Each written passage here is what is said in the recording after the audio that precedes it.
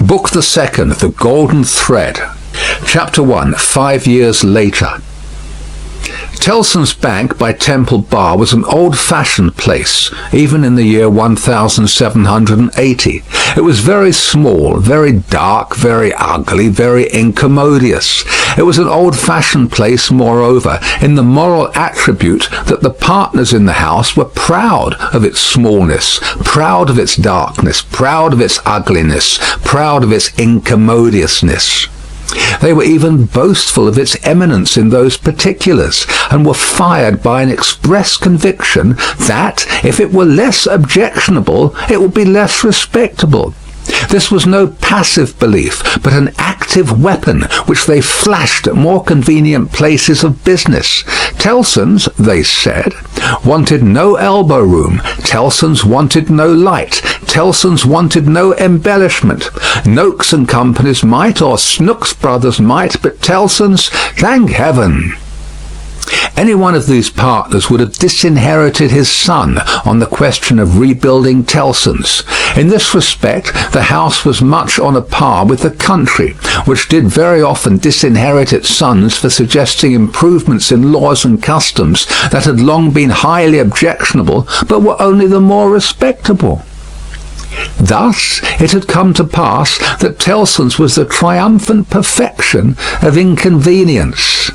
After bursting open a door of idiotic obstinacy, with a weak rattle in its throat, you fell into Tellson's down 2 steps, and came to your senses in a miserable little shop with 2 little counters, where the oldest of men made your cheque shake as if the wind rustled it, while they examined the signature by the dingiest of windows, which were always under a shower bath of mud from Fleet Street, and which were made the dingier by their own iron bars proper, and the heavy shadow of Temple Bar. If your business necessitated your seeing the house, you were put into a species of condemned hold at the back, where you meditated on a misspent life until the house came with its hands in its pockets, and you could hardly blink at it in the dismal twilight. Your money came out of or went into wormy old wooden drawers, particles of which flew up your nose and down your throat when they were opened and shut. Your banknotes had a musty odour, as if they were fast decomposing into rags again. Your plate was stowed away among the neighbouring cesspools, and evil communications corrupted its good polish in a day or 2. Your deeds got into extemporised strong rooms made of kitchens and sculleries, and fretted all the fat out of their parchments into the banking house air. Your lighter boxes of family papers went upstairs into a Barmecide room that always had a great dining table in it and never had a dinner, and where, even in the year 1780, the first letters written to you by your old love or by your little children were but newly released from the horror of being ogled through the windows by the heads exposed on Temple Bar with an insensate brutality and ferocity worthy of Abyssinia or Ashanti. But indeed, at that time, putting to death was a recipe much in vogue with all trades and professions, and not least of all with Tellson's. Death is nature's remedy for all things, and why not legislation's? Accordingly, the forger was put to death. The utterer of a bad note was put to death. The unlawful opener of a letter was put to death. The purloiner of 40 shillings and sixpence was put to death. The holder of a horse at Tellson's door, who made off with it, was put to death. The coiner of a bad shilling was put to death. The sounders of 3/4 of the note in the whole gamut of crime were put to death. Not that it did the least good in the way of prevention. It might almost have been worth remarking that the fact was exactly the reverse. But it cleared off, as to this world, the trouble of each particular case, and left nothing else connected with it to be looked after. Thus, Tellson's, in its day, like greater places of business, its contemporaries, had taken so many lives that, if the heads laid low before it had been ranged on Temple Bar instead of being privately disposed of, they would probably have excluded what little light the ground floor had, in a rather significant manner. Cramped in all kinds of dun cupboards and hutches at Tellson's, the oldest of men carried on the business gravely. When they took a young man into Tellson's London house, they hid him somewhere till he was old. They kept him in a dark place, like a cheese, until he had the full Tellson flavour and blue mould upon him. Then only was he permitted to be seen, spectacularly poring over large books, and casting his breeches and gaiters into the general weight of the establishment. Outside Tellson's, never by any means in it, unless called in, was an odd job man, an occasional porter and messenger who served as the live sign of the house. He was never absent during business hours, unless upon an errand, and then he was represented by his son, a grisly urchin of 12, who was his express image. People understood that Tellson's, in a stately way, tolerated the odd job man. The house had always tolerated some person in that capacity, and time and tide had drifted this person to the post. His surname was Cruncher, and on the youthful occasion of his renouncing by proxy the works of darkness in the easterly parish church of Houndsditch, he had received the added appellation of Jerry. The scene was Mr. Cruncher's private lodging in Hanging Sword Alley, Whitefriars. The time, 7:30 of the clock, on a windy March morning, Anno Domini 1780. Mr. Cruncher himself always spoke of the year of our Lord as Anna Dominos, apparently under the impression that the Christian era dated from the invention of a popular game by a lady who had bestowed her name upon it. Mr. Cruncher's apartments were not in a savoury neighbourhood, and were but 2 in number. Even if a closet with a single pane of glass in it might be counted as 1. But they were very decently kept. Early as it was, on the windy March morning, the room in which he lay abed was already scrubbed throughout, and between the cups and saucers arranged for breakfast and the lumbering deal table, a very clean white cloth was spread. Mr. Cruncher reposed under a patchwork counterpane, like a harlequin at home.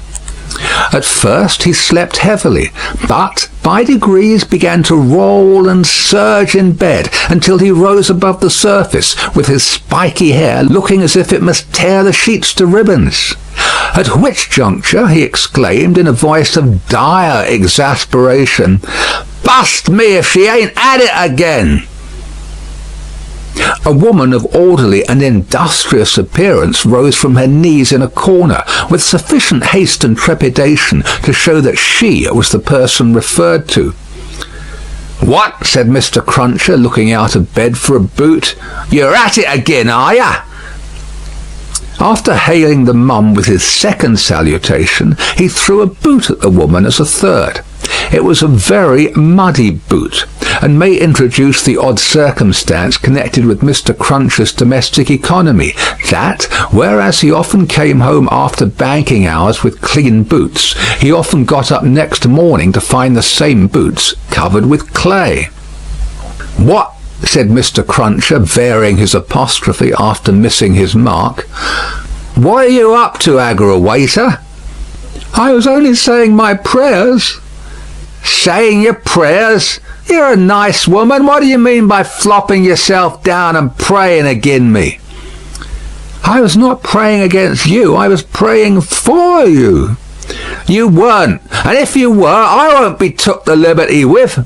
Here, your mother's a nice woman, young Jerry, going a-praying agin your father's prosperity. You've got a dutiful mother, you have, my son. You've got a religious mother, you have, me boy, going and flopping herself down and praying that the bread and butter may be snatched out of the mouth of her only child." Master Cruncher, who was in his shirt, took this very ill, and, turning to his mother, strongly deprecated any praying away of his personal board.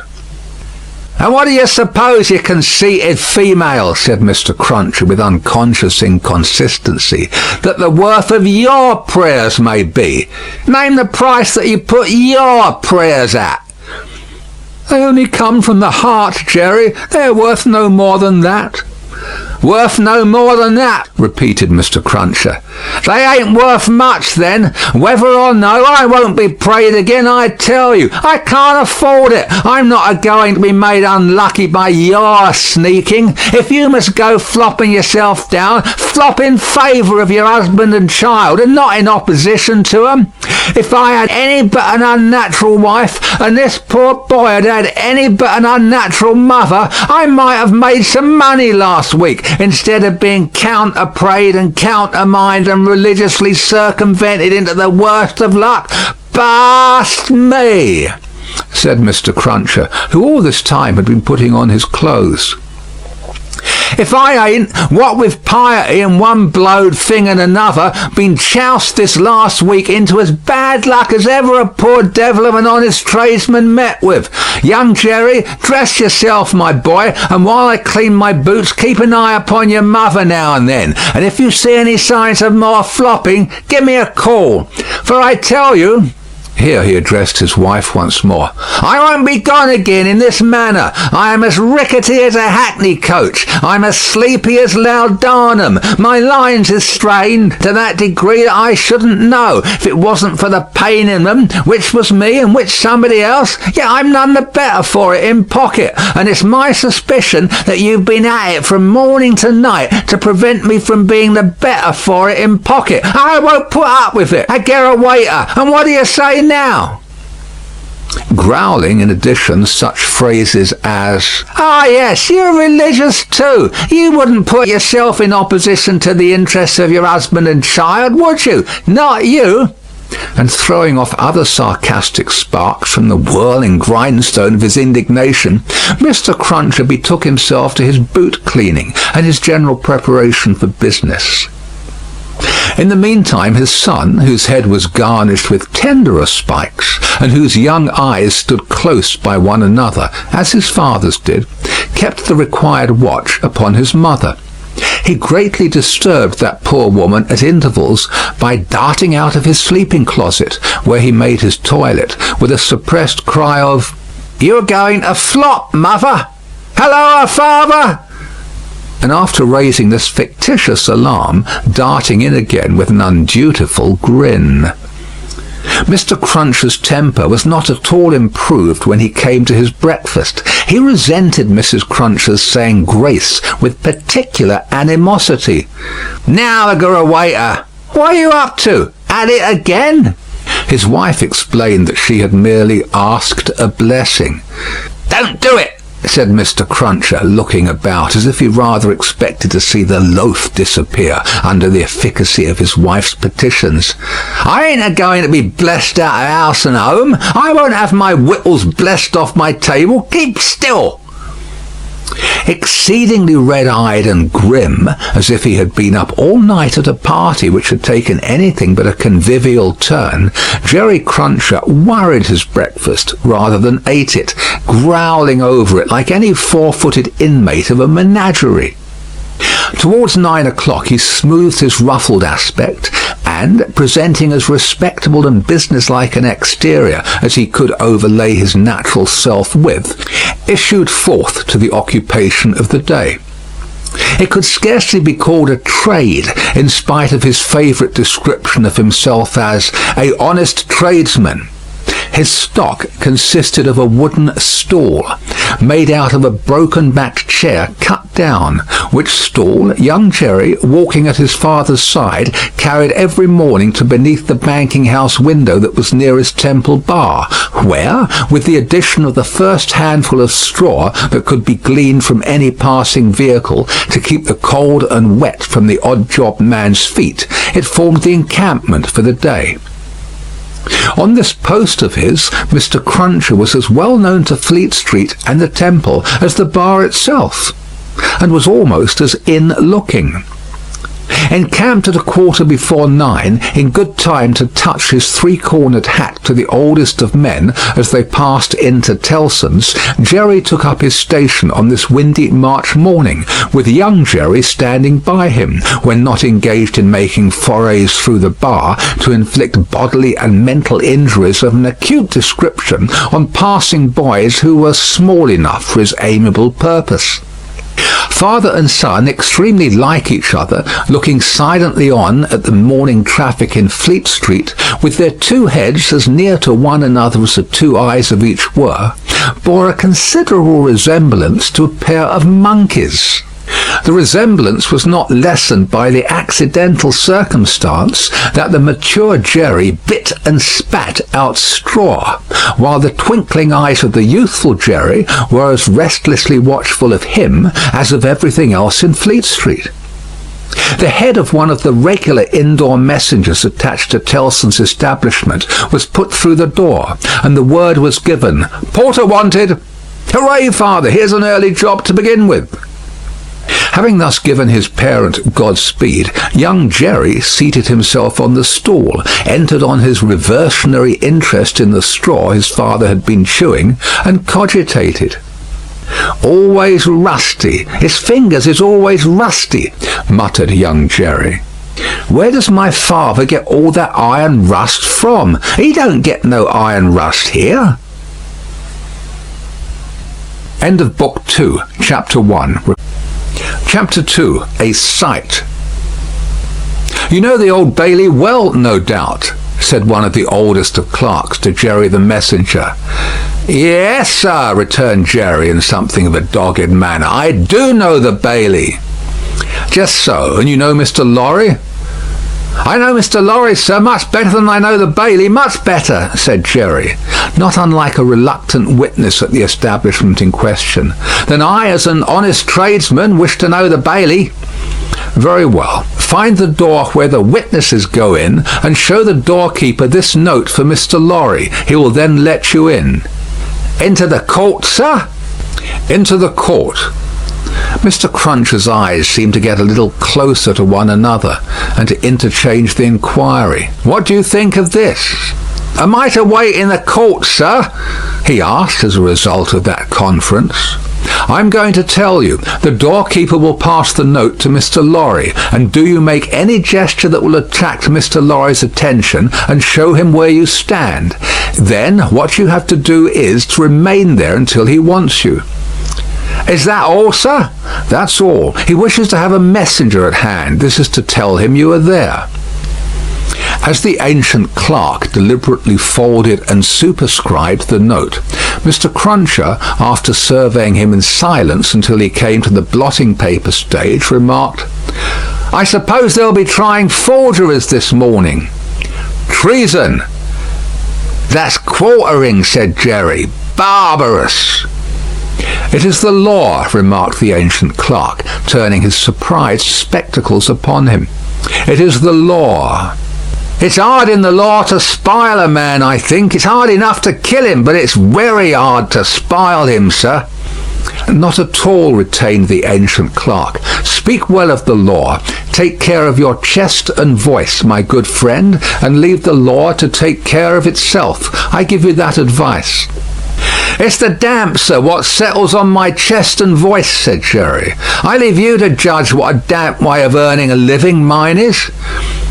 "Well, well," said the old clerk, "we all have our various ways of gaining a livelihood. Some of us have damp ways, and some of us have dry ways. Here is the letter. Go along." Jerry took the letter, and remarking to himself with less internal deference than he made an outward show of, "You're a lean old one, too," made his bow, informed his son in passing of his destination, and went his way. They hanged at Tyburn in those days, so the street outside Newgate had not obtained one infamous notoriety that has since attached to it. But the jail was a vile place, in which most kinds of debauchery and villainy were practised, and where dire diseases were bred that came into court with the prisoners, and sometimes rushed straight from the dock at my Lord Chief Justice himself, and pulled him off the bench. It had more than once happened that the judge in the black cap pronounced his own doom as certainly as the prisoners had even died before him. For the rest, the Old Bailey was famous as a kind of deadly inn-yard from which pale travellers set out continually in carts and coaches on a violent passage into the other world, traversing some 2.5 miles of public streets and road, and shaming few good citizens, if any. So powerful is use, and so desirable to be good use in the beginning. It was famous too for the pillory, a wise old institution that inflicted a punishment of which no one could foresee the extent. Also for the whipping post, another dear old institution, very humanizing and softening to behold in action. Also for extensive transactions in blood money, another fragment of ancestral wisdom, systematically leading to the most frightful mercenary crimes that could be committed under heaven. Altogether, the Old Bailey at that date was a choice illustration of the precept that whatever is right, an aphorism that would be as final as it is lazy, did it not include the troublesome consequence that nothing that ever was wrong. Making his way through the tainted crowd, dispersed up and down this hideous scene of action, with the skill of a man accustomed to make his way quietly, the messenger found out the door he sought, and handed in his letter through a trap in it. For people then paid to see the play at the Old Bailey, just as they paid to see the play in Bedlam, only the former entertainment was much the dearer.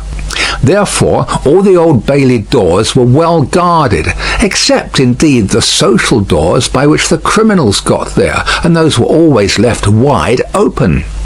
After some delay and demur, the door grudgingly turned on its hinges a very little way, and allowed Mr. Jerry Cruncher to squeeze himself into court. "What's on?" he asked in a whisper of the man he found himself next to. "Nothing yet. What's coming on?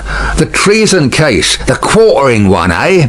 "Ah," returned the man with a relish. "He'll be drawn on a hurdle to be half hanged, and then he'll be taken down and sliced before his own face, and then his inside will be taken out and burnt while he looks on, and then his head will be chopped off, and he'll be cut into quarters. That's the sentence." "If he's found guilty, you mean to say?" Jerry added by way of proviso. "Oh, they'll find him guilty," said the other. "Don't you be afraid of that." Mr. Cruncher's attention was here diverted to the doorkeeper, whom he saw making his way to Mr. Lorry with the note in his hand. Mr. Lorry sat at a table among the gentlemen in wigs, not far from a wigged gentleman, the prisoner's counsel, who had a great bundle of papers before him, and nearly opposite another wigged gentleman with his hands in his pockets, whose whole attention, when Mr. Cruncher looked at him then or afterwards, seemed to be concentrated on the ceiling of the court. After some gruff coughing and rubbing of his chin and signing with his hand, Jerry attracted the notice of Mr. Lorry, who had stood up to look for him, and who quietly nodded and sat down again. "What's he got to do with the case?" asked the man he had spoken with. "Blessed if I know," said Jerry. "What have you got to do with it then, if a person may inquire?" "Blessed if I know that either," said Jerry. The entrance of the judge, and a consequent great stir and settling down in the court, stopped the dialogue. Presently the dock became the central point of interest. 2 jailers who had been standing there went out, and the prisoner was brought in and put to the bar.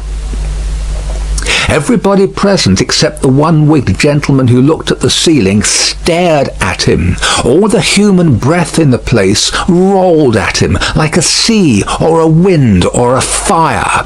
Eager faces strained round pillars and corners to get a sight of him. Spectators in back rows stood up, not to miss a hair of him. People on the floor of the court laid their hands on the shoulders of the people before them, to help themselves at anybody's cost to a view view of him, stood a tiptoe, got upon ledges, stood upon next to nothing to see every inch of him.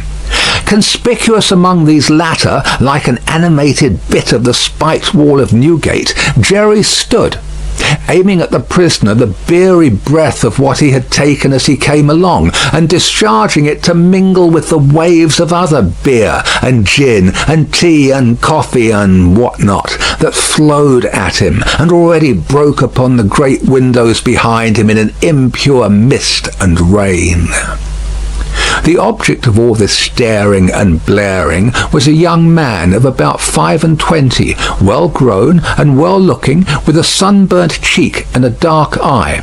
His condition was that of a young gentleman. He was plainly dressed in black or very dark grey, and his hair, which was long and dark, was gathered in a ribbon at the back of his neck, more to be out of his way than for ornament.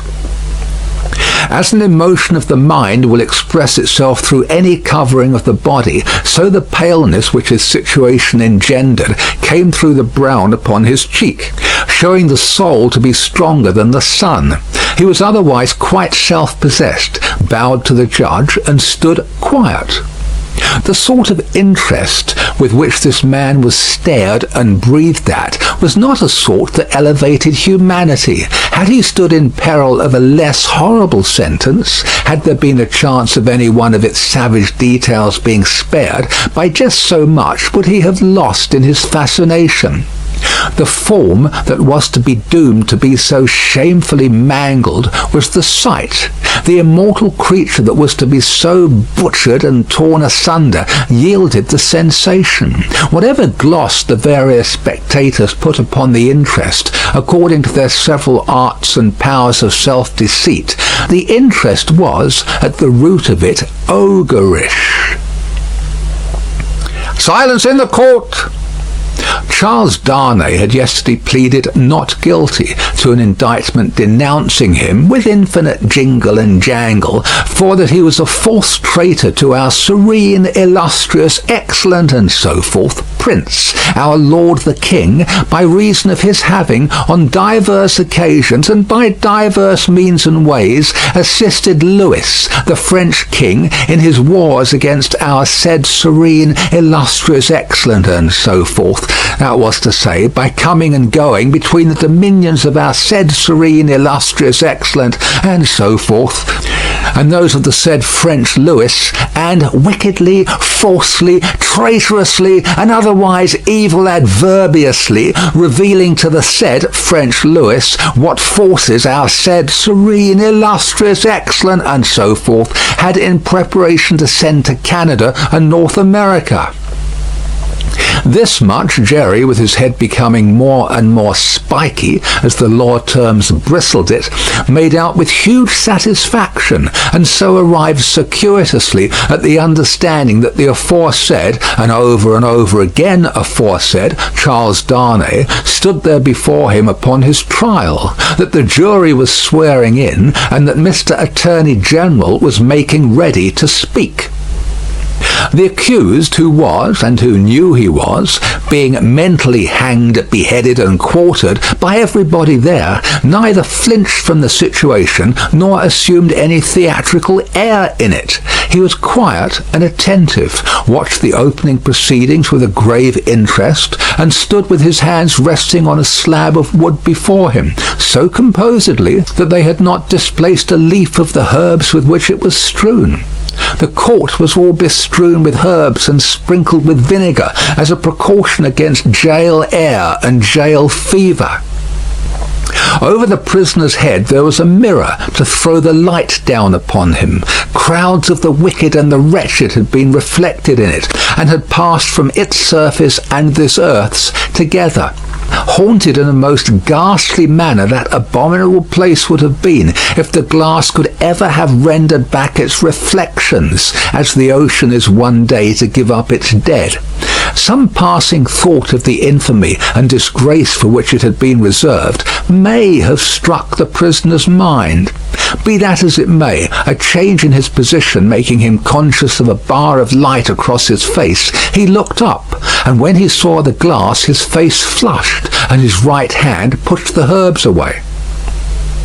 It happened that the action turned his face to that side of the court which was on his left. About on a level with his eyes, there sat, in that corner of the judge's bench, two persons upon whom his look immediately rested, so immediately and so much to the changing of his aspect, that all the eyes that were turned upon him turned to them. The spectators saw in the two figures a young lady of little more than 20 and a gentleman who was evidently her father, a man of a very remarkable appearance in respect of the absolute whiteness of his hair and a certain indescribable intensity of face, not of an active kind, but pondering and self-communing. When this expression was upon him, he looked as if he were old, but when it was stirred and broken up, as it was now in a moment on his speaking to his daughter, he became a handsome man, not past the prime of life. His daughter had one of her hands drawn through his arm as she sat by him, and the other pressed upon it. She had drawn close to him in her dread of the scene and in her pity for the prisoner. Her forehead had been strikingly expressive of an engrossing terror and compassion that saw nothing but the peril of the accused. This had been so very noticeable, so very powerfully and naturally shown, that starers who had had no pity for him were touched by her, and the whisper went about, "Who are they?" Jerry, the messenger, who had made his own observations in his own manner, and who had been sucking the rust off his fingers in his absorption, stretched his neck to hear who they were. The crowd about him had pressed and passed the inquiry on to the nearest attendant, and from him it had been more slowly pressed and passed back. At last it got to Jerry. "Witnesses." "For which side?" "Against." "Against what side?" "The prisoners." The judge, whose eyes had gone in the general direction, recalled them, leaned back in his seat, and looked steadily at a man whose life was in his hand. As Mr. Attorney General rose to spin the rope, grind the axe, and hammer the nails into the scaffold. End of Book 2, Chapter 2. Chapter 3. A Disappointment. Mr. Attorney General had to inform the jury that the prisoner before them, though young in years, was old in the treasonable practices which claimed the forfeit of his life.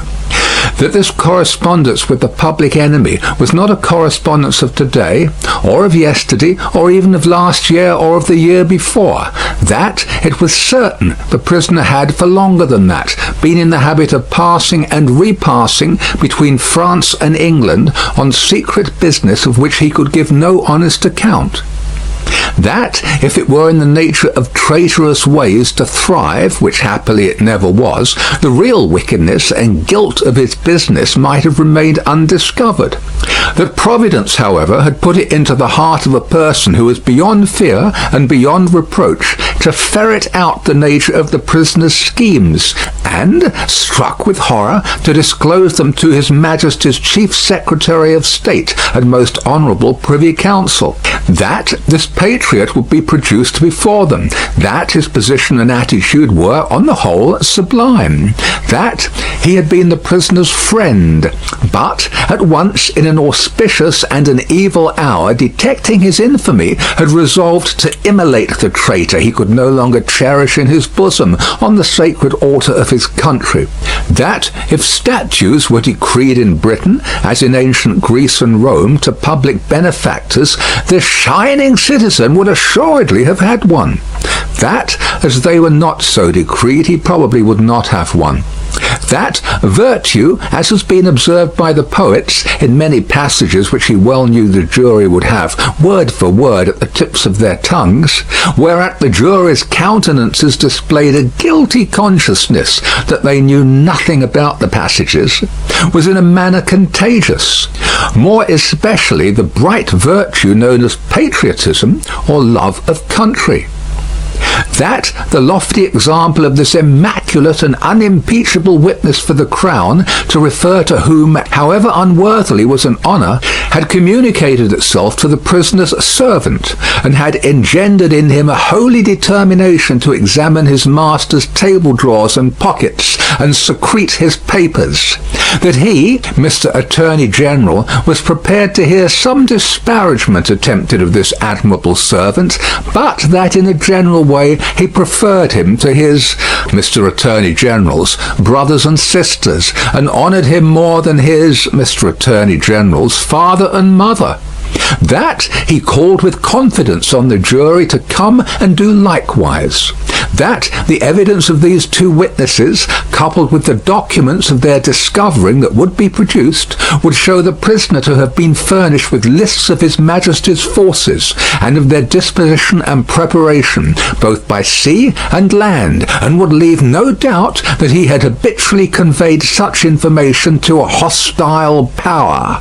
That these lists could not be proved to be in the prisoner's handwriting, but that it was all the same. That, indeed, it was rather the better for the prosecution as showing the prisoner to be artful in his precautions. That the proof would go back 5 years, and would show the prisoner already engaged in these pernicious missions within a few weeks before the date of the very first action fought between the British troops and the Americans.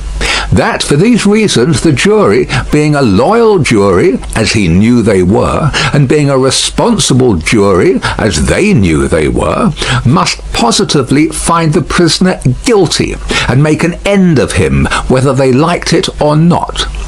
That they never could lay their heads upon their pillows. That they never could tolerate the idea of their wives laying their heads upon their pillows. That they never could endure the notion of their children laying their heads upon their pillows. In short, that there never more could be, for them or theirs, any laying of heads upon pillows at all, unless the prisoner's head was taken off.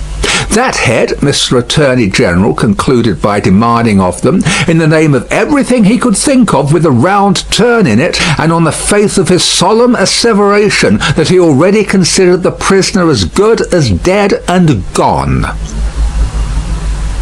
When the Attorney General ceased, a buzz arose in the court, as if a cloud of great blue flies were swarming about the prisoner, in anticipation of what he was soon to become. When toned down again, the unimpeachable patriot appeared in the witness box.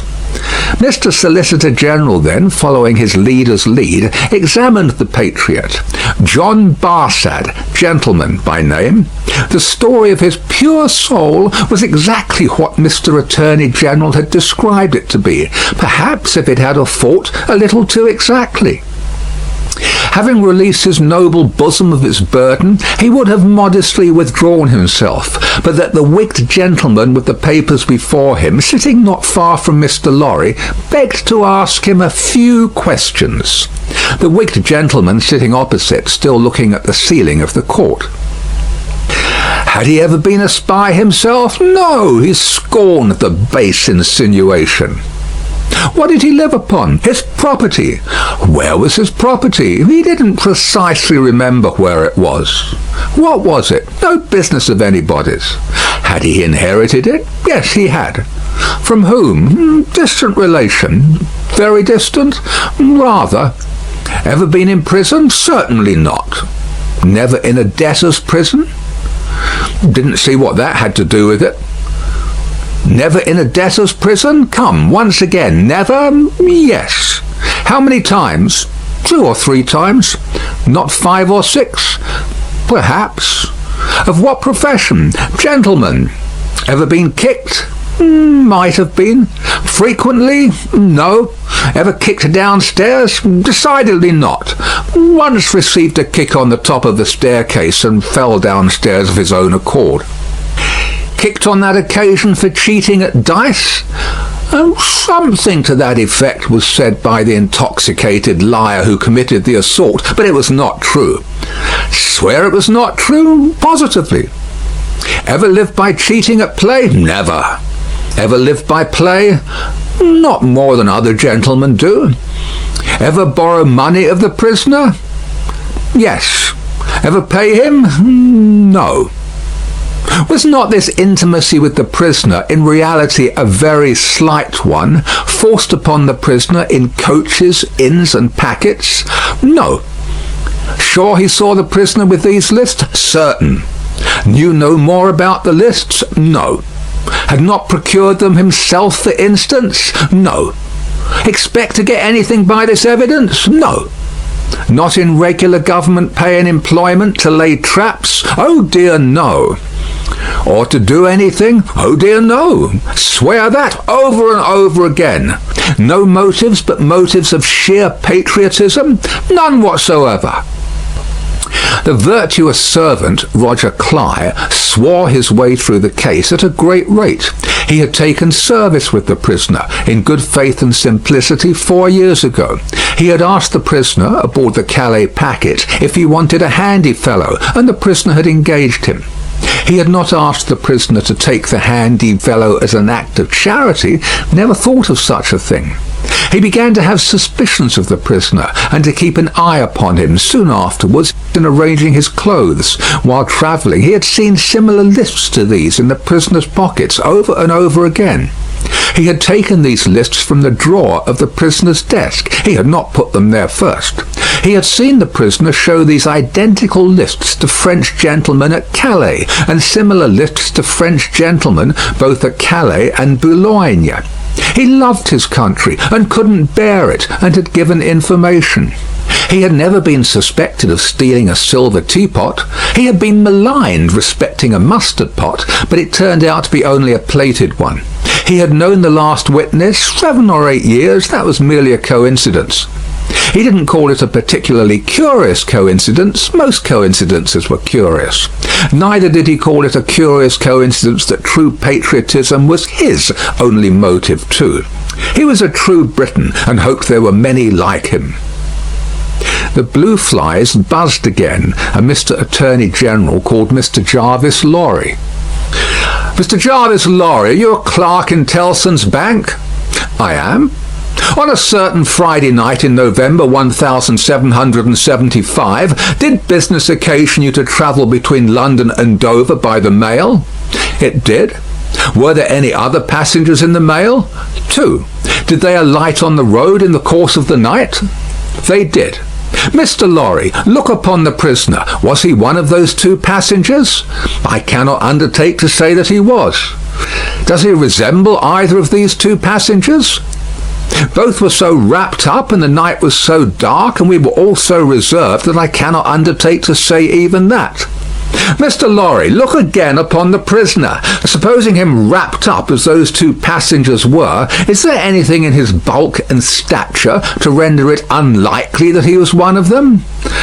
"No." "You will not swear, Mr. Lorry, that he was not one of them?" "No." "So at least you say he may have been one of them?" "Yes, except that I remember them both to have been, like myself, timorous of highwaymen, and the prisoner has not a timorous air." "Did you ever see a counterfeit of timidity, Mr. Lorry?" "I certainly have seen that." "Mr. Lorry, look once more upon the prisoner. Have you seen him, to your certain knowledge, before?" "I have." "When?" "I was returning from France a few days afterwards, and at Calais the prisoner came on board the packet ship in which I returned, and made the voyage with me." "At what hour did he come on board?" "At a little after midnight." "In the dead of the night. Was he the only passenger who came on board at that untimely hour?" "He happened to be the only one." "Never mind about happening, Mr. Lorry. He was the only passenger who came on board in the dead of the night?" "He was." "Were you travelling alone, Mr. Lorry, or with any companion?" "With 2 companions, a gentleman and a lady. They are here." "They are here. Have you had any conversation with the prisoner?" "Hardly any. The weather was stormy, and the passage long and rough, and I lay on a sofa almost from shore to shore." "Miss Manette." The young lady, to whom all eyes had been turned before, and were now turned again, stood up where she had sat. Her father rose with her, and kept her hand drawn through his arm. "Miss Manette, look upon the prisoner." To be confronted with such pity and such earnest youth and beauty was far more trying to the accused than to be confronted with all the crowd, standing as it were apart with her on the edge of his grave. Not all the staring curiosity that looked on could, for the moment, nerve him to remain quite still. His hurried right hand parcelled out the herbs before him into imaginary beds of flowers in a garden, and his efforts to control and steady his breathing shook the lips from which the colour rushed to his heart. The buzz of the great flies was loud again. "Miss Manette, have you seen the prisoner before?" "Yes, sir." "Where?" "On board the packet ship just now referred to, sir, and on the same occasion." "You are the young lady just now referred to?" "Oh, most unhappily I am." The plaintive tone of her compassion merged into the less musical voice of the judge as he said something fiercely. "Answer the questions put to you and make no remark upon them. Miss Manette, had you any conversation with the prisoner on that passage across the channel?" "Yes, sir." "Recall it." In the midst of a profound stillness, she faintly began, "When the gentleman came on board—" "Do you mean the prisoner?" inquired the judge, knitting his brows. "Yes, my lord." "Then say the prisoner." "When the prisoner came on board, he noticed that my father," turning her eyes lovingly to him as he stood beside her, "was much fatigued and in a very weak state of health. My father was so reduced that I was afraid to take him out of the air, and I had made a bed for him on the deck near the cabin steps, and I sat on the deck at his side to take care of him. There were no other passengers that night but we four. The prisoner was so good as to beg permission to advise me how I could shelter my father from the wind and weather better than I had done. I had not known how to do it well, not understanding how the wind would set when we were out of the harbour. He did it for me. He expressed great gentleness and kindness for my father's state, and I am sure he felt it. That was the manner of our beginning to speak together." "Let me interrupt you for a moment. Had he come on board alone?" "No." "How many were with him?" "2 French gentlemen." "Had they conferred together?" "They had conferred together until the last moment, when it was necessary for the French gentlemen to be landed in their boat." "Had any papers been handed about among them, similar to these lists?" "Some papers had been handed about among them, but I don't know what papers." "Like these in shape and size?"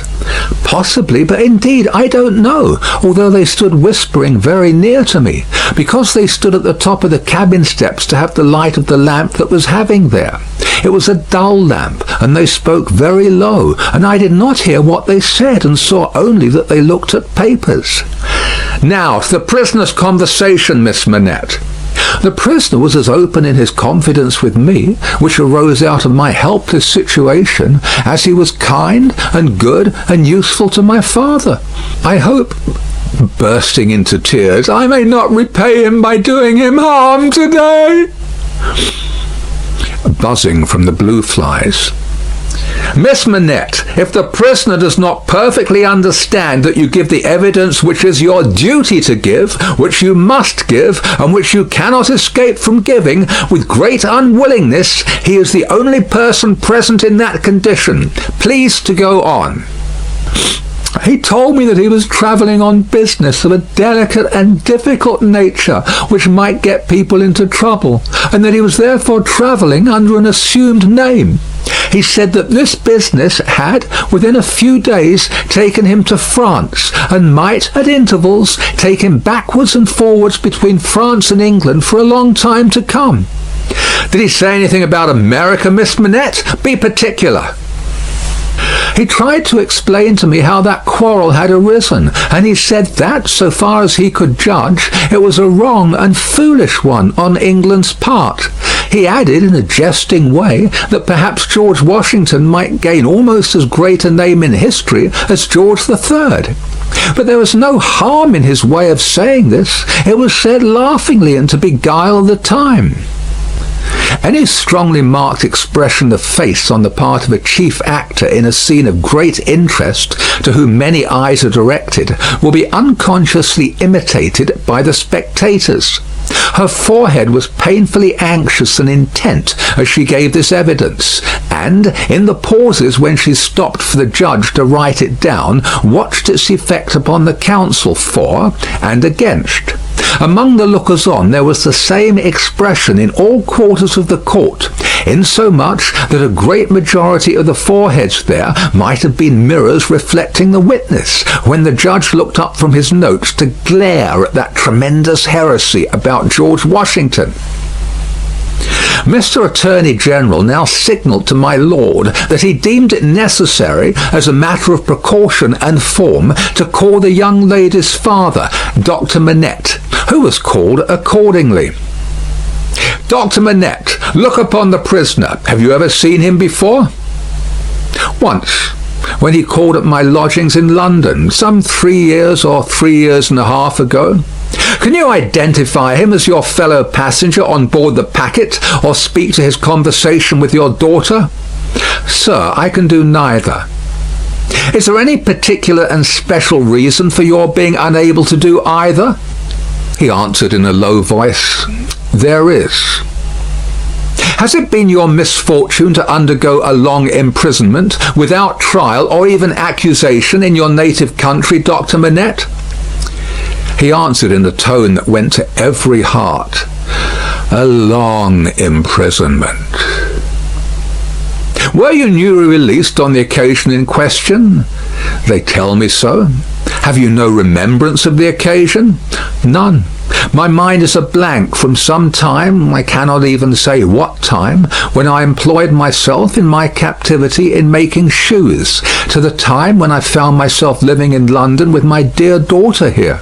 She had become familiar to me when a gracious God restored my faculties, but I am quite unable even to say how she has become familiar. I have no remembrance of the process." Mr. Attorney General sat down, and the father and daughter sat down together. A singular circumstance then arose in the case, the object in hand being to show that the prisoner went down with some fellow plotter untracked in the Dover mail on that Friday night in November 5 years ago, and got out of the mail in the night as a blind at a place where he did not remain, but from which he travelled back some dozen miles or more to a garrison and dockyard, and there collected information. A witness was called to identify him as having been at the precise time required in the coffee room of an hotel in that garrison and dockyard town, waiting for another person. The prisoner's counsel was cross-examining this witness with no result, except that he had never seen the prisoner on any other occasion, when the wigged gentleman, who had all this time been looking at the ceiling of the court, wrote a word or two on a little piece of paper, screwed it up, and tossed it to him. Opening this piece of paper in the next pause, the counsel looked with great attention and curiosity at the prisoner. "You say again you are quite sure that it was the prisoner?" The witness was quite sure. "Did you ever see anybody very like the prisoner?" "Not so like," the witness said, "as that he could be mistaken." "Look well upon that gentleman, my learned friend, there," pointing to him who had tossed the paper over, "and then look well upon the prisoner. How say you? Are they very like each other?" Allowing for my learned friend's appearance being careless and slovenly, if not debauched, they were sufficiently like each other to surprise not only the witness but everybody present, when they were thus brought into comparison. My lord being prayed to bid my learned friend lay aside his wig, and giving no very gracious consent, the likeness became much more remarkable. My lord inquired of Mr. Stryver, the prisoner's counsel, whether they were next to try Mr. Carton, name of my learned friend, for treason. But Mr. Stryver replied to my lord, no, but he would ask the witness to tell him whether what happened once might happen twice, whether he would have been so confident if he had seen this illustration of his rashness sooner, whether he would be so confident having seen it, and more. The upshot of which was to smash this witness like a crockery vessel and shiver his part of the case to useless lumber. Mr. Cruncher had by this time taken quite a lunch of rust off his fingers in his following of the evidence. He had now to attend while Mr. Stryver fitted the prisoner's case on the jury like a compact suit of clothes, showing them how the patriot, Barsad, was a hired spy and traitor, an unblushing trafficker in blood, and one of the greatest scoundrels upon earth since accursed Judas, which he certainly did look rather like. How the virtuous servant Cly was his friend and partner, and was worthy to be. How the watchful eyes of those forgers and false swearers had rested on the prisoner as a victim, because some family affairs in France, he being of French extraction, did require his making those passages across the Channel. Though what those affairs were, a consideration for others who were near and dear to him, forbade him, even for his life, to disclose. How the evidence that had been warped and wrested from the young lady, whose anguish in giving it they had witnessed, came to nothing, involving the mere little innocent gallantries and politenesses likely to pass between any young gentleman and young lady so thrown together. With the exception of that reference to George Washington, which was altogether too extravagant and impossible to be regarded in any other light than as a monstrous joke. How it would be a weakness in the government to break down in this attempt to practise for popularity on the lowest national antipathies and fears, and therefore Mr. Attorney General had made the most of it. How, nevertheless, it rested upon nothing save that vile and infamous character of evidence too often disfiguring such cases, and of which the state trials of this country were full. But there my lord interposed, with as grave a face as if it had not been true, saying that he could not sit upon that bench and suffer those allusions. Mr. Stryver then called his few witnesses, and Mr. Cruncher had next to attend, while Mr. Attorney General turned the whole suit of clothes Mr. Stryver had fitted on the jury inside out, showing how Barsad and Cly were even 100 times better than he had thought them, and the prisoner 100 times worse. Lastly came my lord himself, turning the suit of clothes, now inside out, now outside in, but on the whole decidedly trimming and shaping them into grave clothes for the prisoner. And now the jury turned to consider, and the great flies swarmed again. Mr. Carton, who had so long sat looking at the ceiling of the court, changed neither his place nor his attitude, even in this excitement, while his teamed friend, Mr. Stryver, massing his papers before him, whispered with those who sat near, and from time to time glanced anxiously at the jury, while all the spectators moved more or less and grouped themselves anew, while even my lord himself arose from his seat and slowly paced up and down his platform, not unattended by a suspicion in the minds of the audience that his state was feverish. This one man sat leaning back, with his torn gown half off him, his untidy wig put on just as it had happened to fight on his head after its removal, his hands in his pockets, and his eyes on the ceiling as they had been all day. Something especially reckless in his demeanour not only gave him a disreputable look, but so diminished the strong resemblance he undoubtedly bore to the prisoner, which his momentary earnestness, when they were compared together, had strengthened. That many of the lookers-on, taking note of him now, said to one another they would hardly have thought the two were so alike. Mr. Cruncher made the observation to his next neighbour, and added, "I'd hold half a guinea that he don't get no law work to do. Don't look like the sort of one to get any, do he?" Yet this Mr. Carton took in more of the details of the scene than he appeared to take in, for now, when Miss Manette's head drooped upon her father's breast, he was the first to see it, and to say audibly, "Officer, look to that young lady. Help the gentleman to take her out. Don't you see she will fall?" There was much commiseration for her as she was removed, and much sympathy with her father. It had evidently been a great distress to him to have the days of his imprisonment recalled. He had shown strong internal agitation when he was questioned, and that pondering or brooding look which made him old had been upon him like a heavy cloud ever since. As he passed out, the jury, who had turned back and paused a moment, spoke through their foreman. They were not agreed, and wished to retire. My lord, perhaps with George Washington on his mind, showed some surprise that they were not agreed, but signified his pleasure that they should retire under watch and ward, and retired himself. The trial had lasted all day, and the lamps in the court were now being lighted. It began to be rumoured that the jury would be out a long while. The spectators dropped off to get refreshment, and the prisoner withdrew to the back of the dock and sat down. Mr. Lorry, who had gone out when the young lady and her father went out, now reappeared and beckoned to Jerry, who, in the slackened interest, could easily get near him. "Jerry, if you wish to take something to eat, you can, but keep in the way. You will be sure to hear when the jury come in. Don't be a moment behind them, for I want you to take the verdict back to the bank. You are the quickest messenger I know, and will get to Temple Bar long before I can." Jerry had just enough forehead to knuckle, and he knuckled it in acknowledgment of this communication and a shilling. Mr. Carton came up at the moment and touched Mr. Lorry on the arm. "How is the young lady?" "She is greatly distressed, but her father is comforting her, and she feels the better for being out of court. I'll tell the prisoner so.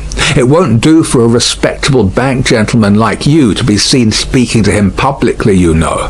Mr. Lorry reddened as if he were conscious of having debated the point in his mind, and Mr. Carton made his way to the outside of the bar. The way out of court lay in that direction, and Jerry followed him, all eyes, ears, and spikes.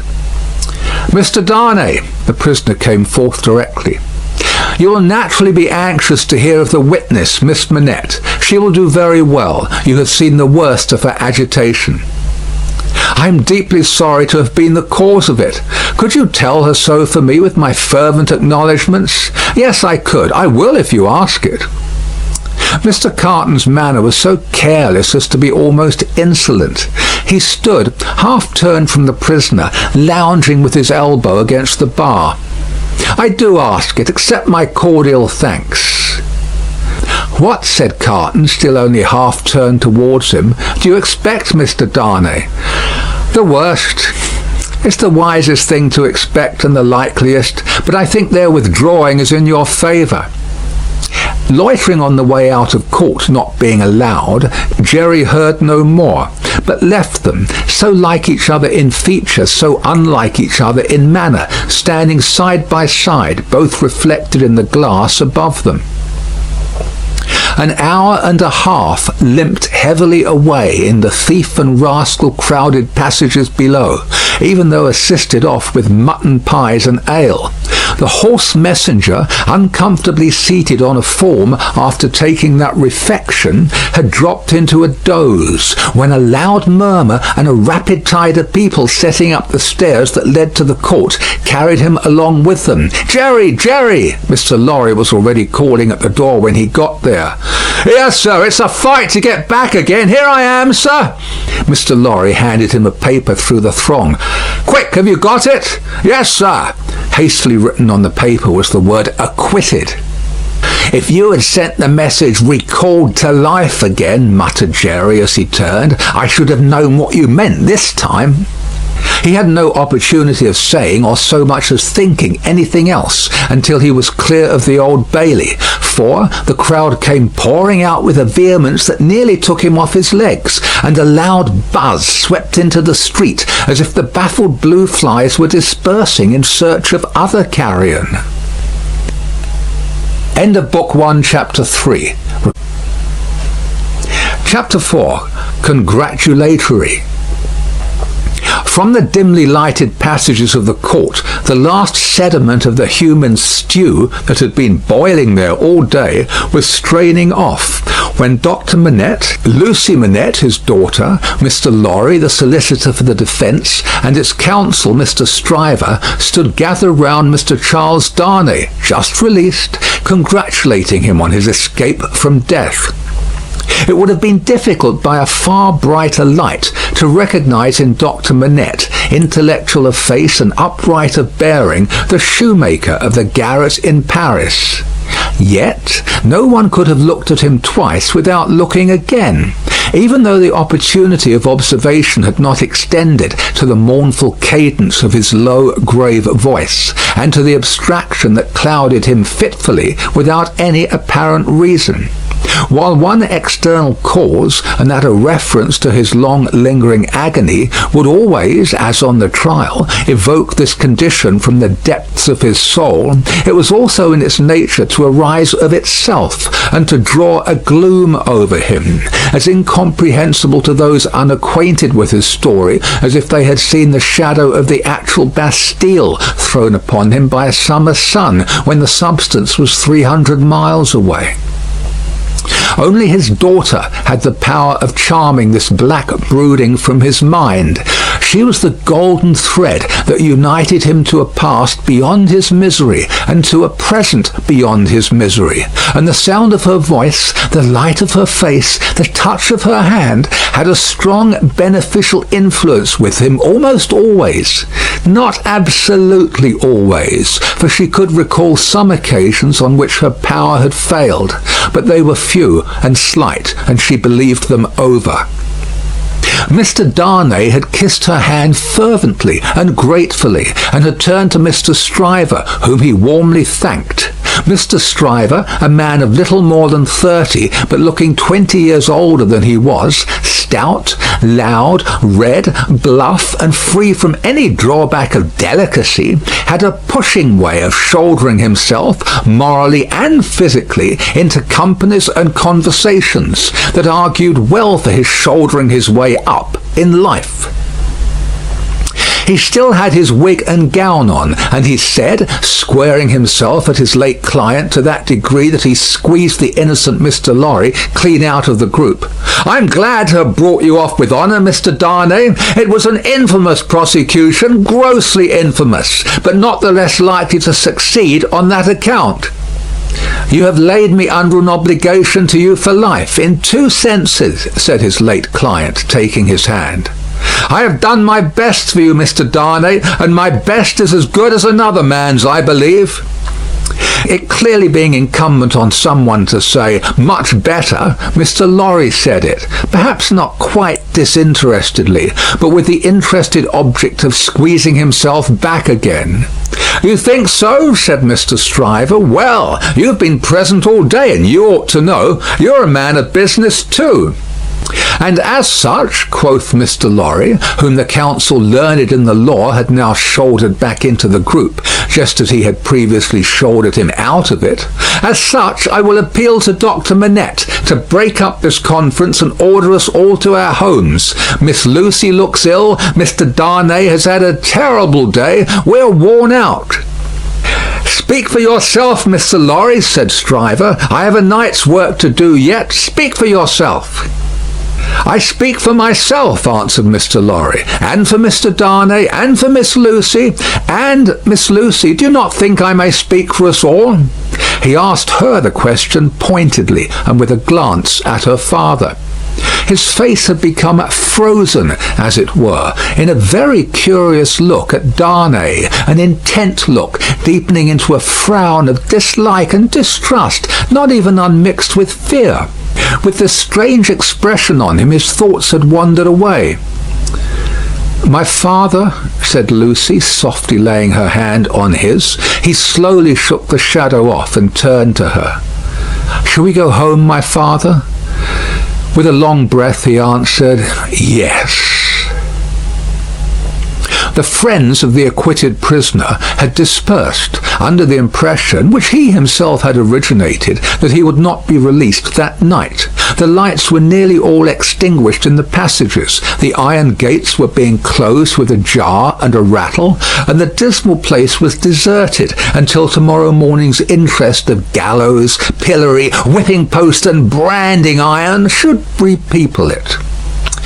Walking between her father and Mr. Darnay, Lucy Manette passed into the open air. A hackney coach was called, and the father and daughter departed in it. Mr. Stryver had left them in the passages to shoulder his way back to the robing room.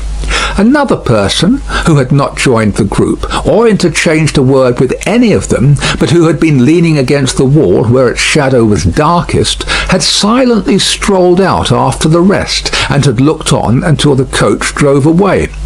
He now stepped up to where Mr. Lorry and Mr. Darnay stood upon the pavement. "So, Mr. Lorry, men of business may speak to Mr. Darnay now?" Nobody had made any acknowledgment of Mr. Carton's part in the day's proceedings. Nobody had known of it. He was unrobed, and was none the better for it in appearance. "If you knew what a conflict goes on in the business mind, when the business mind is divided between good-natured impulse and business appearances, you would be amused, Mr. Darnay." Mr. Lorry reddened and said warmly, "You have mentioned that before, sir. We men of business who serve a house are not our own masters. We have to think of the house more than ourselves." I know," rejoined Mr. Carton carelessly. "Don't be nettled, Mr. Lorry. You are as good as another, I have no doubt. Better, I dare say." "And indeed, sir," pursued Mr. Lorry, not minding him, "I really don't know what you have to do with the matter. If you'll excuse me, as very much your elder, for saying so, I really don't know that it is your business." "Business! Bless you, I have no business," said Mr. Carton. "It is a pity you have not, sir. I think so too. If you had," pursued Mr. Lorry, "perhaps you would attend to it." "Lord love you, no, I shouldn't," said Mr. Carton.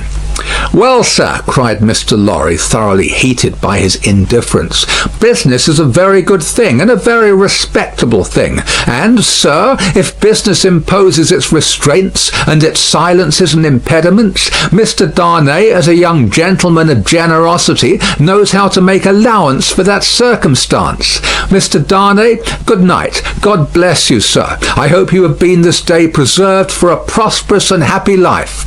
Chair there!" Perhaps a little angry with himself as well as with the barrister, Mr. Lorry bustled into the chair and was carried off to Tellson's. Carton, who smelt of port wine and did not appear to be quite sober, laughed then and turned to Darnay. "This is a strange chance that throws you and me together. This must be a strange night to you, standing alone here with your counterpart on these street stones." "I hardly seem yet," returned Charles Darnay, "to belong to this world again." "I don't wonder at it. It's not so long since you were pretty far advanced on your way to another. You speak faintly." "I begin to think I am faint." "Then why the devil don't you dine? I dined myself, while those numbskulls were deliberating which world you should belong to, this or some other. Let me show you the nearest tavern to dine well at." Drawing his arm through his own, he took him down Ludgate Hill to Fleet Street, and so up a covered way into a tavern. Here they were shown into a little room, where Charles Darnay was soon recruiting his strength with a good plain dinner and good wine, while Carton sat opposite to him at the same table, with his separate bottle of port before him, and his fully half-insolent manner upon him. "Do you feel yet that you belong to this terrestrial scheme again, Mr. Darnay?" "I am frightfully confused regarding time and place, but I am so far mended as to feel that." "It must be an immense satisfaction." He said it bitterly and filled up his glass again, which was a large one. "As for me, the greatest desire I have is to forget that I belong to it. It has no good in it for me, except wine like this, nor I for it. So we are not much alike in that particular. Indeed, I begin to think we're not much alike in any particular, you and I." Confused by the emotion of the day, and feeling his being there with this double of coarse deportment to be like a dream, Charles Darnay was at a loss how to answer. Finally, answered not at all. "Now your dinner is done," Carton presently said, "why don't you call a health, Mr. Darnay? Why don't you give your toast?" "What health? What toast?" "Why, it's on the tip of your tongue. It ought to be. It must be. I swear it's there." "Miss Manette, then. Miss Manette, then." Looking his companion full in the face while he drank the toast, Carton flung his glass over his shoulder against the wall, where it shivered to pieces, then rang the bell and ordered in another. "That's a fair young lady to hand to a coach in the dark, Mr. Darnay," he said, ruining his new goblet. A slight frown and a laconic "Yes" were the answer. "That's a fair young lady to be pitied by and wept for by. How does it feel? Is it worth being tried for one's life to be the object of such sympathy and compassion, Mr. Darnay?" Again Darnay answered not a word. "She was mightily pleased to have your message when I gave it her. Not that she showed she was pleased, but I suppose she was." The allusion served as a timely reminder to Darnay that this disagreeable companion had, of his own free will, assisted him in the strait of the day. He turned the dialogue to that point and thanked him for it. "I neither want any thanks nor merit any," was the careless rejoinder. "It was nothing to do in the first place, and I don't know why I did it in the second. Mr. Darnay, let me ask you a question." "Willingly, and a small return for your good offices. Do you think I particularly like you?" "Really, Mr. Carton," returned the other, oddly disconcerted, "I have not asked myself the question." "But ask yourself the question now." "You have acted as if you do, but I don't think you do." "I don't think I do," said Carton. "I begin to have a very good opinion of your understanding." "Nevertheless," pursued Darnay, rising to ring the bell, "there is nothing in that, I hope, to prevent my calling the reckoning, and our parting without ill blood on either side?" Carton rejoining, "Nothing in life," Darnay rang. "Do you call the whole reckoning?" said Carton. On his answering in the affirmative, "Then bring me another pint of this same wine, drawer, and come and wake me at 10. The bill being paid, Charles Darnay rose and wished him good night. Without returning the wish, Carton rose too, with something of a threat of defiance in his manner, and said, "A last word, Mr. Darnay. You think I am drunk?" "I think you have been drinking, Mr. Carton." "Think? You know I have been drinking." "Since I must say so, I know it." "Then you shall likewise know why. I am a disappointed drudge, sir. I care for no man on earth, and no man on earth cares for me." "Much to be regretted. You might have used your talents better." "Maybe so, Mr. Darnay, maybe not. Don't let your sober face elate you, however. You don't know what it may come to. Good night." When he was left alone, the strange being took up a candle, went to a glass that hung against the wall, and surveyed himself minutely in it. "Do you particularly like the man?" he muttered at his own image. "Why should you particularly like a man who resembles you? There is nothing in you to like, you know that.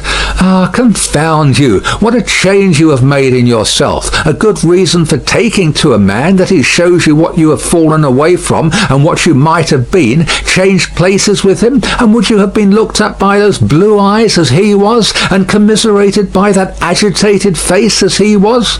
Come on and have it out in plain words. You hate the fellow."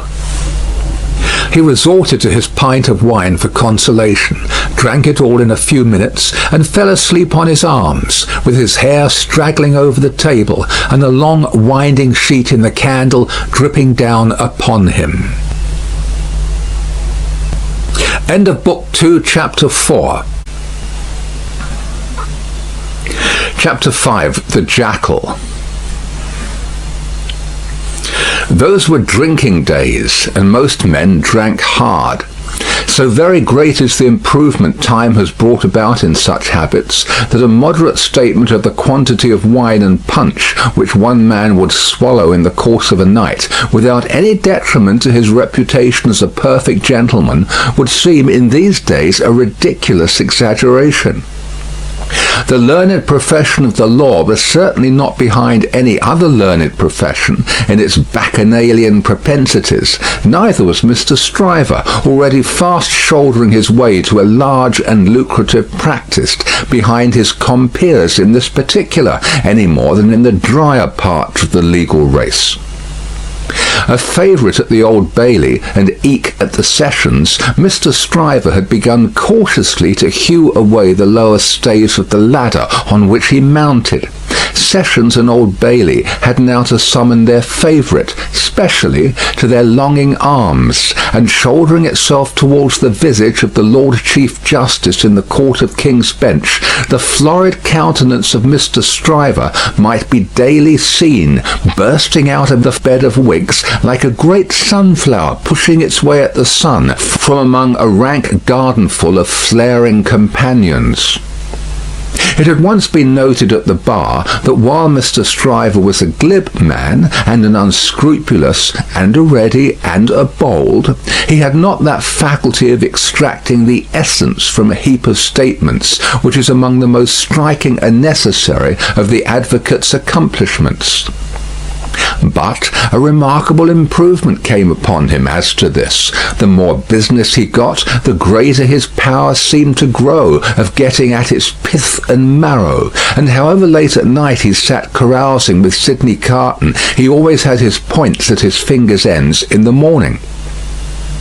Sidney Carton, idlest and most unpromising of men, was Stryver's great ally. What the two drank together, between Hilary Term and Michaelmas, might have floated a king's ship. Stryver never had a case in hand anywhere, but Carton was there, with his hands in his pockets, staring at the ceiling of the court. They went the same circuit, and even there they prolonged their usual orgies late into the night, and Carton was rumoured to be seen at broad day going home stealthily and unsteadily to his lodgings like a dissipated cat. At last it began to get about among such as were interested in the matter that although Sidney Carton would never be a lion, he was an amazingly good jackal, and that he rendered suit and service to Stryver in that humble capacity. 10 o'clock, sir, said the man at the tavern whom he had charged to wake him. 10 o'clock, sir. What's the matter? 10 o'clock, sir. What do you mean, 10 o'clock at night? Yes, sir, your honour told me to call you. Oh, I remember. Very well, very well. After a few dull efforts to get to sleep again, which the man dexterously combated by stirring the fire continuously for 5 minutes, he got up, tossed his hat on, and walked out. He turned into the Temple, and, having revived himself by twice pacing the pavements of King's Bench Walk and Paper Buildings, turned into the Stryver chambers. The Stryver clerk, who never assisted at these conferences, had gone home, and the Stryver principal opened the door. He had his slippers on and a loose bedgown, and his throat was bare for his greater ease. He had that rather wild, strained, seared marking about the eyes, which may be observed in all free livers of his class, from the portrait of Jeffreys downwards, and which can be traced, under various disguises of art, through the portraits of every drinking age. "You're a little late, Memory," said Stryver. "About the usual time. It may be a quarter of an hour later." They went into a dingy room lined with books and littered with papers, where there was a blazing fire.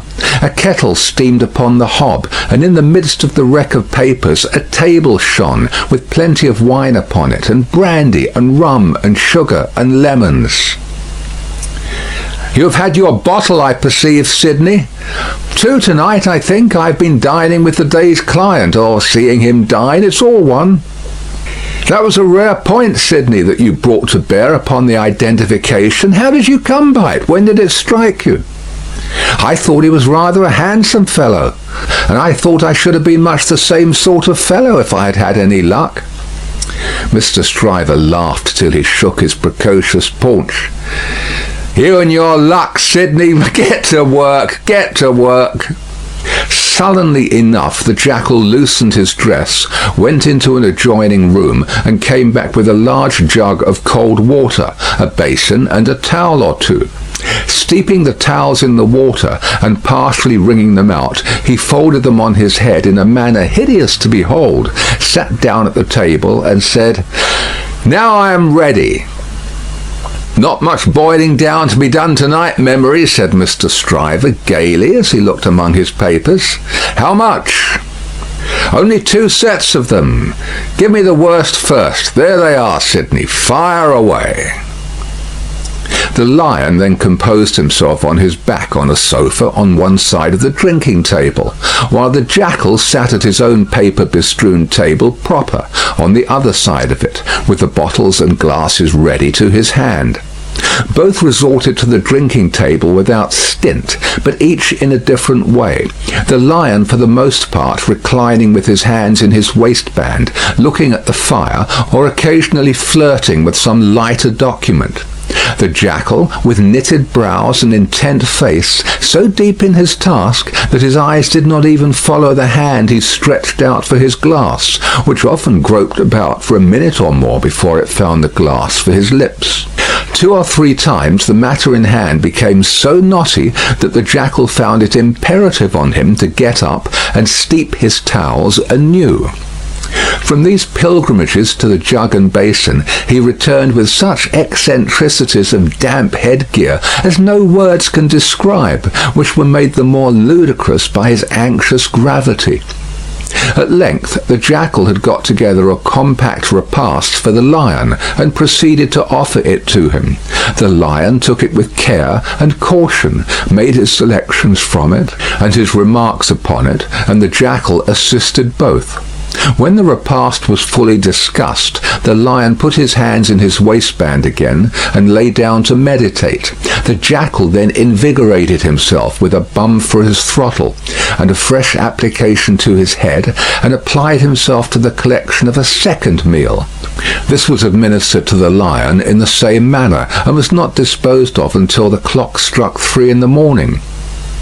"And now we have done, Sidney, fill a bumper of punch," said Mr. Stryver.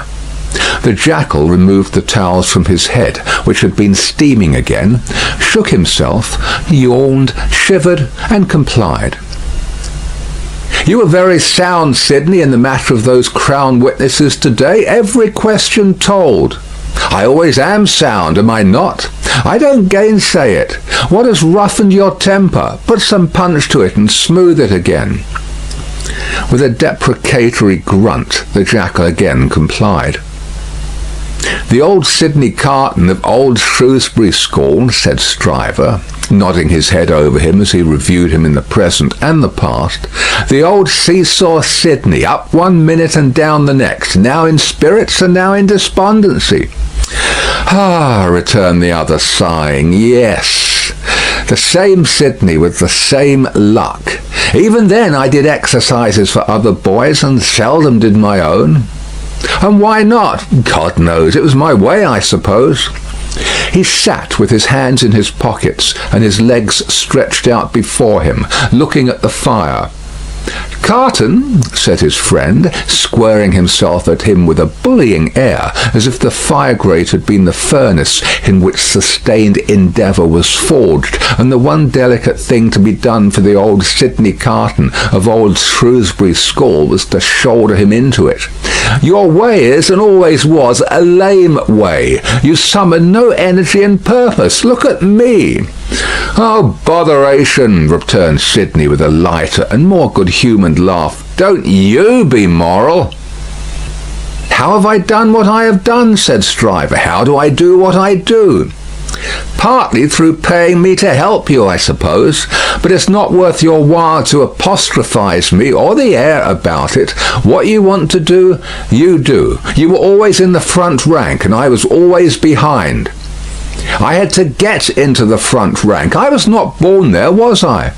I was not present at the ceremony, but my opinion is you were, said Carton. At this he laughed again, and they both laughed. Before Shrewsbury, and at Shrewsbury, and ever since Shrewsbury, pursued Carton, you have fallen into your rank, and I have fallen into mine. Even when we were fellow students in the student quarter of Paris, picking up French, and French law, and other French crumbs that we didn't get much good of, you were always somewhere, and I was always nowhere. And whose fault was that? Upon my soul, I'm not sure that it was not yours. You were always driving and riving and shouldering and passing, to that restless degree that I had no chance for my life but in rust and repose. It's a gloomy thing, however, to talk about one's own past with the day breaking.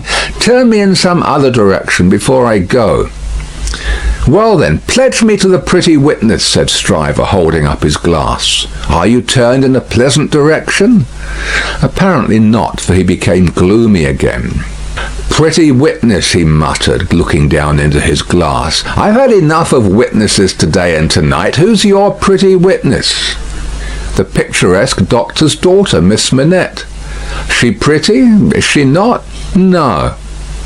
Why, man alive, she was the admiration of the whole court. Rot the admiration of the whole court.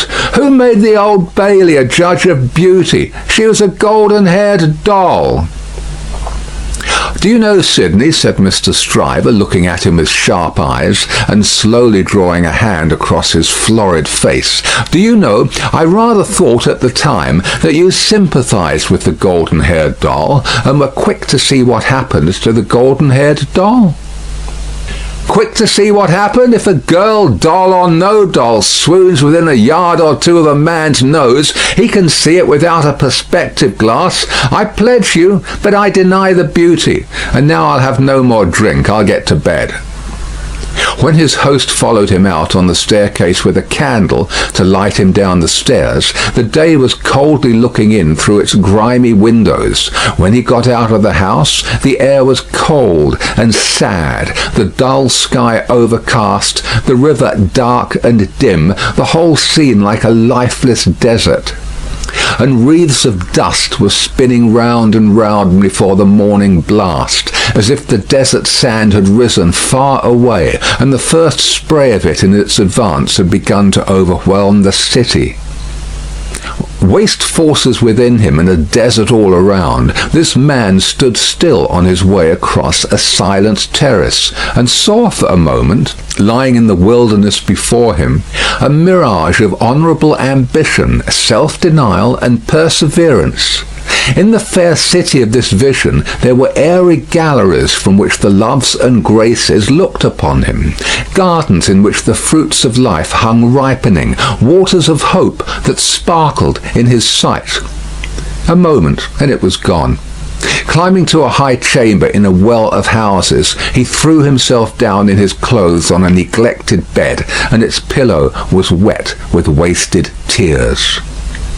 Sadly, sadly, the sun rose. It rose upon no sadder sight than the man of good abilities and good emotions, incapable of their directed exercise, incapable of his own help and his own happiness, sensible of the blight on him, and resigning himself to let it eat him away.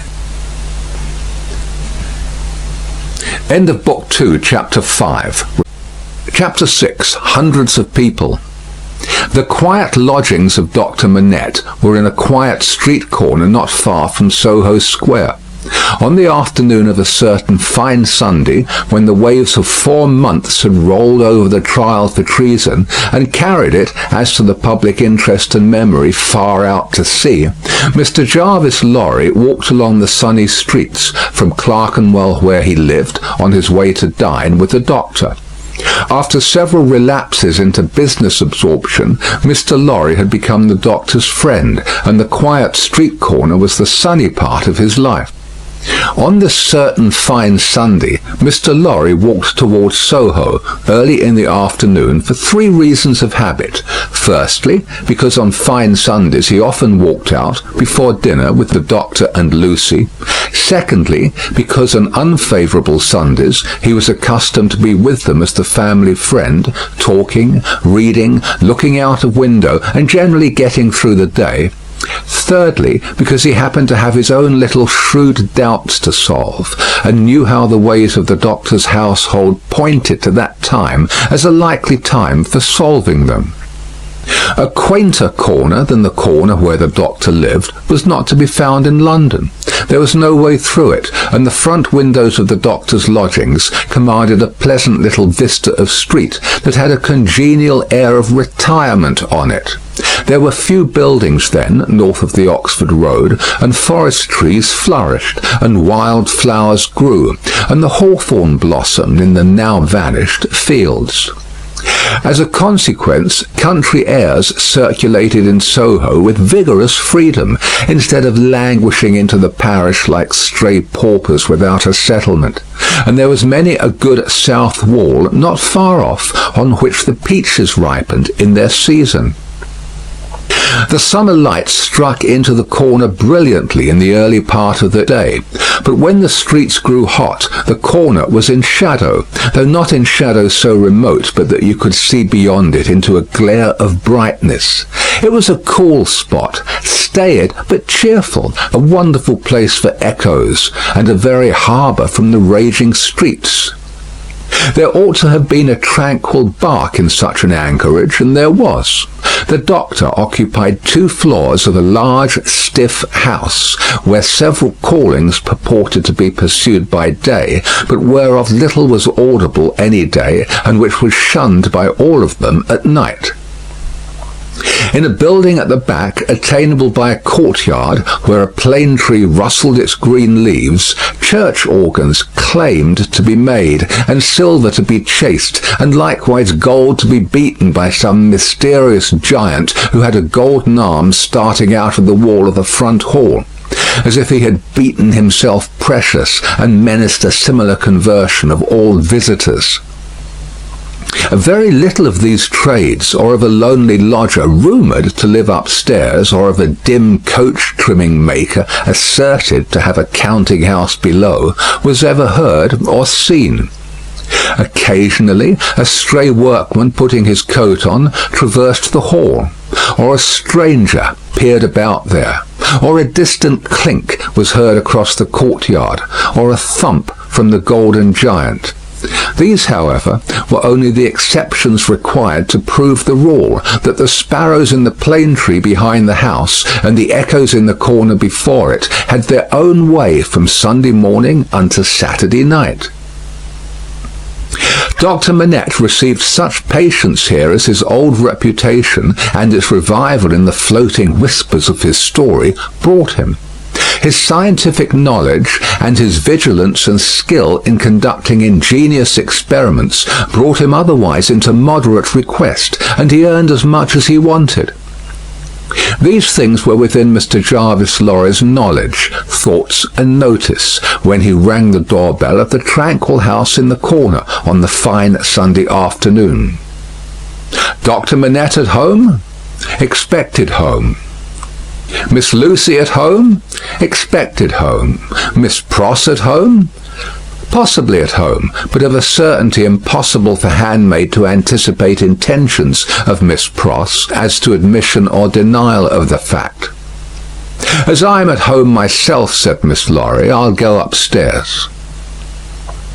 Although the doctor's daughter had known nothing of the country of her birth, she appeared to have innately derived from it that ability to make much of little means, which is one of its most useful and most agreeable characteristics. Simple as the furniture was, it was set off by so many little adornments, of no value but for their taste and fancy, that its effect was delightful.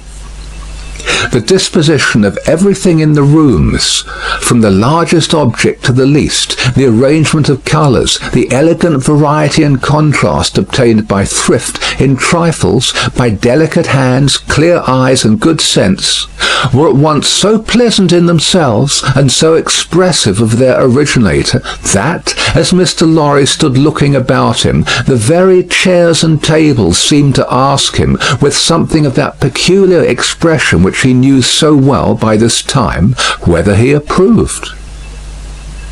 There were 3 rooms on a floor, and the doors by which they communicated being put open that the air might pass freely through them all, Mr. Lorry, smilingly observant of that fanciful resemblance which he detected all around him, walked from one to another.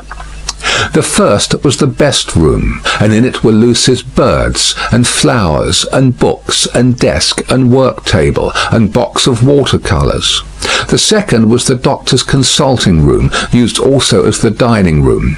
The third, changingly speckled by the rustle of the plane tree in the yard, was the doctor's bedroom, and there, in a corner, stood the disused shoemaker's bench and tray of tools, much as it had stood on the 5th floor of the dismal house by the wine shop in the suburb of Saint-Antoine in Paris. "I wonder," said Mr. Lorry, pausing in his looking about, "that he keeps that reminder of his sufferings about him." "And why wonder at that?" was the abrupt inquiry that made him start. It proceeded from Miss Pross, the wild red woman, strong of hand, whose acquaintance he had first made at the Royal George Hotel at Dover, and had since improved. "I should have thought," Mr. Lorry began. "Pooh! You'd have thought," said Miss Pross. Mr. Lorry left off. "How do you do?" inquired that lady then, sharply, and yet as if to express that she bore him no malice. "I am pretty well, I thank you," answered Mr. Lorry with meekness. "How are you?" "Nothing to boast of," said Miss Pross. "Indeed?" "Ah, indeed," said Miss Pross. "I am very much put out about my ladybird." "Indeed?" "For gracious sake, say something else besides 'indeed,' or you'll fidget me to death," said Miss Pross, whose character, dissociated from stature, was shortness. "Really, then," said Mr. Lorry, as an amendment. "Really is bad enough," returned Miss Pross, "but better. Yes, I'm very much put out." "May I ask the cause?" "I don't want dozens of people who are not at all worthy of Ladybird to come here looking after her," said Miss Pross. "Do dozens come here for that purpose?"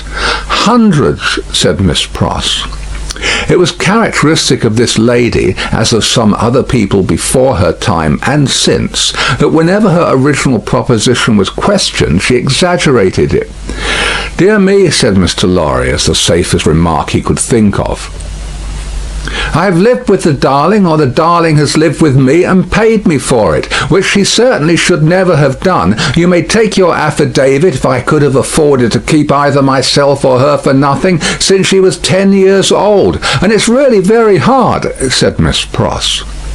Not seeing with precision what was very hard, Mr. Lorry shook his head, using that important part of himself as a sort of fairy cloak that would fit anything. "All sorts of people who are not in the least degree worthy of the pet are always turning up," said Miss Pross. "When you began it—" "I began it, Miss Pross." "Didn't you, who brought her father to life?"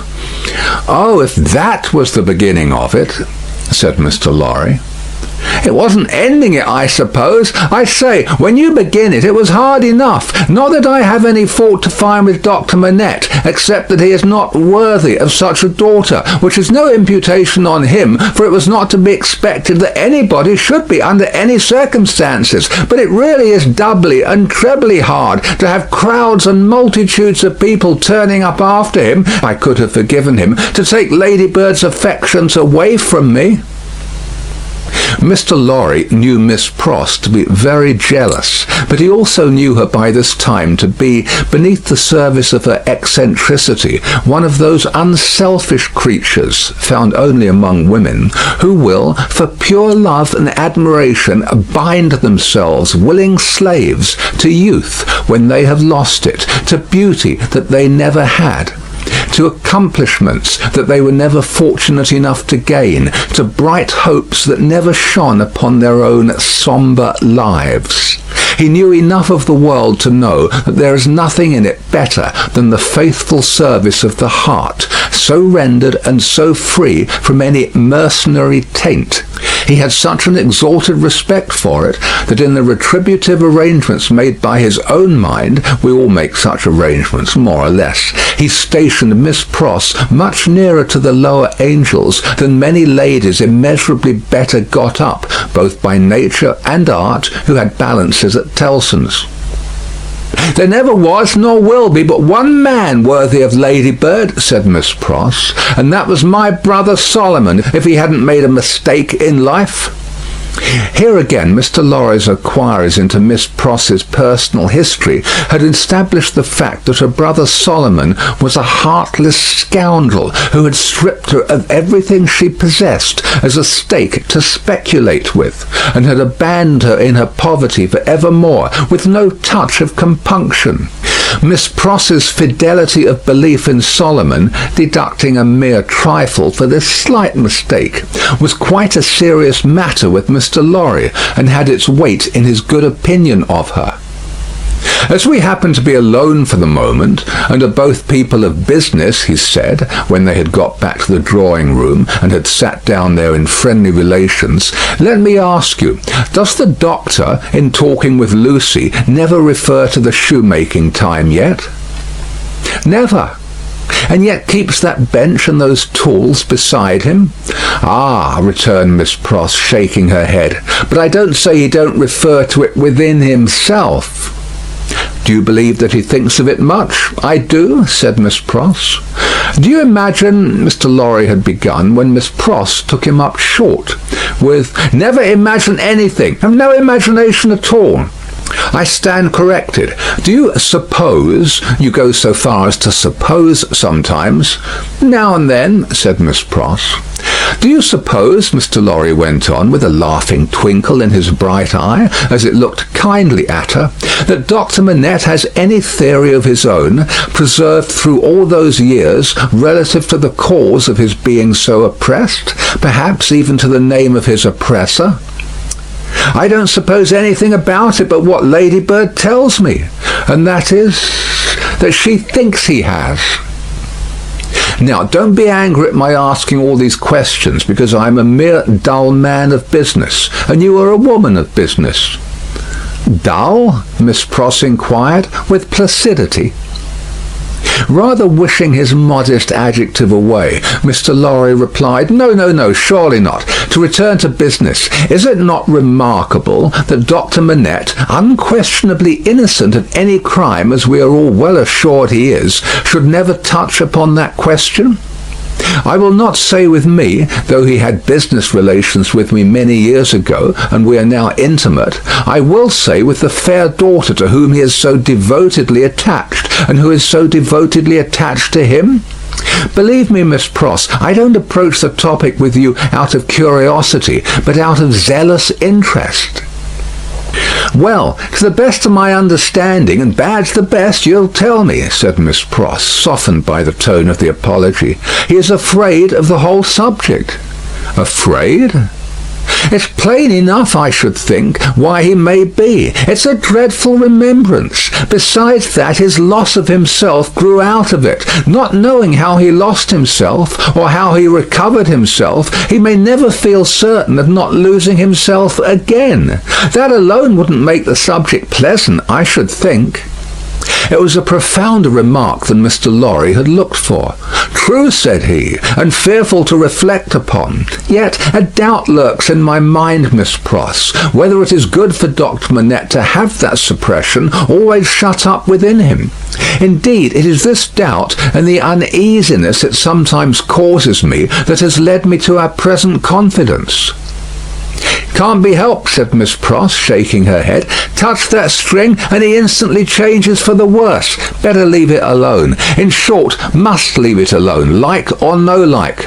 Sometimes he gets up in the dead of the night and will be heard by us overhead here, walking up and down in his room. Ladybird has learnt to know then that his mind is walking up and down in his old prison. She hurries to him, and they go on together, walking up and down, until he is composed. But he never says a word of the true reason of his restlessness to her, and she finds it best not to hint at it to him. In silence they go walking up and down together, till her love and company have brought him to himself.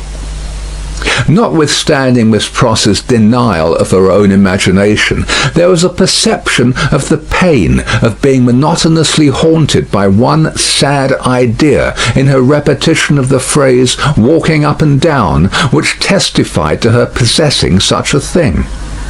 The corner has been mentioned as a wonderful corner for echoes. It had begun to echo so resoundingly to the tread of coming feet that it seemed as though the very mention of that weary pacing to and fro had set it going.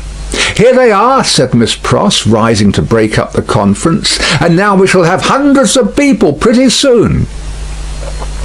It was such a curious corner in its acoustical properties, such a peculiar ear of a place, that as Mr. Lorry stood at the open window, looking for the father and daughter whose steps he heard, he fancied they would never approach. Not only would the echoes die away as though the steps had gone, but echoes of other steps that never came would be heard in their stead, and would die away for good when they seemed close at hand. However, father and daughter did at last appear, and Miss Pross was ready at the street door to receive them. Miss Pross was a pleasant sight, albeit wild and red and grim, taking off her darling's bonnet when she came upstairs, and touching it up with the ends of her handkerchief, and blowing the dust off it, and folding her mantle ready for laying by, and smoothing her rich hair with as much pride as she could possibly have taken in her own hair if she had been the vainest and handsomest of women. Her darling was a pleasant sight too, embracing her and thanking her, and protesting against her taking so much trouble for her, which last she only dared to do playfully, or Miss Pross, sorely hurt, would have retired to her own chamber and cried.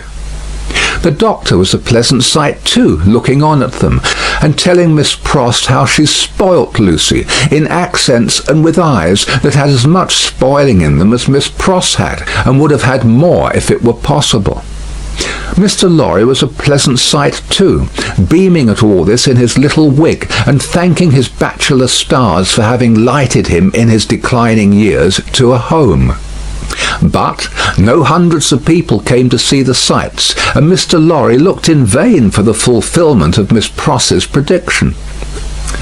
Dinner time, and still no hundreds of people. In the arrangements of the little household, Miss Pross took charge of the lower regions, and always acquitted herself marvellously. Her dinners, of a very modest quality, were so well cooked, and so well served, and so neat in their contrivances, half English and half French, that nothing could be better. Miss Pross's friendship being of the thoroughly practical kind, she had ravaged Soho and the adjacent provinces in search of impoverished French who, tempted by shillings and half-crowns, would impart culinary mysteries to her. From these decayed sons and daughters of Gaul she had acquired such wonderful arts that the woman and girl who formed the staff of domestics regarded her as quite a sorceress, or Cinderella's godmother, who would send out for a fowl, a rabbit, a vegetable or two from the garden, and change them into anything she pleased. On Sundays, Miss Pross dined at the doctor's table, but on other days persisted in taking her meals at unknown periods, either in the lower regions or in her own room on the second floor, a blue chamber to which no one but her ladybird ever gained admittance. On this occasion, Miss Pross, responding to Ladybird's pleasant face and pleasant efforts to please her, unbent exceedingly, so the dinner was very pleasant too. It was an oppressive day, and after dinner Lucy proposed that the wine should be carried out under the plane tree, and they should sit there in the air. As everything turned upon her and revolved about her, they went out under the plane tree, and she carried the wine down for the special benefit of Mr. Lorry. She had installed herself some time before as Mr. Lorry's cup-bearer, and while they sat under the plane tree talking, she kept his glass replenished. Mysterious backs and ends of houses peeped at them as they talked, and the plane tree whispered to them in its own way above their heads. Still, the hundreds of people did not present themselves. Mr. Darnay presented himself while they were sitting under the plane tree, but he was only one. Dr. Manette received him kindly, and so did Lucy. But Miss Pross suddenly became affected with a twitching in the head and body, and retired into the house. She was not unfrequently the victim of this disorder, and she called it, in familiar conversation, a fit of the jerks. The doctor was in his best condition, and looked specially young.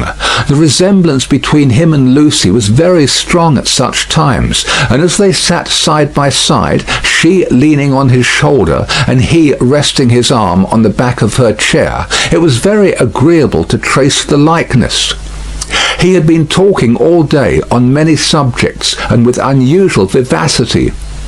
"Pray, Dr. Manette," said Mr. Darnay, as they sat under the plane tree, and he said it in the natural pursuit of the topic in hand, which happened to be the old buildings of London, "have you seen much of the Tower?"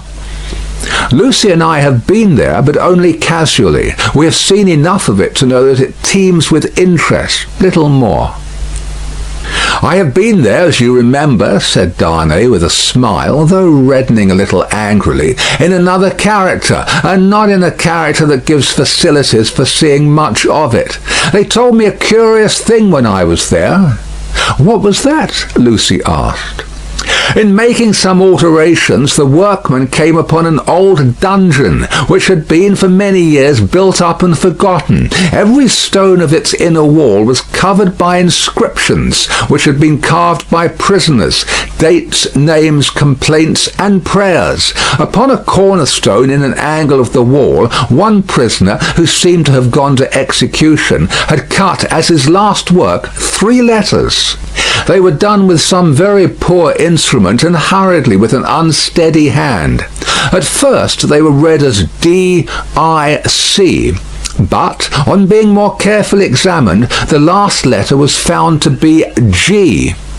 There was no record or legend of any prisoner with those initials, and many fruitless guesses were made what the name could have been. At length it was suggested that the letters were not initials, but the complete word dig. The floor was examined very carefully under the inscription, and in the earth beneath a stone, or tile, or some fragment of paving, were found the ashes of a paper, mingled with the ashes of a small leathern case or bag. What the unknown prisoner had written will never be read, but he had written something, and hidden it away to keep it from the jailer. "My father!" exclaimed Lucy, "you are ill!" He had suddenly started up with his hand to his head. His manner and his look quite terrified them all. "No, my dear, not ill. There are large drops of rain falling, and they made me start. We had better go in." He recovered himself almost instantly. Rain was really falling in large drops, and he showed the back of his hand with raindrops on it. But he said not a single word in reference to the discovery that had been told of, and, as they went into the house, the business eye of Mr. Lorry either detected, or fancied it detected, on his face, as it turned toward Charles Darnay, the same singular look that had been upon it when it turned towards him in the passages of the courthouse. He recovered himself so quickly, however, that Mr. Lorry had doubts of his business eye. The arm of the golden giant in the hall was not more steady than he was, when he stopped under it to remark to them that he was not yet proof against slight surprises, if he ever would be, and that the rain had startled him. Tea time, and Miss Pross making tea, with another fit of the jerks upon her, and yet no hundreds of people. Mr. Carton had lounged in, but he made only 2. The night was so very sultry that although they sat with doors and windows open, they were overpowered by heat. When the tea-table was done with, they all moved to one of the windows and looked out into the heavy twilight. Lucy sat by her father. Darnay sat beside her. Carton leaned against a window. The curtains were long and white, and some of the thunder gusts that whirled into the corner caught them up to the ceiling and waved them like spectral wings. "The raindrops are still falling, large, heavy, and few," said Dr. Manette. "It comes slowly." "It comes surely," said Carton. They spoke low, as people watching and waiting mostly do, as people in a dark room watching and waiting for lightning always do. There was a great hurry in the streets of people speeding away to get shelter before the storm broke. The wonderful corner for echoes resounded with the echoes of footsteps coming and going, yet not a footstep was there. "A multitude of people, and yet a solitude," said Darnay, when they had listened for a while. "Is it not impressive, Mr. Darnay?" asked Lucy.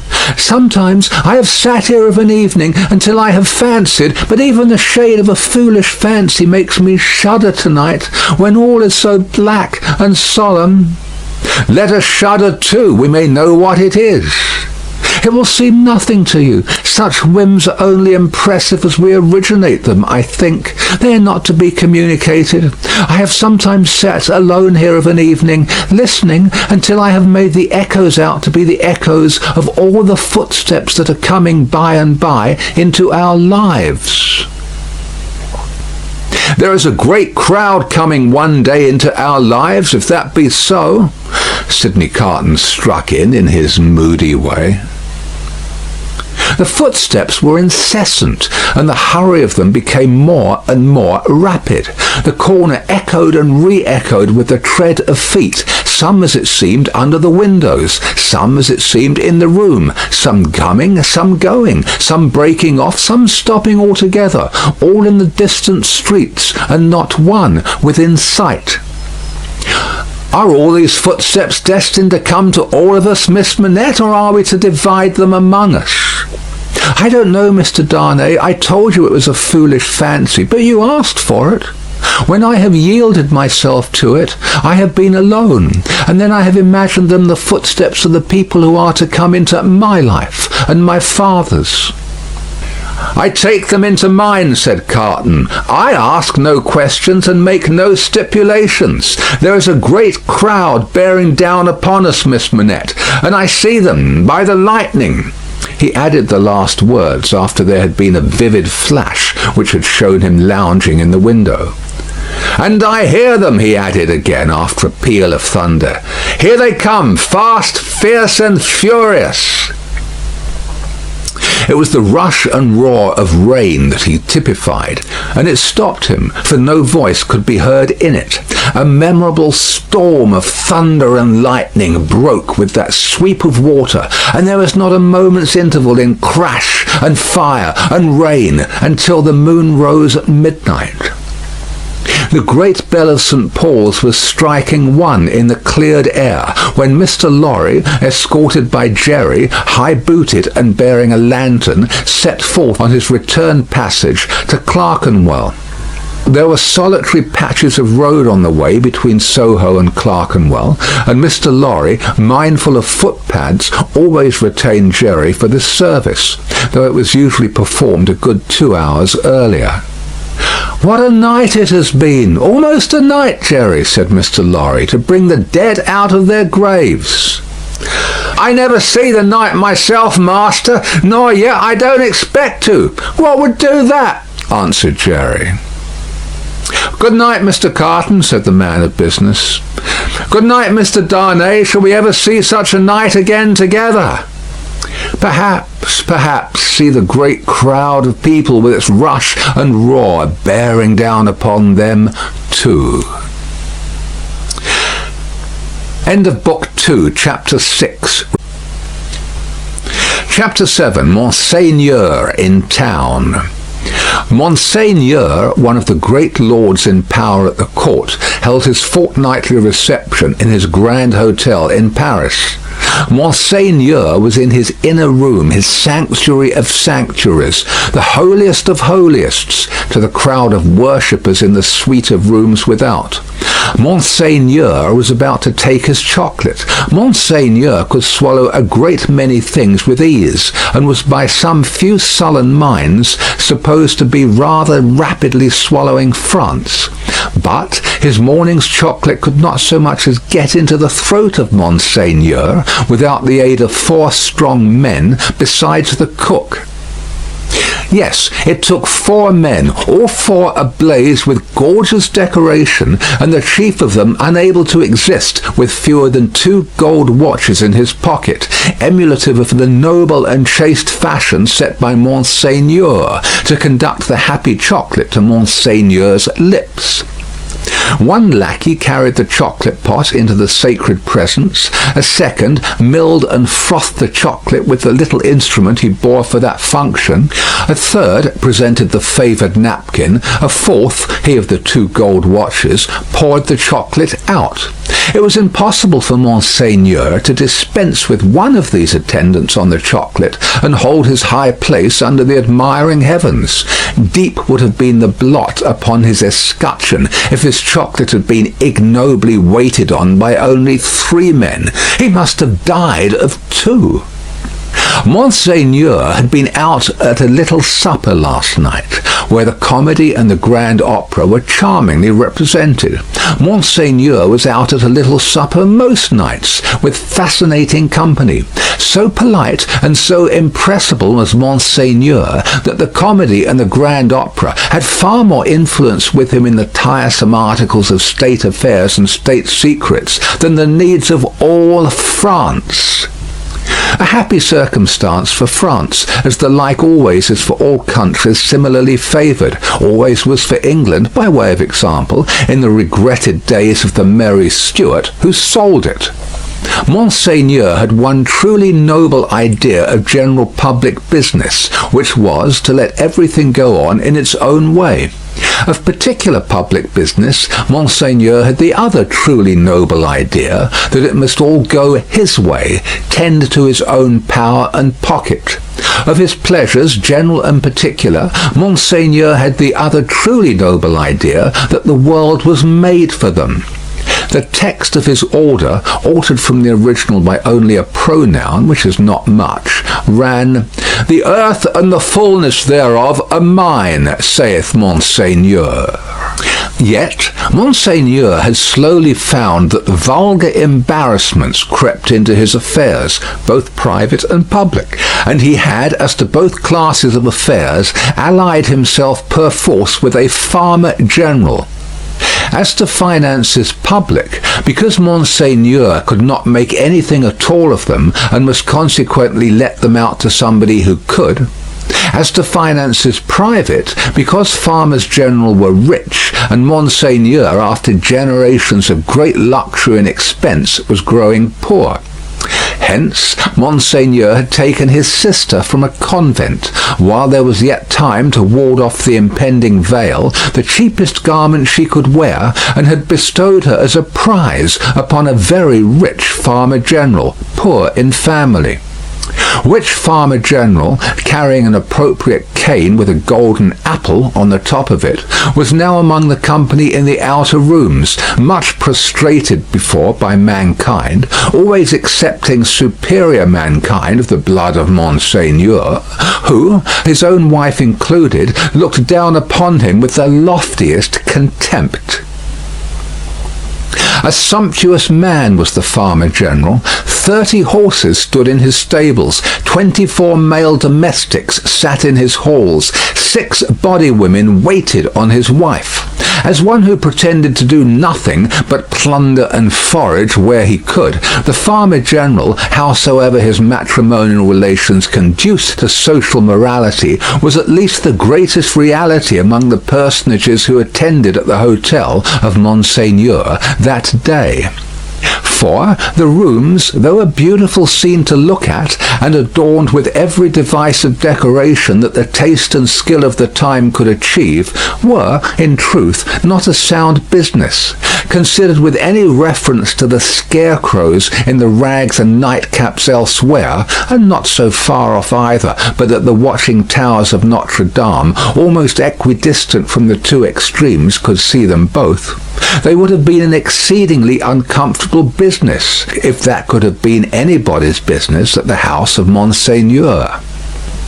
Military officers destitute of military knowledge, naval officers with no idea of a ship, civil officers without a notion of affairs, brazen ecclesiastics of the worst worldly, with sensual eyes, loose tongues, and looser lives, all totally unfit for their several callings, all lying horribly in pretending to belong to them, but all nearly or remotely of the order of Monseigneur, and therefore foisted on all public employments from which anything was to be got. These were to be told off by the score and the score. People not immediately connected with Monseigneur or the state, yet equally unconnected with anything that was real, or with lives passed in travelling by any straight road to any true earthly end, were no less abundant. Doctors who made great fortunes out of dainty remedies for imaginary disorders that never existed smiled upon their courtly patients in the antechambers of Monseigneur. Projectors who had discovered every kind of remedy for the little evils with which the state was touched, except the remedy of setting to work in earnest to root out a single sin, poured their distracting babble into any ears they could lay hold of at the reception of Monseigneur. Unbelieving philosophers who were remodelling the world with words and making card towers of Babel to scale the skies with, talked with unbelieving chemists who had an eye on the transmutation of metals at this wonderful gathering accumulated by Monseigneur, exquisite gentlemen of the finest breeding, which was at that remarkable time, and has been since, to be known by its fruits of indifference to every natural subject of human interest, were in the most exemplary state of exhaustion at the hotel of Monseigneur. Such homes had these various notabilities left behind them in the fine world of Paris, that the spies among the assembled devotees of Monseigneur, forming a goodly half of the polite company, would have found it hard to discover among the angels of that sphere one solitary wife, who, in her manners and appearance, owned to being a mother. Indeed, except for the mere act of bringing a troublesome creature into the world, which does not go far towards the realization of the name of mother, there was no such thing known to the fashion.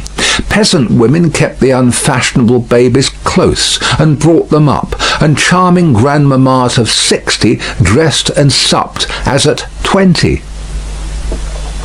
The leprosy of unreality disfigured every human creature in attendance upon Monseigneur. In the outermost room were half a dozen exceptional people who had had for a few years some vague misgivings in them that things in general were going rather wrong. As a promising way of setting them right, half of the half-dozen had become members of a fantastic sect of convulsionists, and were even then considering within themselves whether they should foam, rage, roar, and turn cataleptic on the spot, thereby setting up a highly intelligible finger-post to the future for Monseigneur's guidance. Besides these dervishes were other three who had rushed into another sect, which mended matters with a jargon about the centre of truth, holding that man had got out of the centre of truth, which did not need much demonstration, but had not got out of the circumference, and that he was to be kept from flying out of the circumference, and was even to be shoved back into the centre by fasting and seeing of spirits. Amongst these, accordingly, much discoursing with spirits went on, and it did a world of good which never became manifest. But the comfort was that all the company at the Grand Hotel of Monseigneur were perfectly dressed. If the day of judgment had only been ascertained to be a dress day, everybody there would have been eternally correct.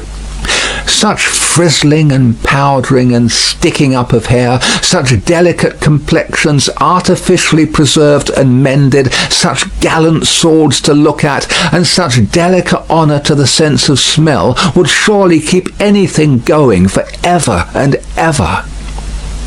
The exquisite gentlemen of the finest breeding wore little pendant trinkets that chinked as they languidly moved.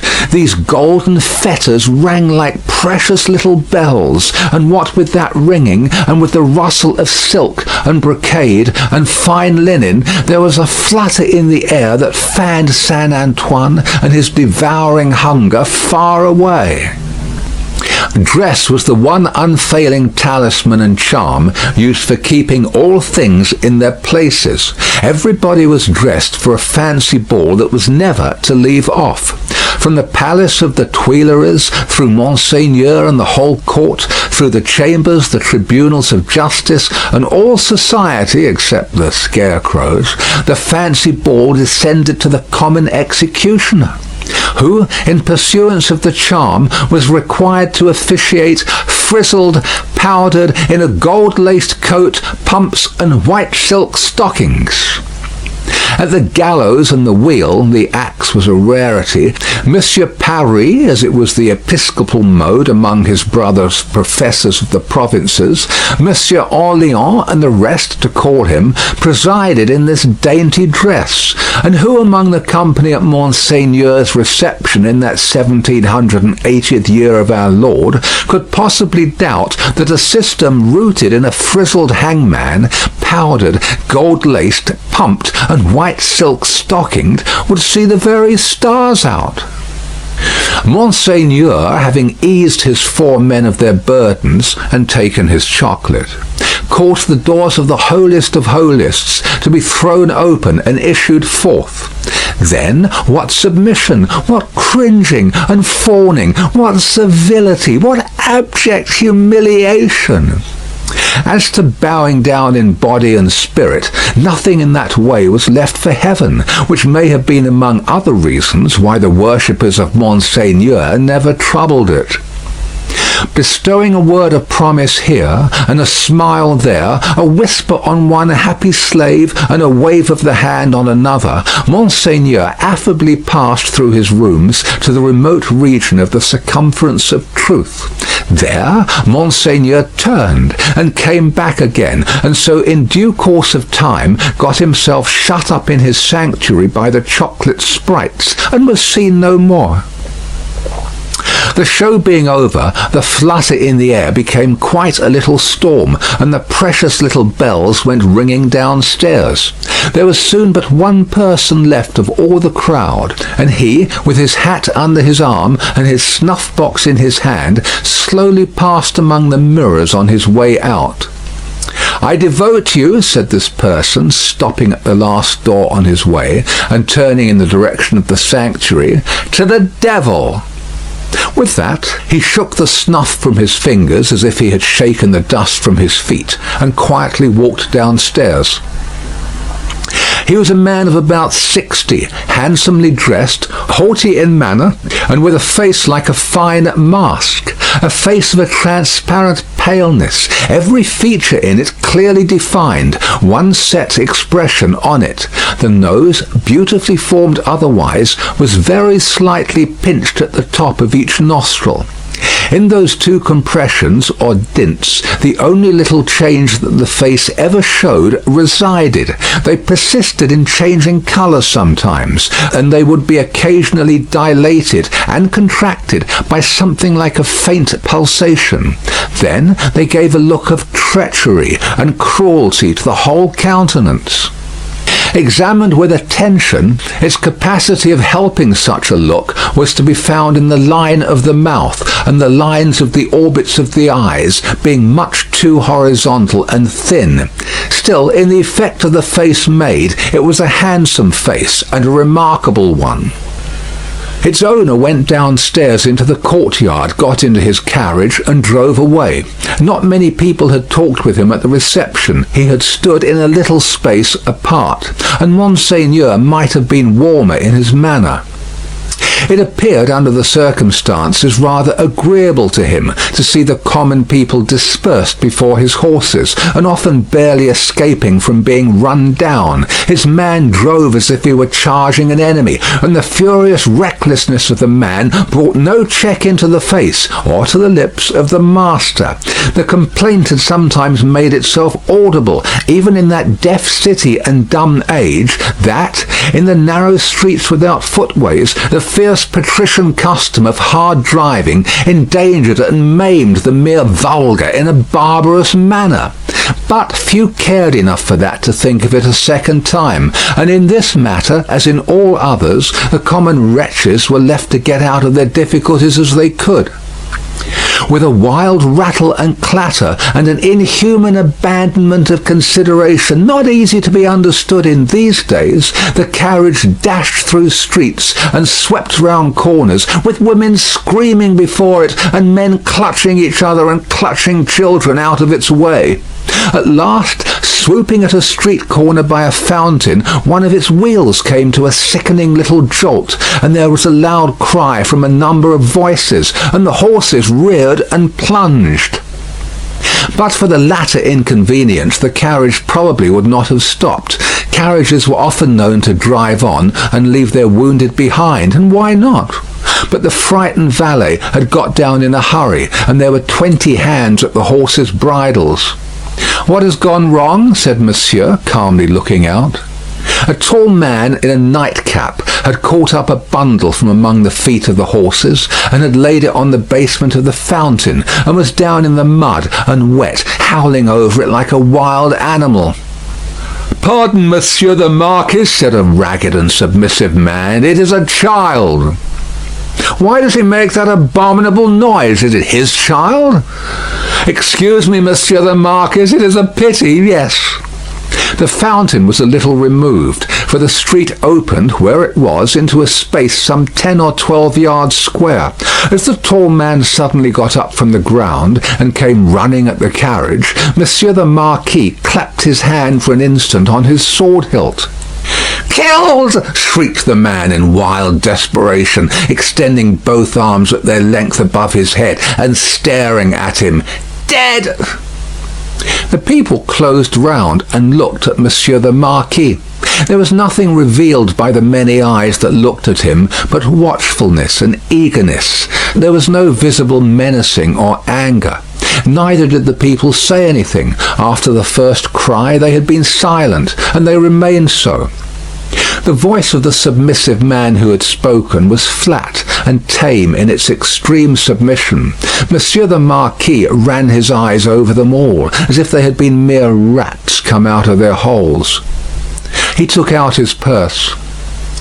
"It is extraordinary to me," said he, "that you people cannot take care of yourselves and your children. One or the other of you is for ever in the way. How do I know what injury you have done my horses? See, give him that." He threw out a gold coin for the valet to pick up, and all the heads craned forward, that all the eyes might look down at it as it fell. The tall man called out again, with a most unearthly cry, "Dead!" He was arrested by the quick arrival of another man, for whom the rest made way. On seeing him, the miserable creature fell upon his shoulder, sobbing and crying, and pointing to the fountain, where some women were stooping over the motionless bundle and moving gently about it. They were as silent, however, as the men. I know all, said the last comer. Be a brave man, my Gaspard. It is better for the poor little plaything to die so than to live. It has died in a moment without pain. Could it have lived an hour as happily? You're a philosopher, you there, said the Marquis, smiling. How do they call you? They call me Defarge. Of what trade? Monsieur the Marquis, vendor of wine. "Pick up that, philosopher and vendor of wine," said the Marquis, throwing him another gold coin, "and spend it as you will. The horses there, were they right?" Without deigning to look at the assemblage a second time, Monsieur the Marquis leaned back in his seat and was just being driven away with the air of a gentleman who had accidentally broke some common thing and had paid for it, and could afford to pay for it, when his ease was suddenly disturbed by a coin flying into his carriage and ringing on its floor. "Hold!" said Monsieur the Marquis. "Hold the horses! Who threw that?" He looked to the spot where Defarge the vendor of wine had stood a moment before, but the wretched father was grovelling on his face on the pavement in that spot, and the figure that stood beside him was the figure of a dark, stout woman knitting. "You dogs," said the Marquis, but smoothly and with an unchanged front, except as to the spots on his nose, "I would ride over any of you very willingly and exterminate you from the earth. If I knew which rascal threw at the carriage, and if that brigand were sufficiently near it, he should be crushed under the wheels." So cowed was their condition, and so long and hard their experience of what such a man could do to them, within the law and beyond it, that not a voice, or a hand, or even an eye was raised. Among the men not one. But the woman who stood knitting looked up steadily, and looked the Marquis in the face. It was not for his dignity to notice it. His contemptuous eyes passed over her, and over all the other rats, and he leaned back in his seat again and gave the word, "Go on." He was driven on, and other carriages came whirling by in quick succession. The minister, the state projector, the farmer general, the doctor, the lawyer, the ecclesiastic, the grand opera, the comedy, the whole fancy ball in a bright continuous flow came whirling by. The rats had crept out of their holes to look on, and they remained looking on for hours, soldiers and police often passing between them and the spectacle, and making a barrier behind which they slunk and through which they peeped. The father had long ago taken up his bundle and bidden himself away with it, when the women who had tended the bundle while it lay on the base of the fountain sat there watching the running of the water and the rolling of the fancy ball, when the one woman who had stood conspicuous, knitting, still knitted on with the steadfastness of fate. The water of the fountain ran, the swift river ran, the day ran into evening. So much life in the city ran into death according to rule. Time and tide waited for no man. The rats were sleeping close together in their dark holes again. The fancy ball was lighted up at supper. All things ran their course. End of Book 2, Chapter 7. Chapter 8. Monseigneur in the country. A beautiful landscape, with the corn bright in it, but not abundant. Patches of poor rye, where corn should have been.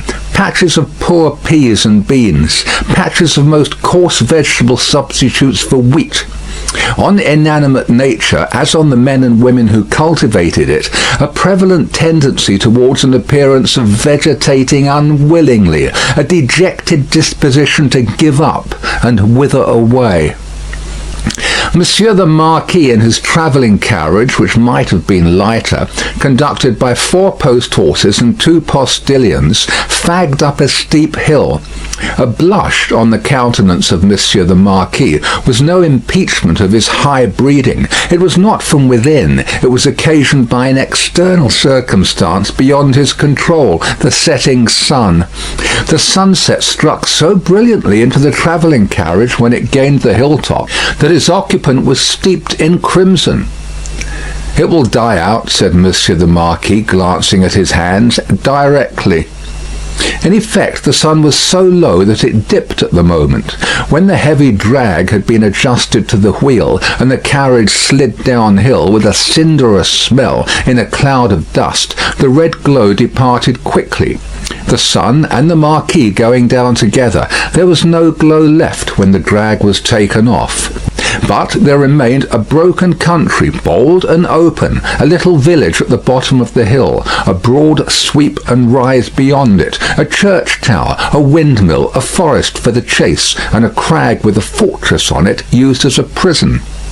Round upon all these darkening objects as the night drew on, the Marquis looked with the air of one who was coming near home. The village had its one poor street, with its poor brewery, poor tannery, poor tavern, poor stable yard for relays of post horses, poor fountains, all usual poor appointments. It had its poor people too.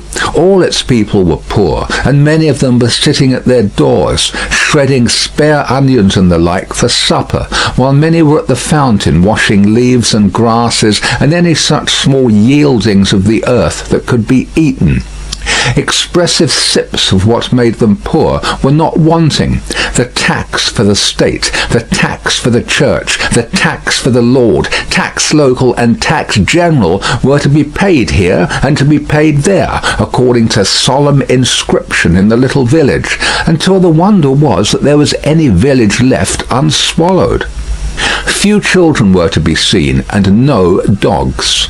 As to the men and women, their choice on earth was stated in the prospect: life on the lowest terms that could sustain it, down in the little village under the mill, or captivity and death in the dominant prison on the crag. Heralded by a courier in advance, and by the cracking of his postilions' whips, which twined snake-like about their heads in the evening air, as if he came attended by the Furies, Monsieur the Marquis drew up in his travelling carriage at the posting-house gate. It was hard by the fountain, and the peasants suspended their operations to look at him. He looked at them, and saw in them, without knowing it, the slow, sure filing down of misery-worn face and figure that was to make the meagreness of Frenchmen an English superstition which should survive the truth through the best part of 100 years. Monsieur the Marquis cast his eyes over the submissive faces that drooped before him, as the like of himself had drooped before Monseigneur of the court, only the difference was that these faces drooped merely to suffer and not to propitiate, when a grizzled mender of the roads joined the group. "Bring me hither that fellow," said the Marquis to the courier. The fellow was brought, cap in hand, and the other fellows closed round to look and listen in the manner of the people at the Paris fountain. "I passed you on the road?" "Monseigneur, it is true. I had the honour of being passed on the road."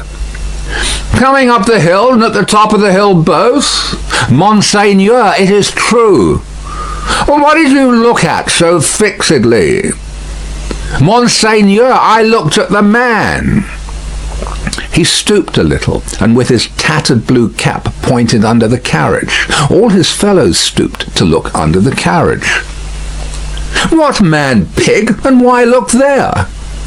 "Pardon, Monseigneur, he swung by the chain of the shoe, the drag." "Who?" demanded the traveller. "Monseigneur, the man." "May the devil carry away these idiots. How do you call the man? You know all the men of this part of the country. Who was he?" "Your clemency, Monseigneur. He was not of this part of the country. Of all the days of my life, I never saw him. Swinging by the chain to be suffocated? With your gracious permission, that was the wonder of it, Monseigneur. His head hanging over, like this."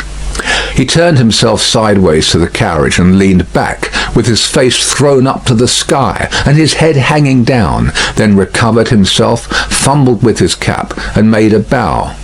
"What was he like?" "Monseigneur, he was whiter than the miller, all covered with dust, white as a spectre, tall as a spectre." The picture produced an immense sensation in the little crowd, but all eyes, without comparing notes with other eyes, looked at Monsieur the Marquis, perhaps to observe whether he had any spectre on his conscience. "Truly you did well," said the Marquis, felicitously sensible that such vermin were not to ruffle him. "To see a thief accompanying my carriage and not open that great mouth of yours? Bah! Put him aside, Monsieur Gabelle." Monsieur Gabelle was the postmaster and some other taxing functionary united. He had come out with great obsequiousness to assist at this examination, and had held the examined by the drapery of his arm in an official manner. "Bah, go aside," said Monsieur Gabelle. "Lay hands on the stranger if he seeks to lodge in your village tonight, and be sure that his business is honest, Gabelle." "Monseigneur, I am flattered to devote myself to your orders." "Did he run away, fellow? Where is that accursed?" The accursed was already under the carriage with some half-dozen particular friends, pointing out the chain with his blue cap. Some half-dozen other particular friends promptly hauled him out, and presented him breathless to Monsieur the Marquis. "Did the man run away, dolt, when we stopped for the drag?" "Monseigneur, he precipitated himself over the hillside, head first, as a person plunges into the river." "See to it, Gabelle. Go on." The half-dozen who were peering at the chain were still among the wheels like sheep. The wheels turned so suddenly that they were lucky to save their skins and bones. They had very little else to save, or they might not have been so fortunate. The burst with which the carriage started out of the village and up the rise beyond was soon checked by the steepness of the hill. Gradually it subsided to a foot pace, swinging and lumbering upward among the many sweet scents of a summer night.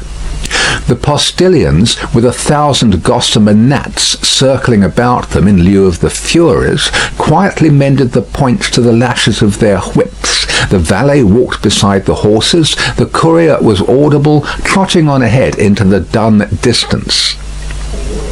At the steepest point of the hill there was a little burial ground, with a cross and a new large figure of our Saviour on it. It was a poor figure in wood, done by some inexperienced rustic carver, but he had studied the figure from the life, his own maybe, for it was dreadfully spare and thin. To this distressful emblem of a great distress that had long been growing worse, and was not at its worst, a woman was kneeling.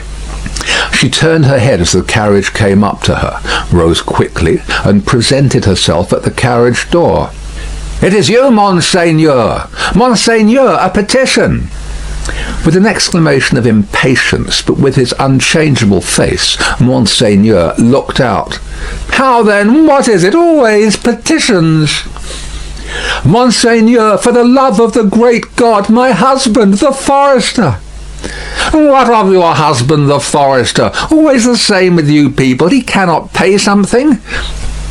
"He has paid all, Monseigneur. He is dead." "Well, he is quiet. Can I restore him to you?" "Alas, no, Monseigneur, but he lies yonder under a little heap of poor grass." "Well, Monseigneur, there are so many little heaps of poor grass." "Again, well?" She looked an old woman, but was young. Her manner was one of passionate grief. By turns she clasped her veinous and knotted hands together with wild energy, and laid one of them on the carriage door, tenderly, caressingly, as if it had been a human breast and could be expected to feel the appealing touch. "Monseigneur, hear me! Monseigneur, hear my petition! My husband died of want. So many die of want. So many more will die of want." "Again, well, can I feed them?" "Monseigneur, the good God knows, but I don't ask it. My petition is that a morsel of stone or wood with my husband's name may be placed over him to show where he lies. Otherwise the place will be quickly forgotten. It will never be found when I am dead of the same malady. I shall be laid under some other heap of poor grass. Monseigneur, there are so many. They increase so fast. There is so much want. Monseigneur! Monseigneur!" The valet had put her away from the door. The carriage had broken into a brisk trot. The postilions had quickened the pace. She was left far behind, and Monseigneur, again escorted by the Furies, was rapidly diminishing the league or two of distance that remained between him and his chateau. The sweet scents of the summer night rose all around them, and rose, as the rain falls, impartially, on the dusty, ragged, and toil-worn group at the fountain not far away, to whom the mender of roads, with the aid of the blue cap without which he was nothing, still enlarged upon his man like a spectre, as long as they could bear it. By degrees, as they could bear no more, they dropped off one by one, and lights twinkled in little casements, which lights, as the casements darkened and more stars came out, seemed to have shot up into the sky instead of having been extinguished. The shadow of a large high-roofed house and of many overhanging trees was upon Monsieur the Marquis by that time, and the shadow was exchanged for the light of a flambeau as his carriage stopped and the great door of his chateau was opened to him. "Monsieur Charles, whom I expect, has he arrived from England?" "Monseigneur, not yet." End of Book 2, Chapter 8. Chapter 9, The Gorgon's Head. It was a heavy mass of building, that chateau of Monsieur the Marquis, with a large stone courtyard before it, and two stone sweeps of staircase meeting in a stone terrace before the principal door. A stony business altogether, with heavy stone balustrades, and stone urns, and stone flowers, and stone faces of men, and stone heads of lions in all directions, as if the Gorgon's head had surveyed it when it was finished 2 centuries ago. Up the broad flight of shallow steps, Monsieur the Marquis, flambeau preceded, went from his carriage, sufficiently disturbing the darkness to elicit loud remonstrance from an owl in the roof of the great pile of stable building away among the trees. All else was so quiet that the flambeau carried up the steps, and the other flambeau held at the great door, burnt as if they were in a close room of state instead of being in the open night air. Other sound than the owl's voice there was none, save the falling of a fountain into its stone basin, for it was one of those dark nights that hold their breath by the hour together, and then heave a long, low sigh, and hold their breath again.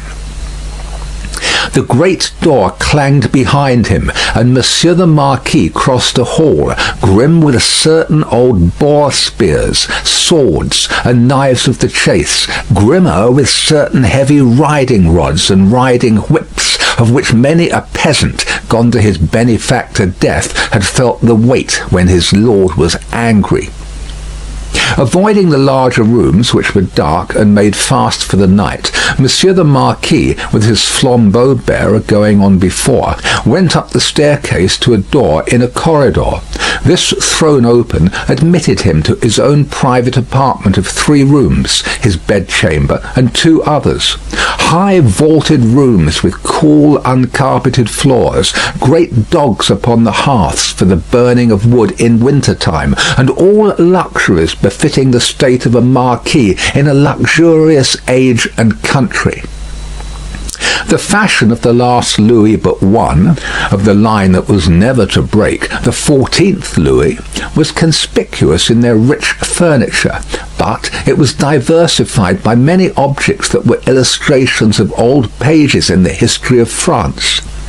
A supper table was laid for 2 in the third of the rooms, a round room in one of the chateau's 4 extinguisher-topped towers, a small lofty room with its window wide open and the wooden jalousie blinds closed so that the dark night only showed in slight horizontal lines of black alternating with their broad lines of stone colour. "My nephew," said the Marquis, glancing at the supper preparation. "They said he was not arrived." Nor was he, but he had been expected with Monseigneur. "Ah, it is not probable he will arrive tonight. Nevertheless, leave the table as it is. I shall be ready in a quarter of an hour." In a quarter of an hour Monseigneur was ready, and sat down alone to his sumptuous and choice supper. His chair was opposite to the window, and he had taken his soup, and was raising his glass of Bordeaux to his lips, when he put it down. "What is that?" he calmly asked, looking with attention at the horizontal lines of black and stone colour. "Monseigneur, that? Outside the blinds. Open the blinds." It was done. "Well?" "Monseigneur, it is nothing. The trees and the night are all that are here." The servant who spoke had thrown the blinds wide, had looked out into the vacant darkness, and stood with that blank behind him, looking round for instructions. "Good," said the imperturbable master. "Close them again." That was done too, and the Marquis went on with his supper. He was halfway through it when he again stopped with his glass in his hand, hearing the sound of wheels. It came on briskly and came up to the front of the chateau. "Ask who has arrived." It was the nephew of Monseigneur. He had been some few leagues behind Monseigneur early in the afternoon. He had diminished the distance rapidly, but not so rapidly as to come up with Monseigneur on the road. He had heard of Monseigneur at the posting houses as being before him. He was to be told, said Monseigneur, that supper awaited him then and there, and that he was prayed to come to it. In a little while he came. He had been known in England as Charles Darnay. Monseigneur received him in a courtly manner, but they did not shake hands. "You left Paris yesterday, sir?" he said to Monseigneur as he took his seat at table. "Yesterday, and you?" "I come direct." "From London?" "Yes." "You have been a long time coming," said the Marquis with a smile. "On the contrary, I come direct." "Pardon me, I mean not a long time on the journey, a long time intending the journey." "I have been detained by—" The nephew stopped a moment in his answer. "Various business." "Without doubt," said the polished uncle. So long as the servant was present, no other words passed between them. When coffee had been served and they were alone together, the nephew, looking at the uncle and meeting the eyes with the face that was like a fine mask, opened a conversation. "I have come back, sir, as you anticipate, pursuing the object that took me away. It carried me into great and unexpected peril, but it is a sacred object, and if it had carried me to death, I hope it would have sustained me." "Not to death," said the uncle. "It is not necessary to say to death." "I doubt, sir," returned the nephew, "whether if it had carried me to the utmost brink of death, you would have cared to stop me there." The deepened marks in the nose and the lengthening of the fine straight lines in the cruel face looked ominous as to that. The uncle made a graceful gesture of protest, which was so clearly a slight form of good breeding that it was not reassuring. "Indeed, sir," pursued the nephew, "for anything I know, you may have expressly worked to give a more suspicious appearance to the suspicious circumstances that surrounded me." "No, no, no," said the uncle pleasantly. "But, however that may be," resumed the nephew, glancing at him with deep distrust, "I know that your diplomacy would stop me by any means, and would know no scruple as to means." "My friend, I told you so," said the uncle with a fine pulsation in the two marks. "Do me the favour to recall that I told you so long ago." "I recall it." "Thank you," said the Marquis, very sweetly indeed. His tone lingered in the air, almost like the tone of a musical instrument. "In effect, sir," pursued the nephew, "I believe it to be at once your bad fortune and my good fortune that has kept me out of a prison in France here." "I do not quite understand," returned the uncle, sipping his coffee. "Dare I ask you to explain?" "I believe that if you were not in disgrace with the court, and had not been overshadowed by that cloud for years past, a letter de cachet would have sent me to some fortress indefinitely." "It is possible," said the uncle with great calmness. "For the honour of the family, I could even resolve to incommode you to that extent. Pray excuse me." "I perceive that, happily for me, the reception of the day before yesterday was, as usual, a cold one," observed the nephew. "I would not say happily, my friend," returned the uncle with refined politeness.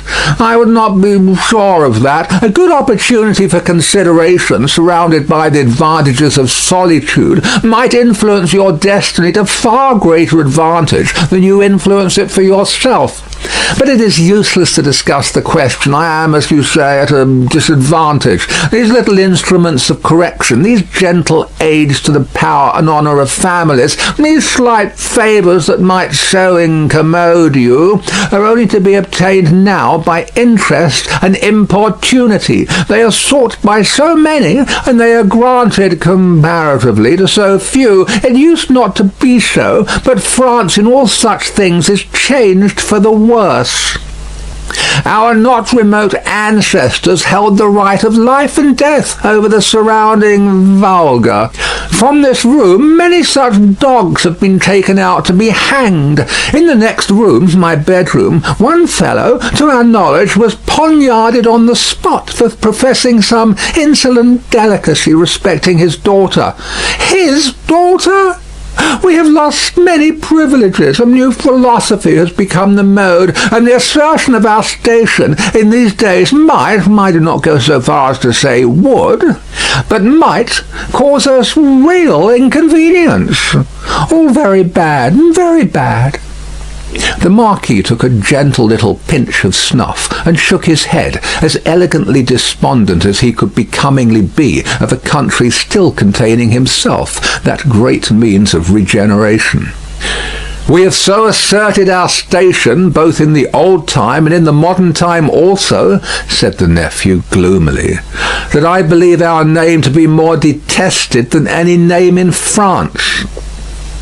"Let us hope so," said the uncle. "Detestation of the high is the involuntary homage of the low." "There is not," pursued the nephew in his former tone, "a face I can look at in all this country round about us, which looks at me with any deference on it but the dark deference of fear and slavery." "A compliment," said the Marquis, "to the grandeur of the family, merited by the manner in which the family has sustained its grandeur. Ah!" And he took another gentle little pinch of snuff, and lightly crossed his legs. But when the nephew, leaning an elbow on the table, covered his eyes thoughtfully and dejectedly with his hand, the fine mask looked at him sideways with a stronger concentration of keenness, closeness, and dislike than was comportable with its wearer's assumption of indifference. "Repression is the only lasting philosophy. The dark deference of fear and slavery, my friend," observed the Marquis, "will keep the dogs obedient to the whip, as long as this roof," looking up to it, "shuts out the sky." That might not be so long as the Marquis supposed. If a picture of the chateau as it was to be a very few years hence, and of 50 like it as they too were to be a very few years hence, could have been shown to him that night, he might have been at a loss to claim his own from the ghastly, fire-charred, plunder-wrecked ruins. As for the roof he vaunted, he might have found that shutting out the sky in a new way, to wit, forever, from the eyes of the bodies into which its lead was fired out of the barrels of 100,000 muskets. "Meanwhile," said the Marquis, "I will preserve the honour and repose of the family if you will not. But you must be fatigued. Shall we terminate our conference for the night?" "A moment more. An hour, if you please." "Sir," said the nephew, "we have done wrong, and we are reaping the fruits of wrong." "We have done wrong?" repeated the Marquis with an inquiring smile, and delicately pointing first to his nephew, then to himself. Our family, our honourable family, whose honour is of so much account to both of us, in such different ways. Even in my father's time we did a world of wrong, injuring every human creature who came between us and our pleasure, whatever it was. Why need I speak of my father's time when it is equally yours? Can I separate my father's twin brother, joint inheritor, and next successor from himself? Death has done that, said the Marquis. And has left me, answered the nephew, bound to a system that is frightful to me, responsible for it, but powerless in it, seeking to execute the last request of my dear mother's lips, and obey the last look of my dear mother's eyes, which implored me to have mercy and to redress, and tortured by seeking assistance and power in vain. Seeking them from me, my nephew, said the Marquis, touching him on the breast with his forefinger. They were now standing by the hearth. You will forever seek them in vain, be assured. Every fine straight line in the clear whiteness of his face was cruelly, craftily, and closely compressed, while he stood looking quietly at his nephew with his snuff-box in his hand. Once again he touched him on the breast, as though his finger were the fine point of a small sword, with which, in delicate finesse, he ran him through the body, and said, My friend, I will die perpetuating the system under which I have lived. When he had said it, he took a culminating pinch of snuff and put his box in his pocket. Better to be a rational creature, he added then, after ringing a small bell on the table, and accept your natural destiny. But you are lost, Monsieur Charles, I see. This property and France are lost to me, said the nephew sadly. I renounce them. Are they both yours to renounce? France may be, but as the property, it is scarcely worth mentioning, but is it yet? I had no intention in the words I used to claim it yet. If it passed to me from you tomorrow, which I have the vanity to hope is not probable, or 20 years hence, you do me too much honour, said the Marquis. Still, I prefer that supposition. I would abandon it and live otherwise and elsewhere. It is little to relinquish. What is it but a wilderness of misery and ruin? Ha, said the Marquis, glancing round the luxurious room. To the eye it is fair enough here, but seen in its integrity, under the sky and by the daylight, it is a crumbling tower of waste, mismanagement, extortion, debt, mortgage, oppression, hunger, nakedness, and suffering. Ha! said the Marquis again, in a well-satisfied manner.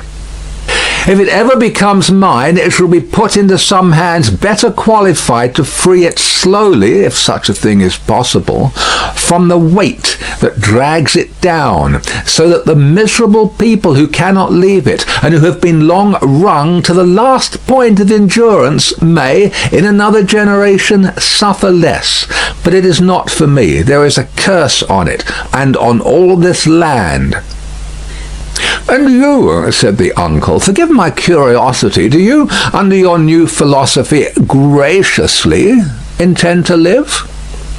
I must do to live what others of my countrymen, even with nobility at their backs, may have to do some day.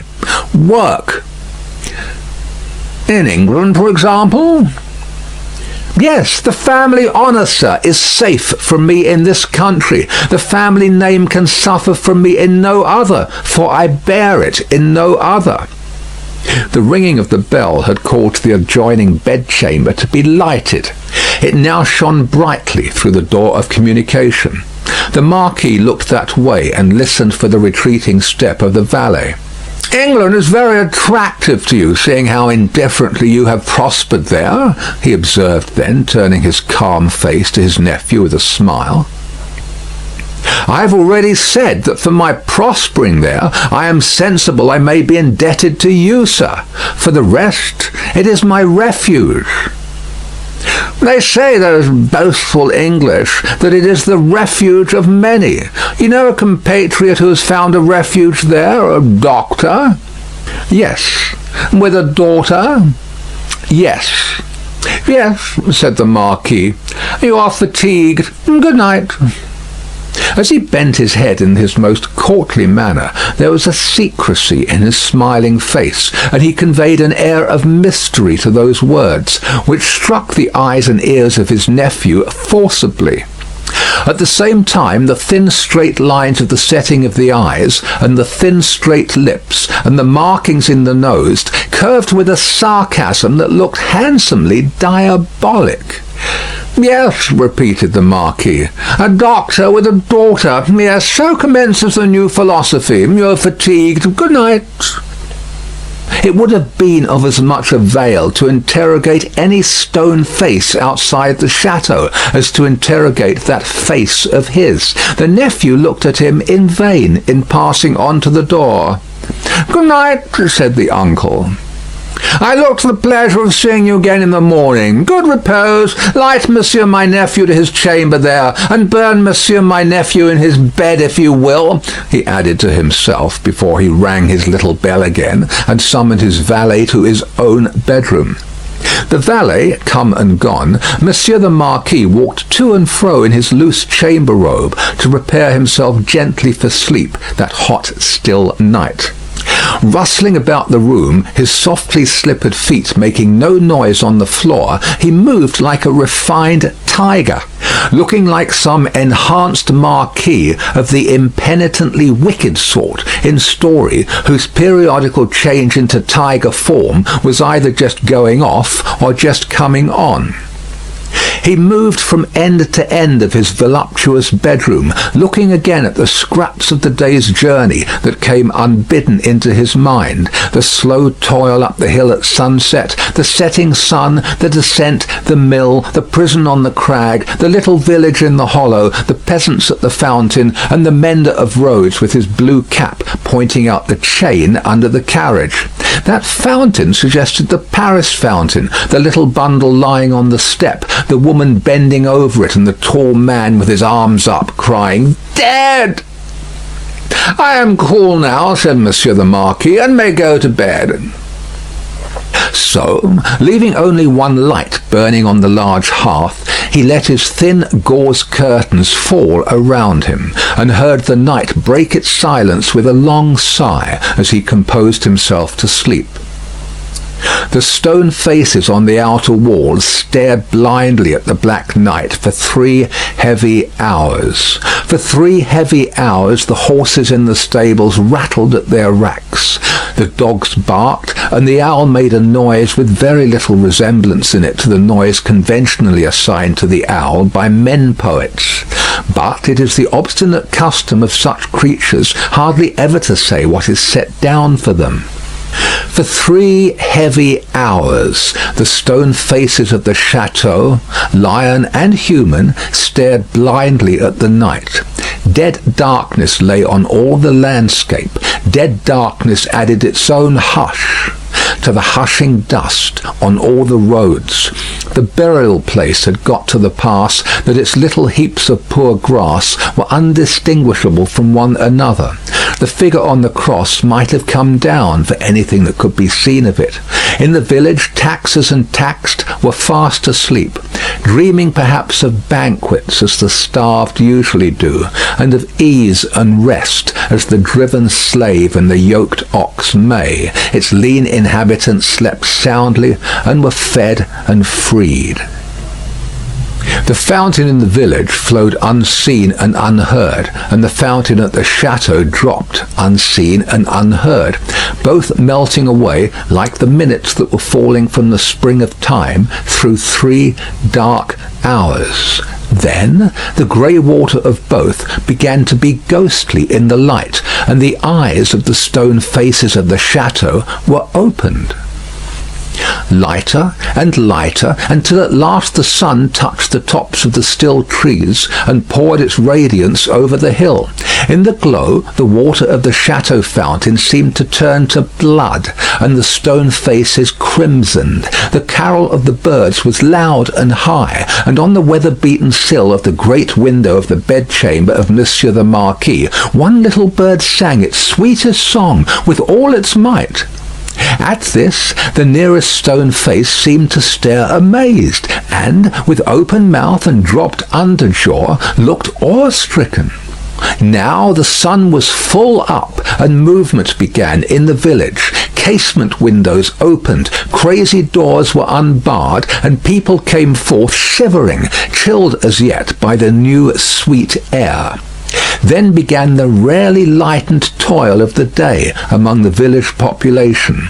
Some to the fountain, some to the fields. Men and women here to dig and delve, men and women there to see to the poor livestock, and lead the bony cows out to such pasture as could be found by the roadside. In the church and at the cross, a kneeling figure or two. Attendant on the latter prayers, the led cow trying for a breakfast among the weeds at its foot. The chateau awoke later, as became its quality, but awoke gradually and surely. First, the lonely boar spears and knives of the chase had been reddened as of old, then had gleamed trenchant in the morning sunshine. Now, doors and windows were thrown open, horses in their stables looked round over their shoulders at the light and freshness pouring in at doorways, leaves sparkled and rustled at iron-grated windows, dogs pulled hard at their chains and reared impatient to be loosed. All these trivial incidents belonged to the routine of life and the return of morning. Surely not so the ringing of the great bell of the chateau, nor the running up and down the stairs, nor the hurried figures on the terrace, nor the booting and tramping here and there and everywhere, nor the quick saddling of horses and riding away. What winds conveyed this hurry to the grizzled mender of roads, already at work on the hilltop beyond the village, with his day's dinner, not much to carry, lying in a bundle that it was worth no crow's while to peck at, on a heap of stones? Had the birds, carrying some grains of it to a distance, dropped one over him as they sow chance seeds? Whether or no, the mender of roads ran on the sultry morning as if for his life, down the hill, knee-high in dust, and never stopped till he got to the fountain. All the people of the village were at the fountain, standing about in their depressed manner and whispering low, but showing no other emotions than grim curiosity and surprise. The led cows, hastily brought in and tethered to anything that would hold them, were looking stupidly on, or lying down chewing the cud of nothing particularly repaying their trouble, which they had picked up in their interrupted saunter. Some of the people of the chateau and some of those of the posting house and all of the taxing authorities were armed more or less, and were crowded on the other side of the little street in a purposeless way that was highly fraught with nothing. Already the mender of roads had penetrated into the midst of a group of 50 particular friends, and was smiting himself in the breast with his blue cap. What did all this portend? And what portended the swift hoisting up of Monsieur Gabelle behind a servant on horseback, and the conveying away of the said Gabelle, double laden though the horse was, at a gallop, like a new version of the German ballad of Leonora? It portended that there was one stone face too many up at the chateau. The Gorgon had surveyed the building again in the night, and had added the one stone face wanting, the stone face for which it had waited through about 200 years. It lay back on the pillow of Monsieur the Marquis. It was like a fine mask, suddenly startled, made angry, and petrified. Driven home into the heart of the stone figure attached to it was a knife. Round its hilt was a frill of paper on which was scrawled, "Drive him fast to his tomb. This from Jacques." End of Book 2, Chapter 9. Chapter 10, Two Promises. More months to the number of 12 had come and gone, and Mr. Charles Darnay was established in England as a higher teacher of the French language, who was conversant with French literature. In this age he would have been a professor. In that age he was a tutor.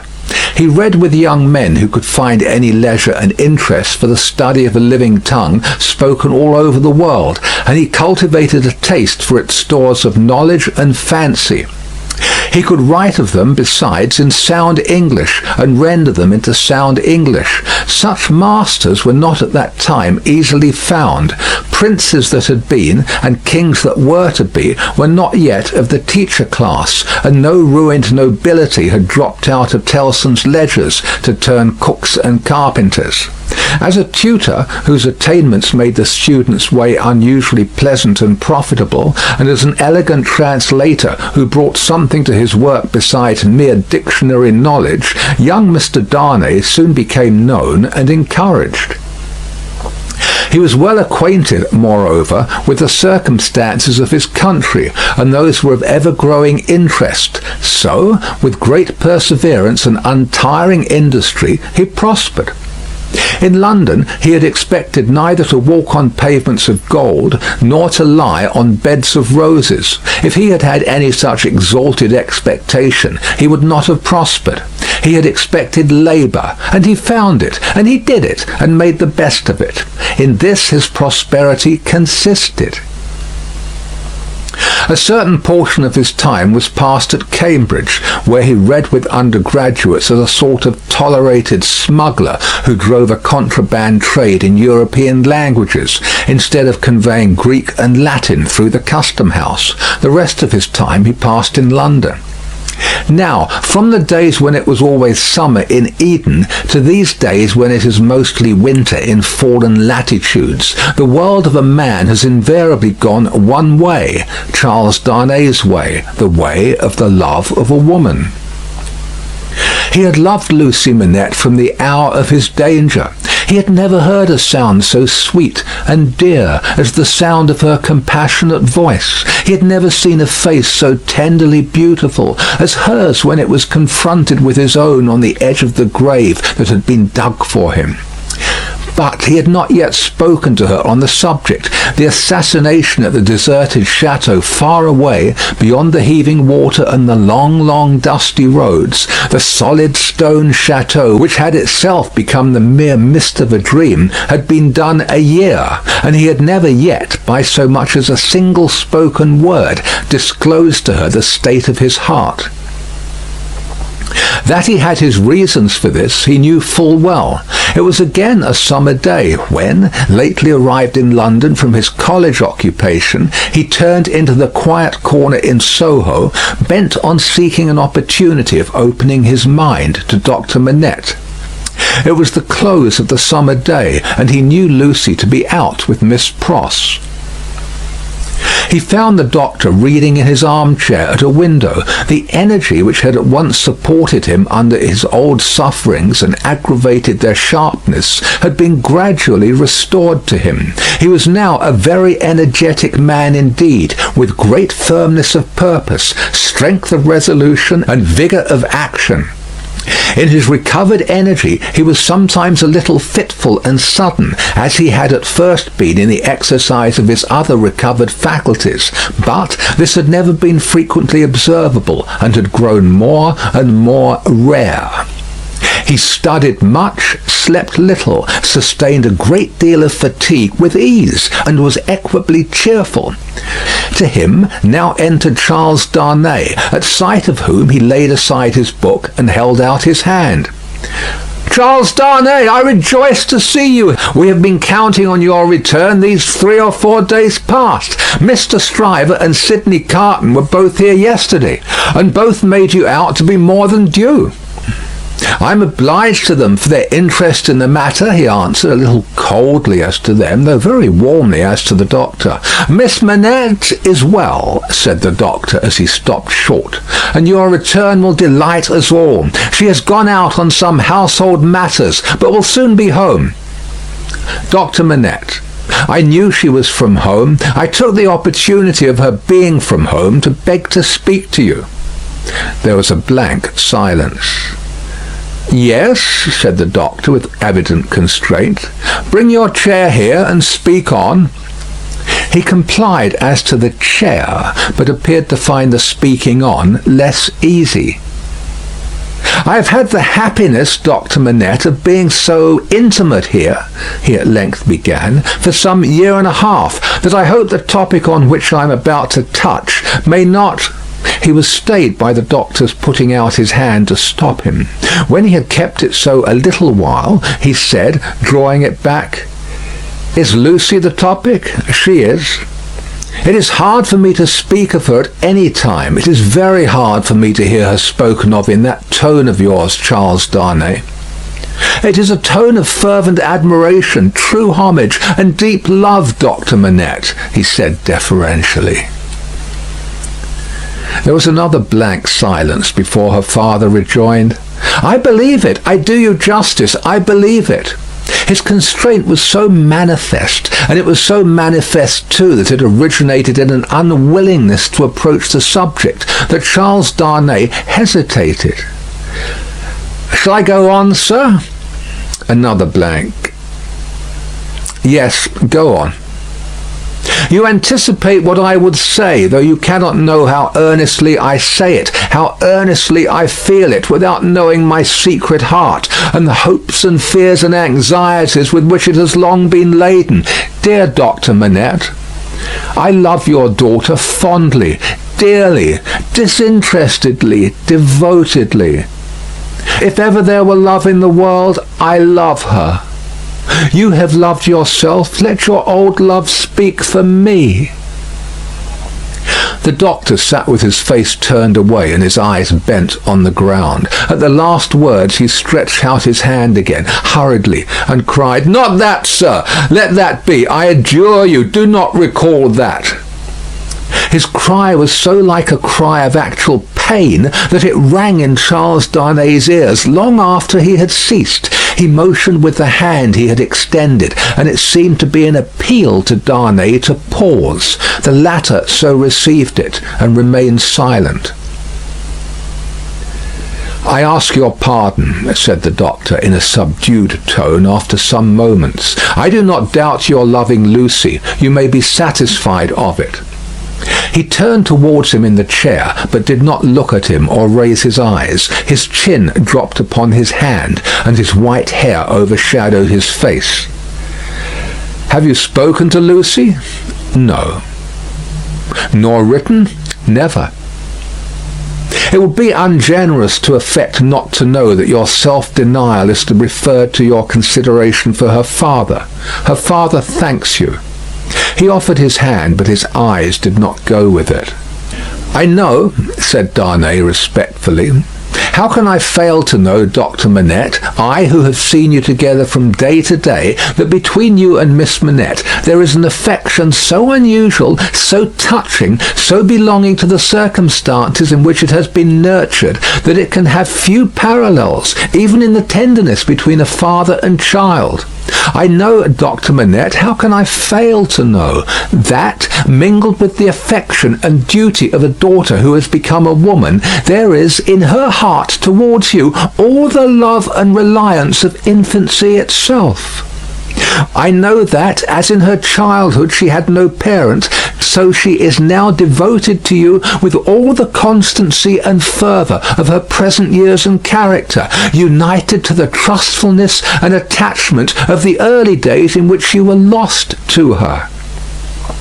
I know perfectly well that if you had been restored to her from the world beyond this life, you could hardly be invested in her sight with a more sacred character than that in which you are always with her. I know that when she is clinging to you, the hands of baby, girl and woman, all in one, around your neck.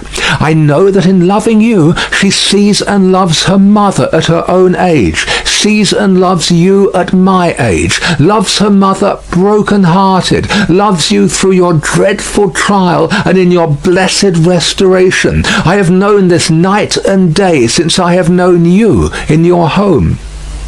Her father sat silent with his face bent down. His breathing was a little quickened, but he repressed all other signs of agitation. Dear Dr. Manette, always knowing this, always seeing her and you with this hallowed light about you, I have forborne, as long as it was in the nature of man to do it. I have felt, and do even now feel, that to bring my love, even mine, between you, is to touch your history with something not quite so good as itself. But I love her. Heaven is my witness that I love her. I believe it, answered her father mournfully. I have thought so before now. I believe it. But do not believe, said Darnay, upon whose ear the mournful voice struck with a reproachful sound, that if my fortune was so cast as that, being one day so happy as to make her my wife, I must at any time put any separation between her and you, I could or would breathe a word of what I now say. Besides, that I should know it to be hopeless, I should know it to be a baseness. If I had any such possibility, even at a remote distance of years, harboured in my thoughts, and hidden in my heart, if it ever had been there, if it ever could be there, I could not now touch this honoured hand. He laid his own upon it as he spoke. No, dear Dr. Manette, like you, a voluntary exile from France, like you, driven from it by its distractions, oppressions, and miseries, like you, striving to live away from it by my own exertions, and trusting in a happier future. I look only to sharing your fortunes, sharing your life and home, and being faithful to you to the death. Not to divide with Lucy her privilege as your child, companion, and friend, but to come in aid of it, and bind her closer to you, if such a thing can be. His touch still lingered on her father's hand. Answering the touch for a moment, but not coldly, her father rested his hands upon the arms of his chair, and looked up for the first time since the beginning of the conference. A struggle was evidently in his face, a struggle with that occasional look which had a tendency in it to dark doubt and a dread. You speak so feelingly and so manfully, Charles Darnay, that I thank you with all my heart, and will open all my heart, or nearly so. Have you any reason to believe that Lucy loves you? None, as yet none.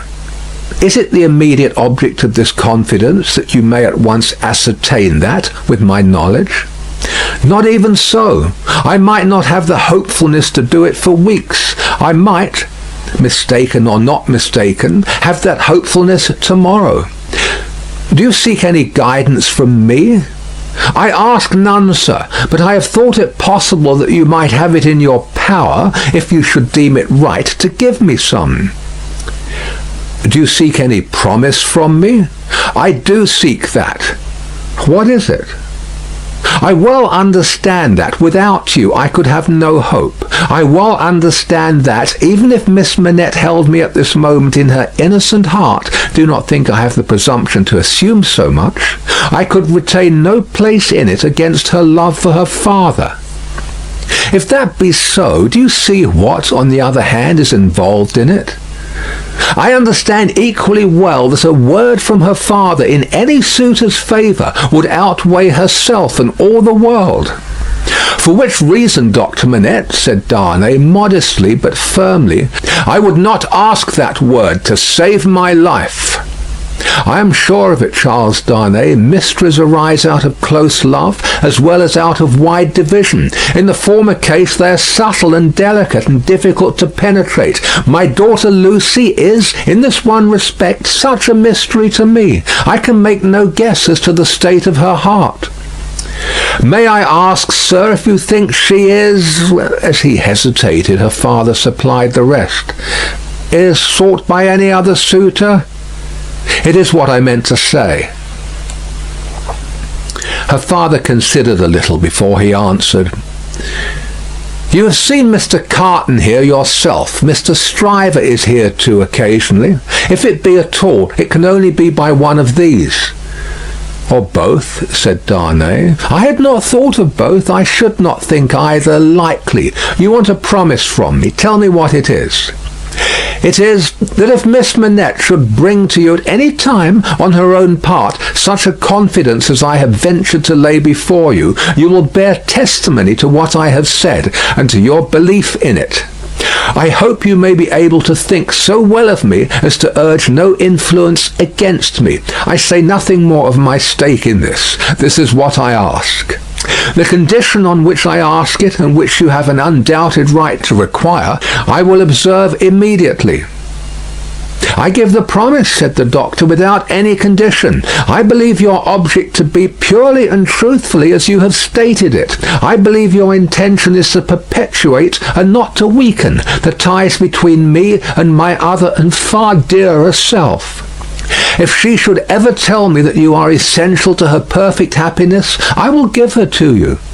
If there were, Charles Darnay, if there were—" The young man had taken his hand gratefully. Their hands were joined as the doctor spoke. "Any fancies, any reasons, any apprehensions, anything whatsoever, new or old, against the man she really loved, the direct responsibility thereof not lying on his head, they should all be obliterated for her sake. She is everything to me, more to me than suffering, more to me than wrong, more to me— Well, this is idle talk."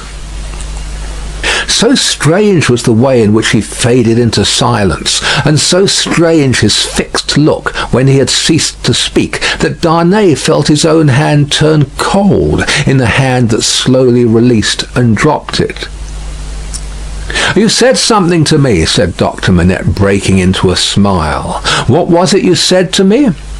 He was at a loss how to answer, until he remembered having spoken of a condition. Relieved as his mind reverted to that, he answered, "Your confidence in me ought to be returned with full confidence on my part. My present name, though but slightly changed from my mother's, is not, as you will remember, my own. I wish to tell you what that is, and why I am in England." "Stop!" said the doctor of Beauvais. "I wish it that I may better deserve your confidence and have no secret from you." "Stop!" For an instant the doctor even had his two hands at his ears. For another instant even had his two hands laid on Darnay's lips. "Tell me when I ask you, not now. If your suit should prosper, if Lucy should love you, you shall tell me on your marriage morning. Do you promise?" "Willingly." "Give me your hand. She will be home directly, and it is better she should not see us together tonight. Go. God bless you." It was dark when Charles Darnay left him, and it was an hour later and darker when Lucy came home. She hurried into the room alone, for Miss Pross had gone straight upstairs, and was surprised to find his reading chair empty. "My father!" she called to him. "Father, dear!" Nothing was said in answer, but she heard a low hammering sound in his bedroom. Passing lightly across the intermediate room, she looked in at his door, and came running back frightened, crying to herself, with her blood all chilled, "What shall I do? What shall I do?" Her uncertainty lasted but a moment. She hurried back and tapped at his door, and softly called to him. The noise ceased at the sound of her voice, and he presently came out to her, and they walked up and down together for a long time. She came down from her bed to look at him in his sleep that night. He slept heavily, and his tray of shoemaking tools and his old unfinished work were all as usual. End of Book 2, Chapter 10. Chapter 11, A Companion Picture. "Sidney," said Mr. Stryver on that self-same night or morning to his jackal, "mix another bowl of punch. I have something to say to you."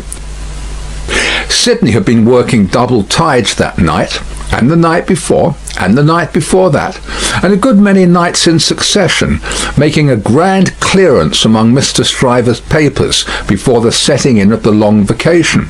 The clearance was effected at last. The Stryver arrears were handsomely fetched up. Everything was got rid of until November should come, with its fogs atmospheric and fogs legal, and bring grist to the mill again.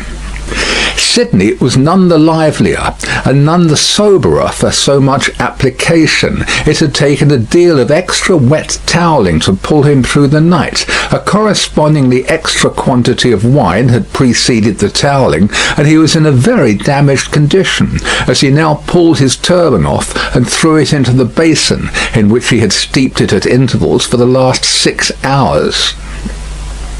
"Are you mixing that other bowl of punch?" said Stryver the portly, with his hands in his waistband, glancing round from the sofa where he lay on his back. "I am." "Now look here, I'm going to tell you something that will rather surprise you, and that perhaps will make you think me not quite as shrewd as you usually do think me. I intend to marry." "Do you?" "Yes, and not for money. What do you say now?"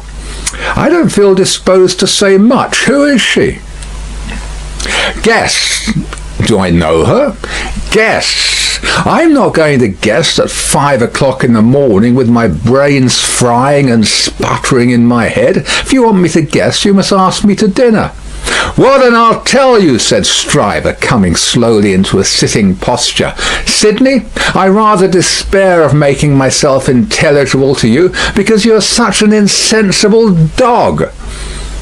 "And you," returned Sidney, busy concocting the punch, "are such a sensitive and poetical spirit."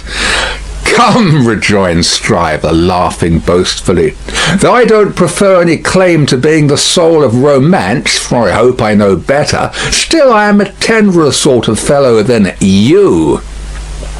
"You are a luckier, if you mean that." "I don't mean that. I mean I am a man of more... "Say gallantry while you are about it," suggested Carton.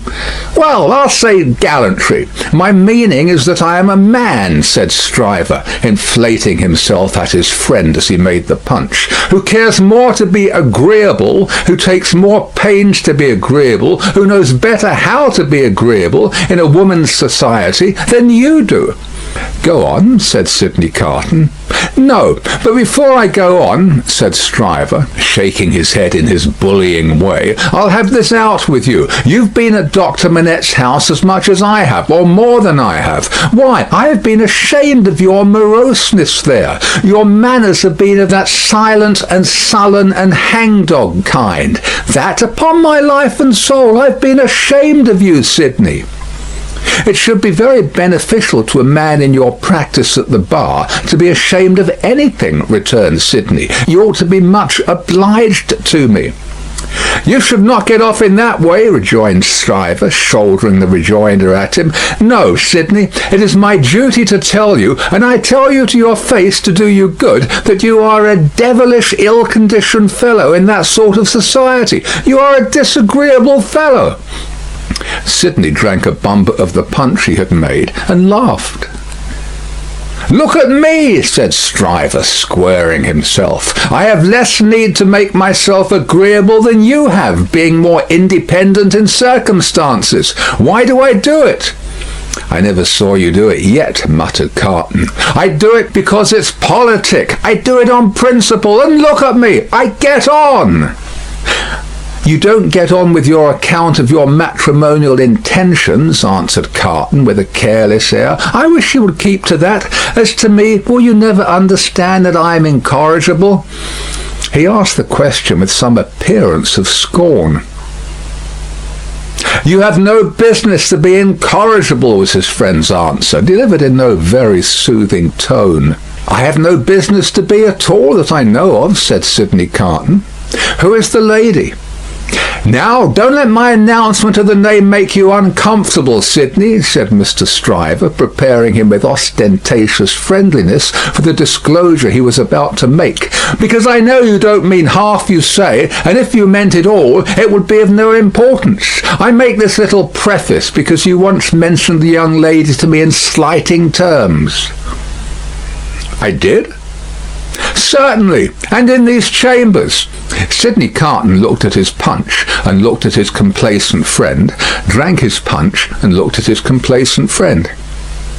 "You made mention of the young lady as a golden-haired doll. The young lady is Miss Manette. If you had been a fellow of any sensitiveness or delicacy of feeling in that kind of way, Sidney, I might have been a little resentful of your employing such a designation. But you are not. You want that sense altogether. Therefore I am no more annoyed when I think of the expression than I should be annoyed by a man's opinion of a picture of mine who had no eye for pictures, or of a piece of music of mine who had no ear for music.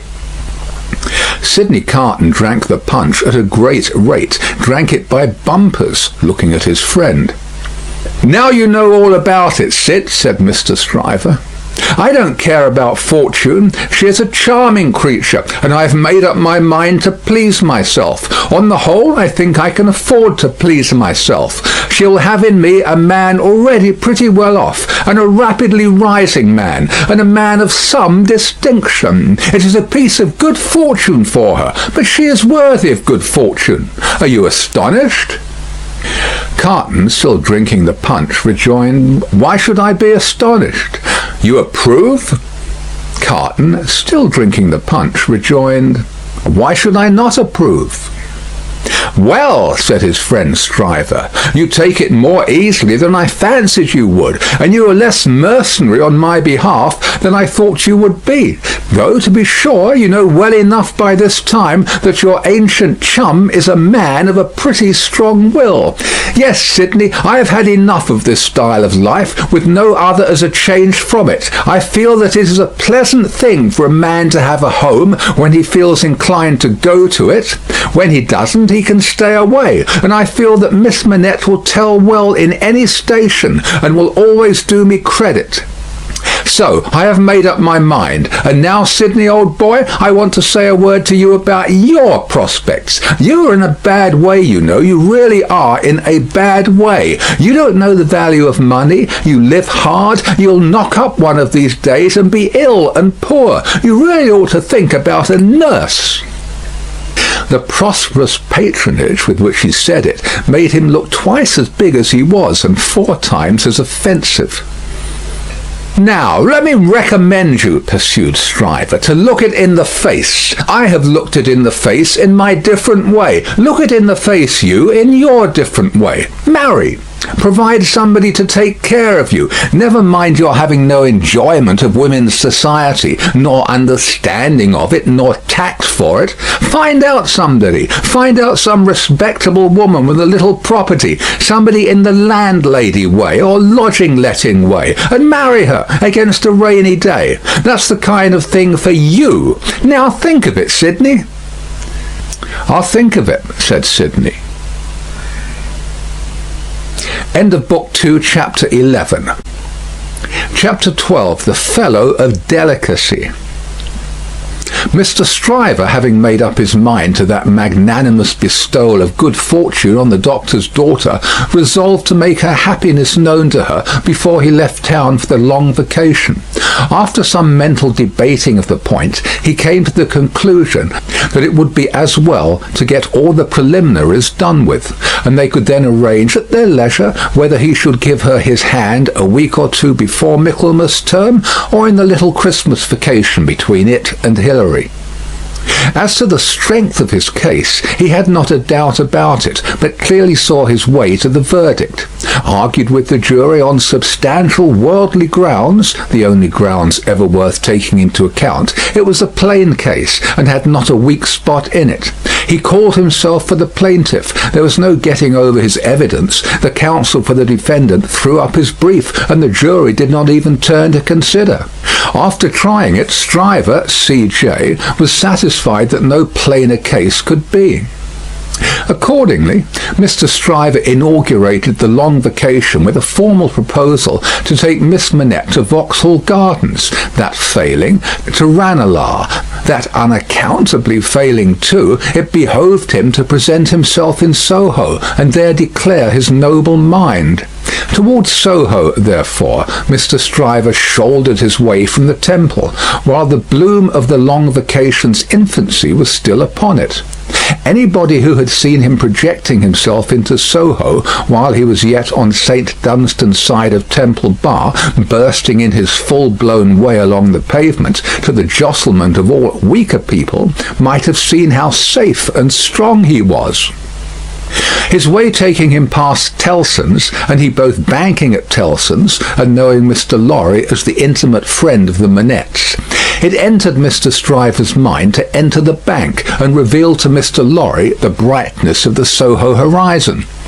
So he pushed open the door with the weak rattle in its throat, stumbled down the 2 steps, got past the 2 ancient cashiers, and shouldered himself into the musty back closet where Mr. Lorry sat at great books ruled for figures, with perpendicular iron bars to his window, as if that were ruled for figures too, and everything under the clouds were a sum. "Halloa!" said Mr. Stryver. "How do you do? I hope you are well." It was Stryver's grand peculiarity that he always seemed too big for any place or space. He was so much too big for Tellson's that old clerks in distant corners looked up with looks of remonstrance, as though he squeezed them against the wall. The house itself, magnificently reading the paper quite in the far-off perspective, lowered displeased, as if the Stryver head had been butted into its responsible waistcoat. The discreet Mr. Lorry said, in a sample tone of the voice he would recommend under the circumstances, "How do you do, Mr. Stryver?" "How do you do, sir?" and shook hands. There was a peculiarity in his manner of shaking hands, always to be seen in any clerk at Tellson's who shook hands with a customer when the house pervaded the air. He shook in a self-abnegating way, as one who shook for Tellson and Company. "Can I do anything for you, Mr. Stryver?" asked Mr. Lorry in his business character. "Why, no, thank you. This is a private visit to yourself, Mr. Lorry. I have come for a private word." "Oh, indeed," said Mr. Lorry, bending down his ear while his eye strayed to the house afar off. "I am going," said Mr. Stryver, leaning his arms confidentially on the desk, whereupon, although it was a large double one, there appeared to be not half desk enough for him. "I am going to make an offer of myself in marriage to your agreeable little friend, Miss Manette, Mr. Lorry." "Oh, dear me," cried Mr. Lorry, rubbing his chin and looking at his visitor dubiously. "Oh, dear me, sir," repeated Stryver, drawing back. "Oh, dear you, sir. What may your meaning be, Mr. Lorry?" "My meaning," answered the man of business, "is of course friendly and appreciative, and that it does you the greatest credit, and, in short, my meaning is everything you could desire. But really, you know, Mr. Stryver—" Mr. Lorry paused and shook his head at him in the oddest manner, as if he were compelled against his will to add internally, "You know, there really is so much, too much of you." "Well," said Stryver, slapping the desk with his contentious hand, opening his eyes wider and taking a long breath, "if I understand you, Mr. Lorry, I'll be hanged." Mr. Lorry adjusted his little wig at both ears as a means towards that end, and bit the feather of a pen. "Damn it all, sir," said Stryver, staring at him, "am I not eligible?" "Oh dear, yes, yes, oh yes, you're eligible," said Mr. Lorry. "If you say eligible, you are eligible." "Am I not prosperous?" asked Stryver. "Oh, if you come to prosperous, you are prosperous," said Mr. Lorry. "And advancing?" "If you come to advancing, you know," said Mr. Lorry, delighted to be able to make another admission. "Nobody can doubt that." "Then what on earth is your meaning, Mr. Lorry?" demanded Stryver, perceptibly crestfallen. "Well, were you going there now?" asked Mr. Lorry. "Straight," said Stryver, with a plump of his fist on the desk. "Then I think I wouldn't if I was you." "Why?" said Stryver. "Now, I'll put you in a corner," forensically shaking a forefinger at him. "You are a man of business, and bound to have a reason. State your reason. Why wouldn't you go?" "Because," said Mr. Lorry, "I wouldn't go on such an object without having some cause to believe that I should succeed." "Damn me!" cried Stryver. "But this beats everything."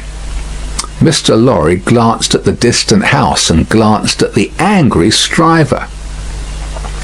"Here's a man of business, a man of years, a man of experience in a bank," said Stryver, "and having summed up 3 leading reasons for complete success, he says there's no reason at all. Says it with his head on." Mr. Stryver remarked upon the peculiarity as if it would have been infinitely less remarkable if he had said it with his head off. When I speak of success, I speak of success with the young lady, and when I speak of causes and reasons to make success probable, I speak of causes and reasons that will tell as such with the young lady. The young lady, my good sir, said Mr. Lorry, mildly tapping the Stryver arm. The young lady goes before all. "Then you mean to tell me, Mr. Lorry," said Stryver, squaring his elbows, "that it is your deliberate opinion that the young lady at present in question is a mincing fool?" "Not exactly so. I mean to tell you, Mr. Stryver," said Mr. Lorry, reddening, "that I will hear no disrespectful word of that young lady from any lips, and that if I knew any man, which I hope I do not, whose taste was so coarse and whose temper was so overbearing that he could not restraining himself from speaking disrespectfully of that young lady at this desk, not even Tellson should prevent my giving him a piece of my mind." The necessity of being angry in a suppressed tone had put Mr. Stryver's blood vessels into a dangerous state when it was his turn to be angry. Mr. Lorry's veins, methodical as their courses could usually be, were in no better state now it was his turn. "That is what I mean to tell you, sir," said Mr. Lorry. "Pray let there be no mistake about it." Mr. Stryver sucked the end of a ruler for a little while, and then stood hitting a tune out of his teeth with it, which probably gave him the toothache. He broke the awkward silence by saying, "This is something new to me, Mr. Lorry. You deliberately advise me not to go up to Soho and offer myself, Stryver of the King's Bench Bar?" "Do you ask me for my advice, Mr. Stryver?" "Yes, I do." "Very good. Then I give it, and you have repeated it correctly." "And all I can say of it is," laughed Stryver with a vexed laugh, "that this beats everything, past, present, and to come." "Now understand me," pursued Mr. Lorry. "As a man of business, I am not justified in saying anything about this matter, for, as a man of business, I know nothing of it. But as an old fellow who has carried Miss Manette in his arms, who is the trusted friend of Miss Manette, and of her father too, and who has a great affection for them both, I have spoken. The confidence is not of my seeking, recollect. Now, you think I may not be right?" "Not I," said Stryver, whistling. "I can't undertake to find third parties in common sense. I can only find it for myself. I suppose sense in certain quarters. You suppose mincing bread and butter nonsense. It's new to me, but you are right, I dare say." "What I suppose, Mr. Stryver, I claim to characterise for myself. And understand me, sir," said Mr. Lorry, quickly flushing again, "I will not even at Tellson's, have it characterised for me by any gentleman breathing." "There, I beg your pardon," said Stryver. "Granted. Thank you. Well, Mr. Stryver, I was about to say it might be painful to you to find yourself mistaken. It might be painful to Dr. Manette to have the task of being explicit with you. It might be very painful to Miss Manette to have the task of being explicit with you. You know the terms upon which I have the honour and happiness to stand with the family. If you please, committing you in no way, representing you in no way, I will undertake to correct my advice by the exercise of a little new observation and judgment, expressly brought to bear upon it. If you should then be dissatisfied with it, you can but test its soundness for yourself. If, on the other hand, you should be satisfied with it, and it should be what it now is, it may spare all sides what is best spared. What do you say?" "How long would you keep me in town?" "Oh, it's only a question of a few hours. I could go to Soho in the evening and come to your chambers afterwards." "Then I say yes," said Stryver. "I won't go up there now. I'm not so hot upon it as that comes to. I say yes, and I shall expect you to look in tonight. Good morning." Then Mr. Stryver turned and burst out of the bank, causing such a concussion of air on his passage through that to stand up against it bowing behind the two counters required the utmost remaining strength of the two ancient clerks. Those venerable and feeble persons were always seen by the public in the act of bowing, and were popularly believed, when they had bowed a customer out, still to keep on bowing in the empty office until they bowed another customer in. The barrister was keen enough to divine that the banker would not have gone so far in his expression of opinion on any less solid ground than moral certainty.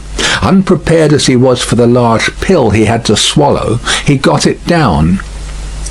"And now," said Mr. Stryver, shaking his forensic forefinger at the temple in general, when it was down, "my way out of this is to put you all in the wrong." It was a bit of the art of an Old Bailey tactician, in which he found great relief. "You shall not put me in the wrong, young lady," said Mr. Stryver. "I'll do that for you." Accordingly, when Mr. Lorry called that night as late as 10 o'clock, Mr. Stryver, among a quantity of books and papers littered out for the purpose, seemed to have nothing less on his mind than the subject of the morning. He even showed surprise when he saw Mr. Lorry, and was altogether in an absent and preoccupied state. "Well," said that good-natured emissary, after a full half-hour of bootless attempts to bring him round to the question, "I've been to Soho." "To Soho?" repeated Mr. Stryver coldly. "Oh, to be sure. What am I thinking of?" "And I have no doubt," said Mr. Lorry, "that I was right in the conversation we had. My opinion is confirmed, and I reiterate my advice." "I assure you," returned Mr. Stryver in the friendliest way, "that I am sorry for it on your account, and sorry for it on the poor father's account. I know this must always be a sore subject with the family. Let us say no more about it." "I don't understand you," said Mr. Lorry. "I dare say not," rejoined Stryver, nodding his head in a smoothing and final way. "No matter, no matter." "But it does matter," Mr. Lorry urged. "No, it doesn't. I assure you it doesn't. Having supposed that there was sense where there is no sense, and a laudable ambition where there is not a laudable ambition, I am well out of my mistake, and no harm is done. Young women have committed similar foibles often before, and have repented them in poverty and obscurity often before. In an unselfish aspect, I am sorry that the thing is dropped, because it would have been a bad thing for me in a worldly point of view. In a selfish aspect, I am glad that the thing is dropped, because it would have been a bad thing for me in a worldly point of view. It is hardly necessary to say I could have gained nothing by it. There is no harm at all done. I have not proposed to the young lady, and, between ourselves, I am by no means certain, on reflection, that I ever should have committed myself to that extent. Mr. Lorry, you cannot control the mincing vanities and giddiness of empty-headed girls. You must not expect to do it, or you will always be disappointed. Now, pray say no more about it. I tell you, I regret it on account of others, but I am satisfied on my own account. And I am really very much obliged to you for allowing me to sound you, and for giving me your advice. You know the young lady better than I do. You were right. It never would have done." Mr. Lorry was so taken aback that he looked quite stupidly at Mr. Stryver shouldering him towards the door, with an appearance of showering generosity, forbearance, and goodwill on his erring head. "Make the best of it, my dear sir," said Stryver. "Say no more about it. Thank you again for allowing me to sound you. Good night." Mr. Lorry was out in the night before he knew where he was. Mr. Stryver was lying back on his sofa, winking at his ceiling. End of Book 2, Chapter 12. Chapter 13, The Fellow of No Delicacy. If Sidney Carton ever shone anywhere, he certainly never shone in the house of Dr. Manette. He had been there often, during a whole year, and had always been the same moody and morose lounger there. When he cared to talk, he talked well, but the cloud of caring for nothing, which overshadowed him with such a fatal darkness, was very rarely pierced by the light within him. And yet he did care something for the streets that environed that house, and for the senseless stones that made their pavements. Many a night he vaguely and unhappily wandered there, when wine had brought no transitory gladness to him. Many a dreary daybreak revealed his solitary figure lingering there, and still lingering there, when the first beams of the sun, brought into strong relief, removed beauties of architecture in spires of churches and lofty buildings, as perhaps the quiet time brought some sense of better things, else forgotten and unattainable, into his mind. Of late, the neglected bed in the Temple Court had known him more scantily than ever, and often, when he had thrown himself upon it no longer than a few minutes, he had got up again and haunted that neighbourhood.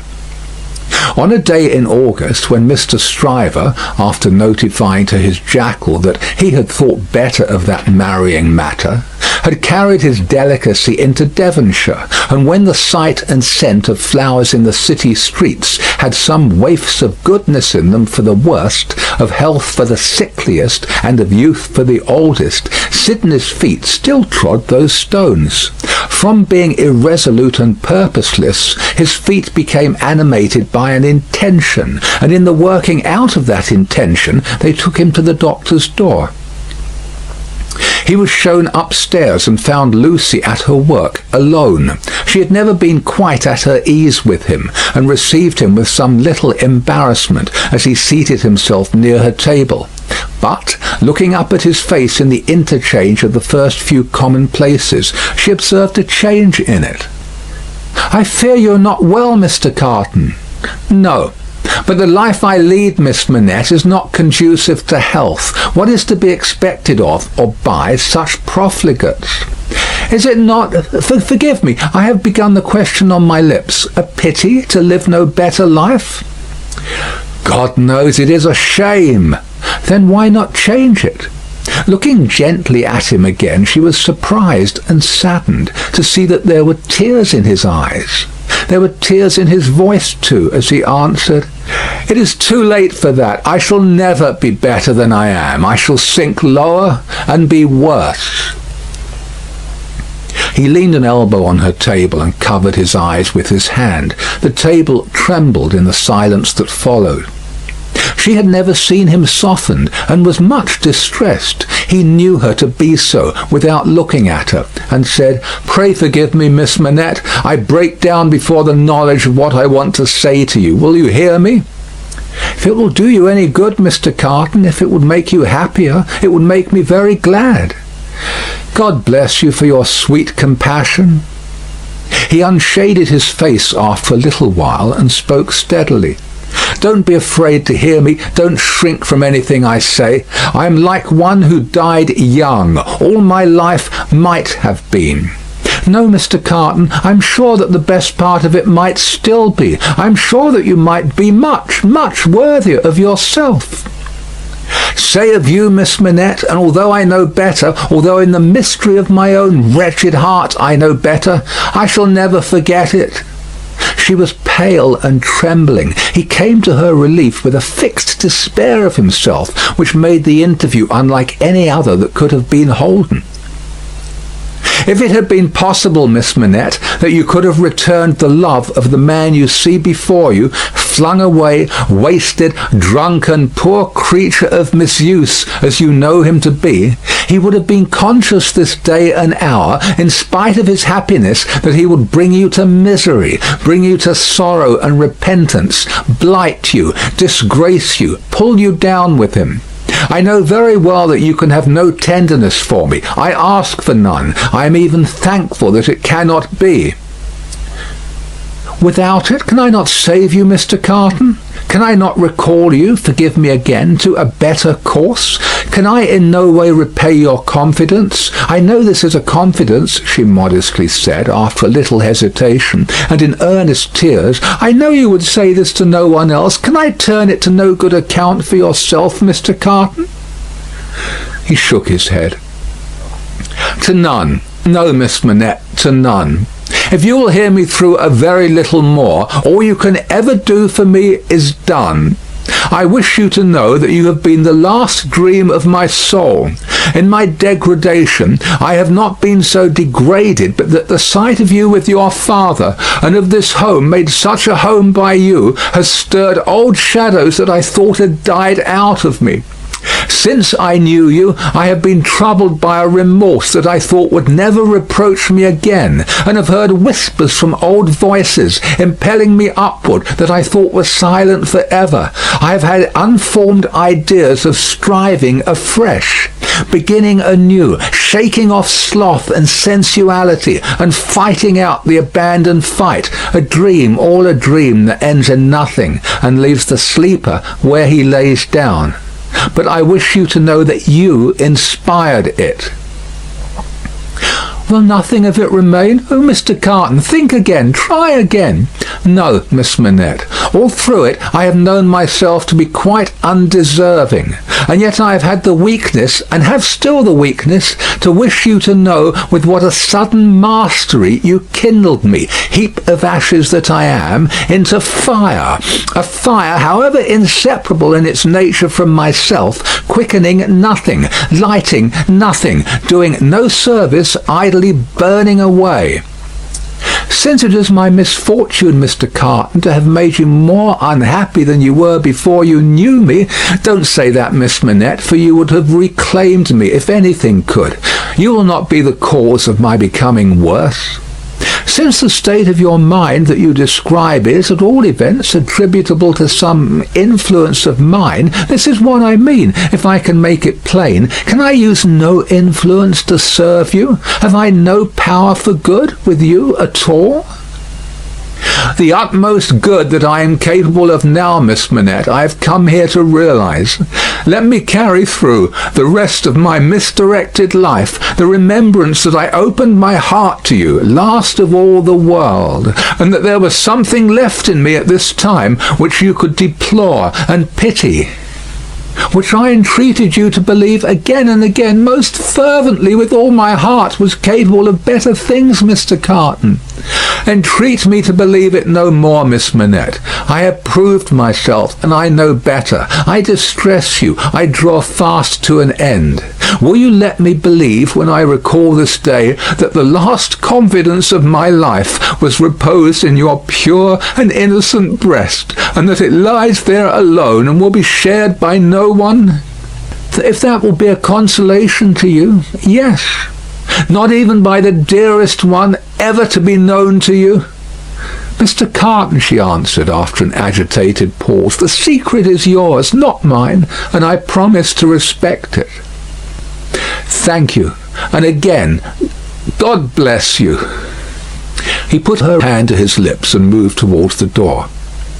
Be under no apprehension, Miss Manette, of my ever resuming this conversation by so much as a passing word. I will never refer to it again. If I were dead, that could not be surer than it is henceforth. In the hour of my death I shall hold sacred the one good remembrance, and shall thank and bless you for it, that my last avowal of myself was made to you, and that my name and faults and miseries were gently carried in your heart. May it otherwise be light and happy. He was so unlike what he had ever shown himself to be, and it was so sad to think how much he had thrown away, and how much he every day kept down and perverted, that Lucy Manette wept mournfully for him as he stood looking back at her. Be comforted, he said. I am not worth such feeling, Miss Manette. An hour or two hence, and the low companions and low habits that I scorn but yield to will render me less worth such tears as those than any wretch who creeps along the streets. Be comforted, but within myself I shall always be towards you what I am now, though outwardly I shall be what you have heretofore seen me. The last supplication but one I make to you is that you will believe this of me. I will, Mr. Carton. My last supplication of all is this, and with it I will relieve you of a visitor with whom I well know you have nothing in unison, and between whom and you there is an impassable space. It is useless to say it, I know, but it rises out of my soul. For you, and any dear to you, I would do anything. If my career were of that better kind that there was any opportunity or capacity of sacrifice in it, I would embrace any sacrifice for you and for those dear to you. Try to hold me in your mind some quiet times as ardent and sincere in this one thing. The time will come, the time will not be long in coming, when new ties will be formed about you, ties that will bind you yet more tenderly and strongly to the home you so adorn, the dearest ties that will ever grace and gladden you. Oh, Miss Manette, when the little picture of a happy father's face looks up in yours, when you see your own bright beauty springing up anew at your feet, think now and then that there is a man who would give his life to keep a life you love beside you. He said, farewell, said a last, God bless you, and left her. End of Book 2, Chapter 13. Chapter 14, The Honest Tradesman. To the eyes of Mr. Jeremiah Cruncher, sitting on his stall in Fleet Street with his grisly urchin beside him, a vast number and variety of objects in movement were every day presented. Who could sit upon anything in Fleet Street during the busy hours of the day and not be dazed and deafened by two immense processions, one ever tending westward with the sun, the other ever tending eastward from the sun, both ever tending to the plains beyond the range of red and purple where the sun goes down.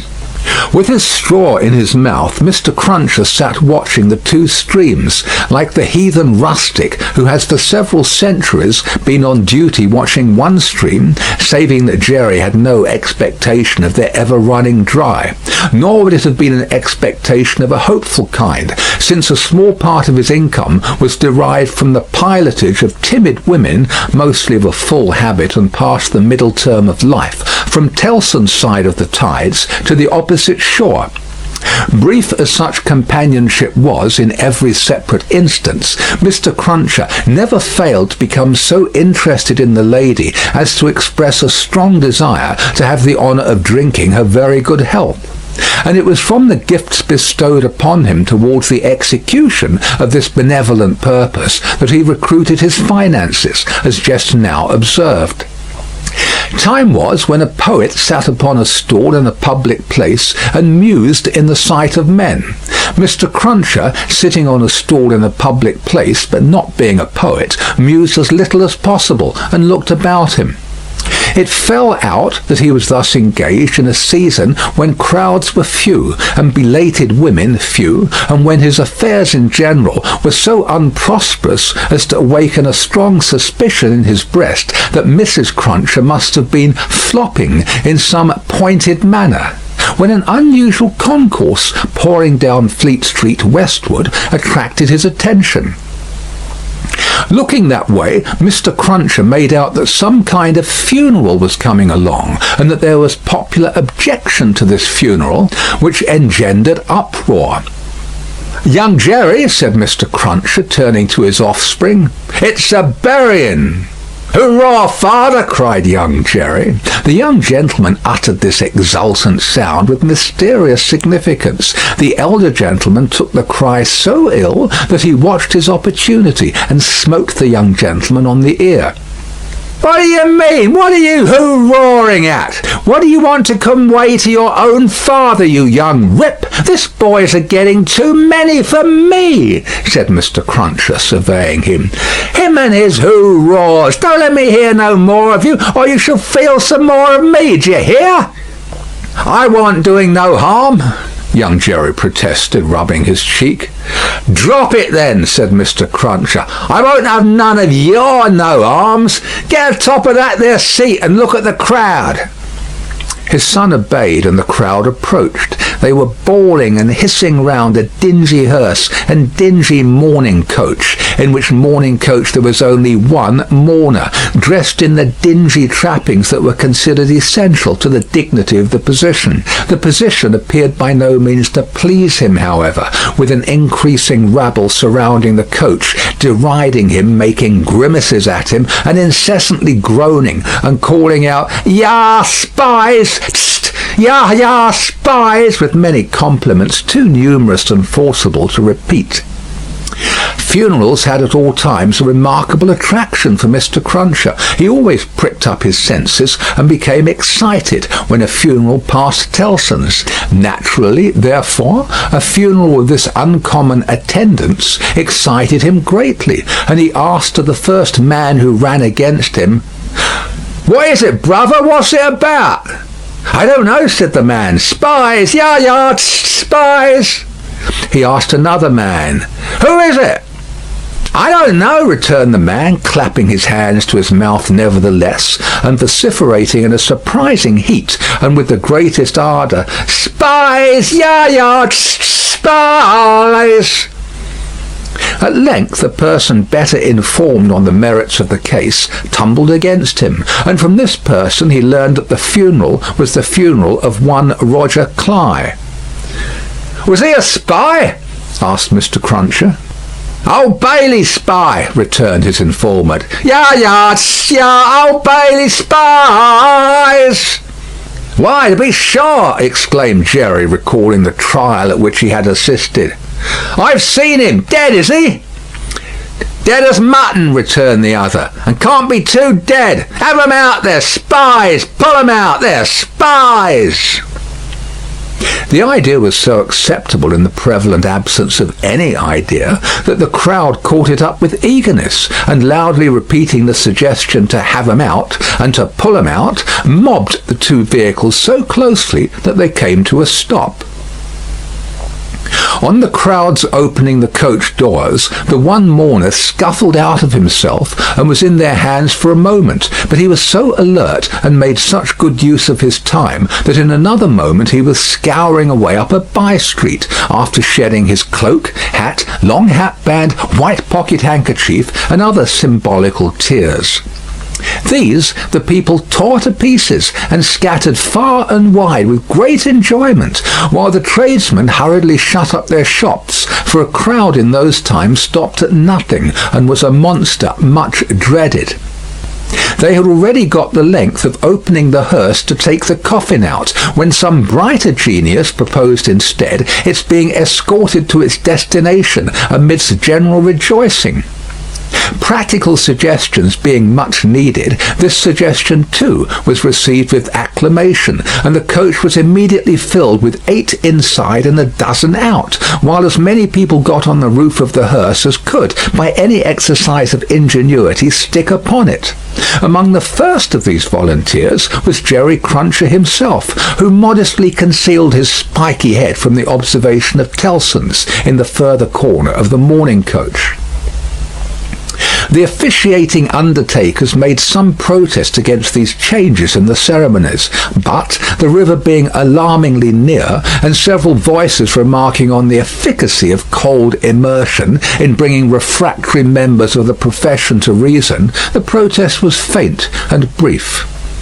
The remodelled procession started, with a chimney sweep driving the hearse, advised by the regular driver who was perched beside him under close inspection for the purpose, and with a pie man, also attended by his cabinet minister, driving the mourning coach. A bear leader, a popular street character of the time, was impressed as an additional ornament before the cavalcade had gone far down the Strand, and his bear, who was black and very mangy, gave quite an undertaking air to that part of the procession in which he walked. Thus, with beer drinking, pipe smoking, song roaring, and infinite caricaturing of woe, the disorderly procession went its way, recruiting at every step, and all the shops shutting up before it. Its destination was the old church of St. Pancras, far off in the fields. It got there in course of time, insisted on pouring into the burial ground. Finally, accomplished the interment of the deceased Roger Cly in its own way, and highly to its own satisfaction. The dead man disposed of, and the crowd being under the necessity of providing some other entertainment for itself, another brighter genius, or perhaps the same, conceived the humour of impeaching casual passers-by as Old Bailey spies, and wreaking vengeance on them. Chase was given to some scores of inoffensive persons who had never been near the Old Bailey in their lives, in the realization of this fancy, and they were roughly hustled and maltreated. The transition to the sport of window breaking, and thence to the plundering of public houses, was easy and natural. At last, after several hours, when sundry summer houses had been pulled down, and some area railings had been torn up, to arm the more belligerent spirits, a rumour got about that the guards were coming. Before this rumour, the crowd gradually melted away, and perhaps the guards came, and perhaps they never came, and this was the usual progress of a mob. Mr. Cruncher did not assist at the closing sports, but had remained behind in the churchyard to confer and condole with the undertakers. The place had a soothing influence on him. He procured a pipe from a neighbouring public house and smoked it, looking in at the railings and maturely considering the spot. "Jerry," said Mr. Cruncher, apostrophising himself in his usual way, "you see that there Cly that day, and you see with your own eyes that he was a young un and a straight maiden." Having smoked his pipe out and ruminated a little longer, he turned himself about that he might appear, before the hour of closing, on his station at Tellson's. Whether his meditations on mortality had touched his liver, or whether his general health had been previously at all amiss, or whether he desired to show little attention to an eminent man, is not so much to the purpose as that he made a short call upon his medical adviser, a distinguished surgeon, on his way back. Young Jerry relieved his father with dutiful interest, and reported no job in his absence. The bank closed, the ancient clerks came out, the usual watch was set, and Mr. Cruncher and his son went home to tea. "Now, I tell you where it is," said Mr. Cruncher to his wife on entering. "If, as an honest tradesman, me winters goes wrong tonight, I shall make sure that you've been praying again me, and I shall work you for it just the same as if I seen you do it." The dejected Mrs. Cruncher shook her head. "Why, you're at it afore my face," said Mr. Cruncher, with signs of angry apprehension. "I'm saying nothing." "Well then, don't meditate nothing. You might as well flop as meditate. You may as well go again me one way as another. Drop it altogether." "Yes, Jerry." "Yes, Jerry," repeated Mr. Cruncher, sitting down to tea. "Ah, it is yes, Jerry. That's about it. You may say yes, Jerry." Mr. Cruncher had no particular meaning in these sulky corroborations, but made use of them, as people not unfrequently do, to express general ironical dissatisfaction. "You and your yes, Jerry," said Mr. Cruncher, taking a bite out of his bread and butter, and seeming to help it down with a large invisible oyster out of his saucer. "Ah, I think so. I believe you." "You're going out tonight?" asked his decent wife, when he took another bite. "Yes, I am." "May I go with you, father?" asked his son, briskly. "No, you mayn't. I'm a-going, as your mother knows, a-fishing. That's where I'm going to, going a-fishing." "Your fishing rod get rather rusty, don't it, father?" "Never you mind." "Shall you bring any fish home, father?" "If I don't, you'll have short commons tomorrow," returned that gentleman, shaking his head. "That's questions enough for you. I ain't a-going out till you've been long a-bed." He devoted himself during the remainder of the evening to keeping a most vigilant watch on Mrs. Cruncher, and sullenly holding her in conversation, that she might be prevented from meditating any petitions to his disadvantage. With this view, he urged his son to hold her in conversation also, and led the unfortunate woman a hard life by dwelling on any causes of complaint he could bring against her, rather than he would leave her for a moment to her own reflections. The devoutest person could have rendered no greater homage to the efficacy of an honest prayer than he did in this distrust of his wife. It was as if a professed unbeliever in ghosts should be frightened by a ghost story.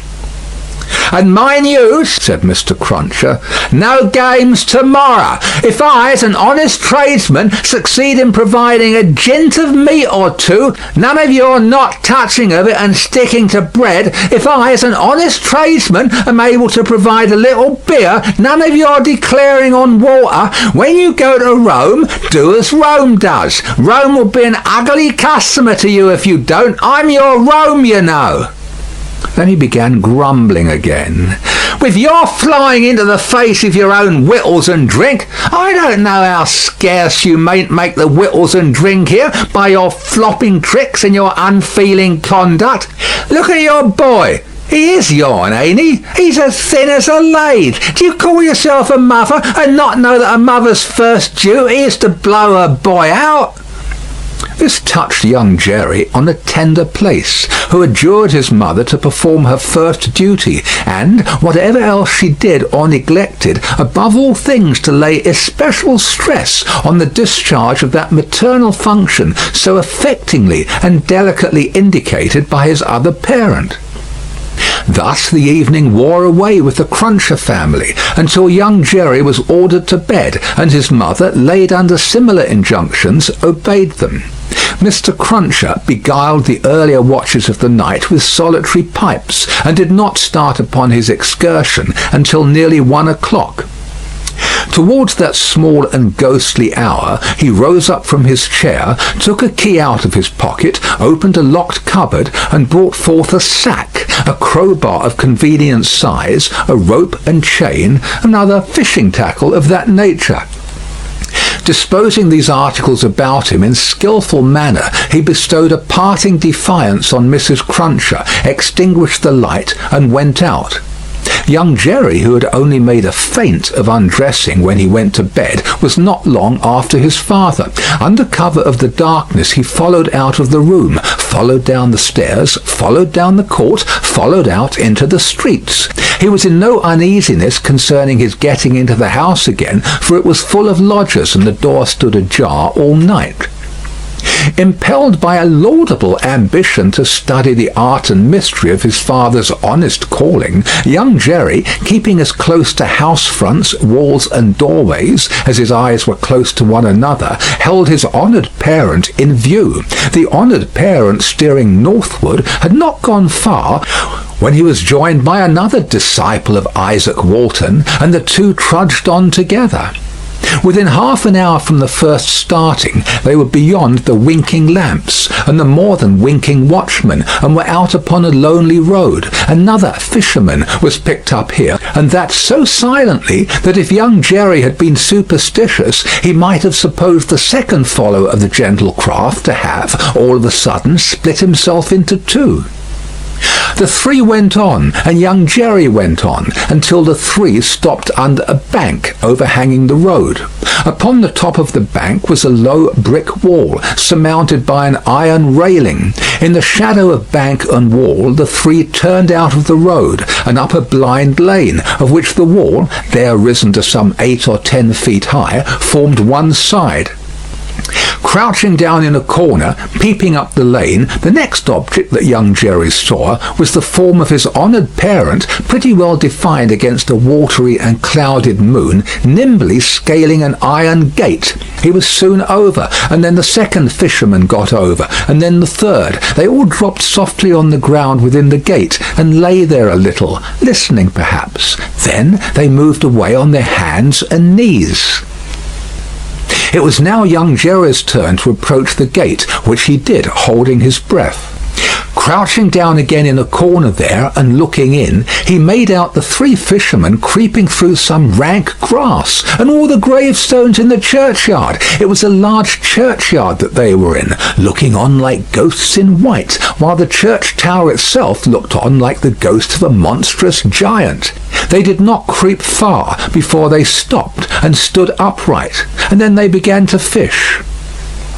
They fished with a spade at first. Presently the honoured parent appeared to be adjusting some instrument like a great corkscrew. Whatever tools they worked with, they worked hard, until the awful striking of the church clock so terrified young Jerry that he made off, with his hair as stiff as his father's.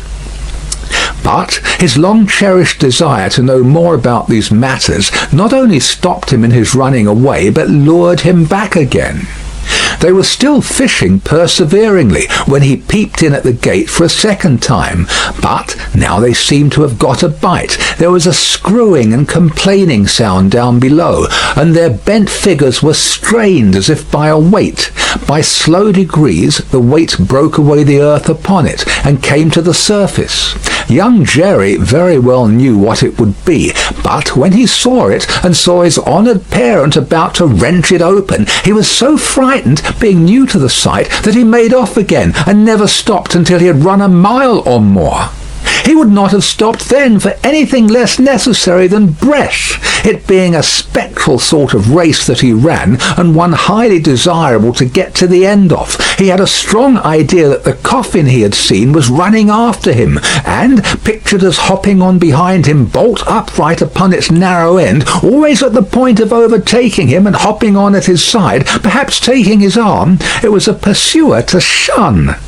It was an inconsistent and ubiquitous fiend too, for, while it was making the whole night behind him dreadful, he darted out into the roadway to avoid dark alleys, fearful of it coming hopping out of them like a dropsical boy's kite without tail and wings. It hid in doorways too, rubbing its horrible shoulders against doors and drawing them up to its ears as if it were laughing. It got into shadows on the road and lay cunningly on its back to trip him up. All this time it was incessantly hopping on behind and gaining on him, so that when the boy got to his own door he had reason for being half dead, and even then it would not leave him, but followed him upstairs with a bump on every stair, scrambled into bed with him, and bumped down dead and heavy on his breast when he fell asleep. From his oppressed slumber, young Jerry in his closet was awakened after daybreak and before sunrise by the presence of his father in the family room. Something had gone wrong with him, at least so young Jerry inferred, from the circumstance of his holding Mrs. Cruncher by the ears and knocking the back of her head against the headboard of the bed. "I told you I would," said Mr. Cruncher, "and I did." "Jerry, Jerry, Jerry," his wife implored. "You oppose yourself to the profit of the business," said Jerry, "and me and my partners suffer. You was to honour and obey. Why the devil don't you?" "I try to be a good wife, Jerry," the poor woman protested with tears. "Is it being a good wife to oppose your husband's business? Is it honouring your husband to dishonour his business? Is it obeying your husband to disobey him on the vital subject of his business?" "You hadn't taken to the dreadful business then, Jerry." "It's enough for you," retorted Mr. Cruncher. "To be the wife of an honest tradesman, and not to occupy your female mind with calculations when he took to his trade or when he didn't. An honouring and obeying wife would let his trade alone altogether. Call yourself a religious woman? If you're a religious woman, give me an irreligious one. You will have no more natural sense of duty than the bed of this here Thames River has of a pile, and similarly it must be knocked into you." The altercation was conducted in a low tone of voice, and terminated in the honest tradesman kicking off his clay-soiled boots and lying down at his length on the floor. After taking a timid peep at him lying on his back, with his rusty hands under his head for a pillow, his son lay down too, and fell asleep again. There was no fish for breakfast, and not much of anything else. Mr. Cruncher was out of spirits and out of temper, and kept an iron pot lid by him as a projectile for the correction of Mrs. Cruncher, in case he should observe any symptoms of her saying grace. He was brushed and washed at the usual hour, and set off with his son to pursue his ostensible calling. Young Jerry, walking with the stool under his arm at his father's side along sunny and crowded Fleet Street, was a very different young Jerry from him of the previous night, running home through darkness and solitude from his grim pursuer. His cunning was fresh with the day, and his qualms were gone with the night, in which particulars it is not improbable that he had compeers in Fleet Street and the City of London that fine morning. "Father," said young Jerry, as they walked along, taking care to keep at arm's length and to have the stall well between them, "what's a resurrection, man?" Mr. Cruncher came to a stop on the pavement before he answered, "How should I know?" "I thought you knowed everything, father," said the artless boy. Well," returned Mr. Cruncher, going on again, and lifting off his hat to give his spikes free play. "He's a tradesman." "What's his goods, father?" asked the brisk young Jerry. "His goods," said Mr. Cruncher, after turning it over in his mind, "is a branch of scientific goods." "Persons' bodies, ain't it, father?" asked the lively boy. "I believe it is something of the sort," said Mr. Cruncher. "Oh, father, I should so like to be a resurrection man when I'm quite growed up." Mr. Cruncher was soothed, but shook his head in a dubious and moral way. "It depends upon how you develop your talents. Be careful to develop your talents, and ne'er to say no more than you can help to nobody, and there's no telling at the present time what you may not come to be fit for." As young Jerry, thus encouraged, went on a few yards in advance to plant the stall in the shadow of the bar, Mr. Cruncher added to himself, "Jerry, you honest tradesman, there's hope what that boy will yet be a blessing to you, and a recompense to you for his mother." End of Book 2, Chapter 14. Chapter 15. Knitting. There had been earlier drinking than usual in the wine shop of Monsieur Defarge. As early as 6 o'clock in the morning, sallow faces peeping through its barred windows had descried other faces within, bending over measures of wine. Monsieur Defarge sold a very thin wine at the best of times, but it would seem to have been an unusually thin wine that he sold at this time. A sour wine, moreover, or a souring, for its influence on the mood of those who drank it was to make them gloomy. No vivacious bacchanalian flame leaped out of the pressed grape of Monsieur Defarge, but a smouldering fire that burnt in the dark lay hidden in the dregs of it. This had been the third morning in succession on which there had been early drinking at the wine shop of Monsieur Defarge. It had begun on Monday, and here was Wednesday come. There had been more of early brooding than drinking, for many men had listened and whispered and slunk about there from the time of the opening of the door, who could not have laid a piece of money on the counter to save their souls. These were to the full as interested in the place, however, as if they could have commanded whole barrels of wine, and they glided from seat to seat and from corner to corner, swallowing talk in lieu of drink with greedy looks. Notwithstanding an unusual flow of company, the master of the wine shop was not visible. He was not missed, for nobody who crossed the threshold looked for him. Nobody asked for him. Nobody wondered to see only Madame Defarge in her seat, presiding over the distribution of wine, with a bowl of battered small coins before her, as much defaced and beaten out of their original impress as the small coinage of humanity from whose ragged pockets they had come.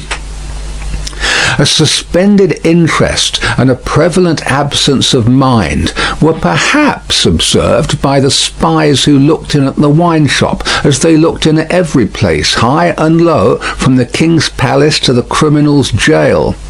Games at cards languished, players at dominoes musingly built towers with them, drinkers drew figures on the table with spilt drops of wine. Madame Defarge herself picked out the pattern on her sleeve with her toothpick, and saw and heard something inaudible and invisible a long way off. Thus Saint Antoine in this vinous feature of his until midday. It was high noontide when two dusty men passed through his streets and under his swinging lamps, of whom one was Monsieur Defarge, the other a mender of roads in a blue cap. All adust and athirst, the two entered the wine shop. Their arrival had lighted a kind of fire in the breast of Saint Antoine, fast spreading as they came along, which stirred and flickered in flames of faces at most doors and windows.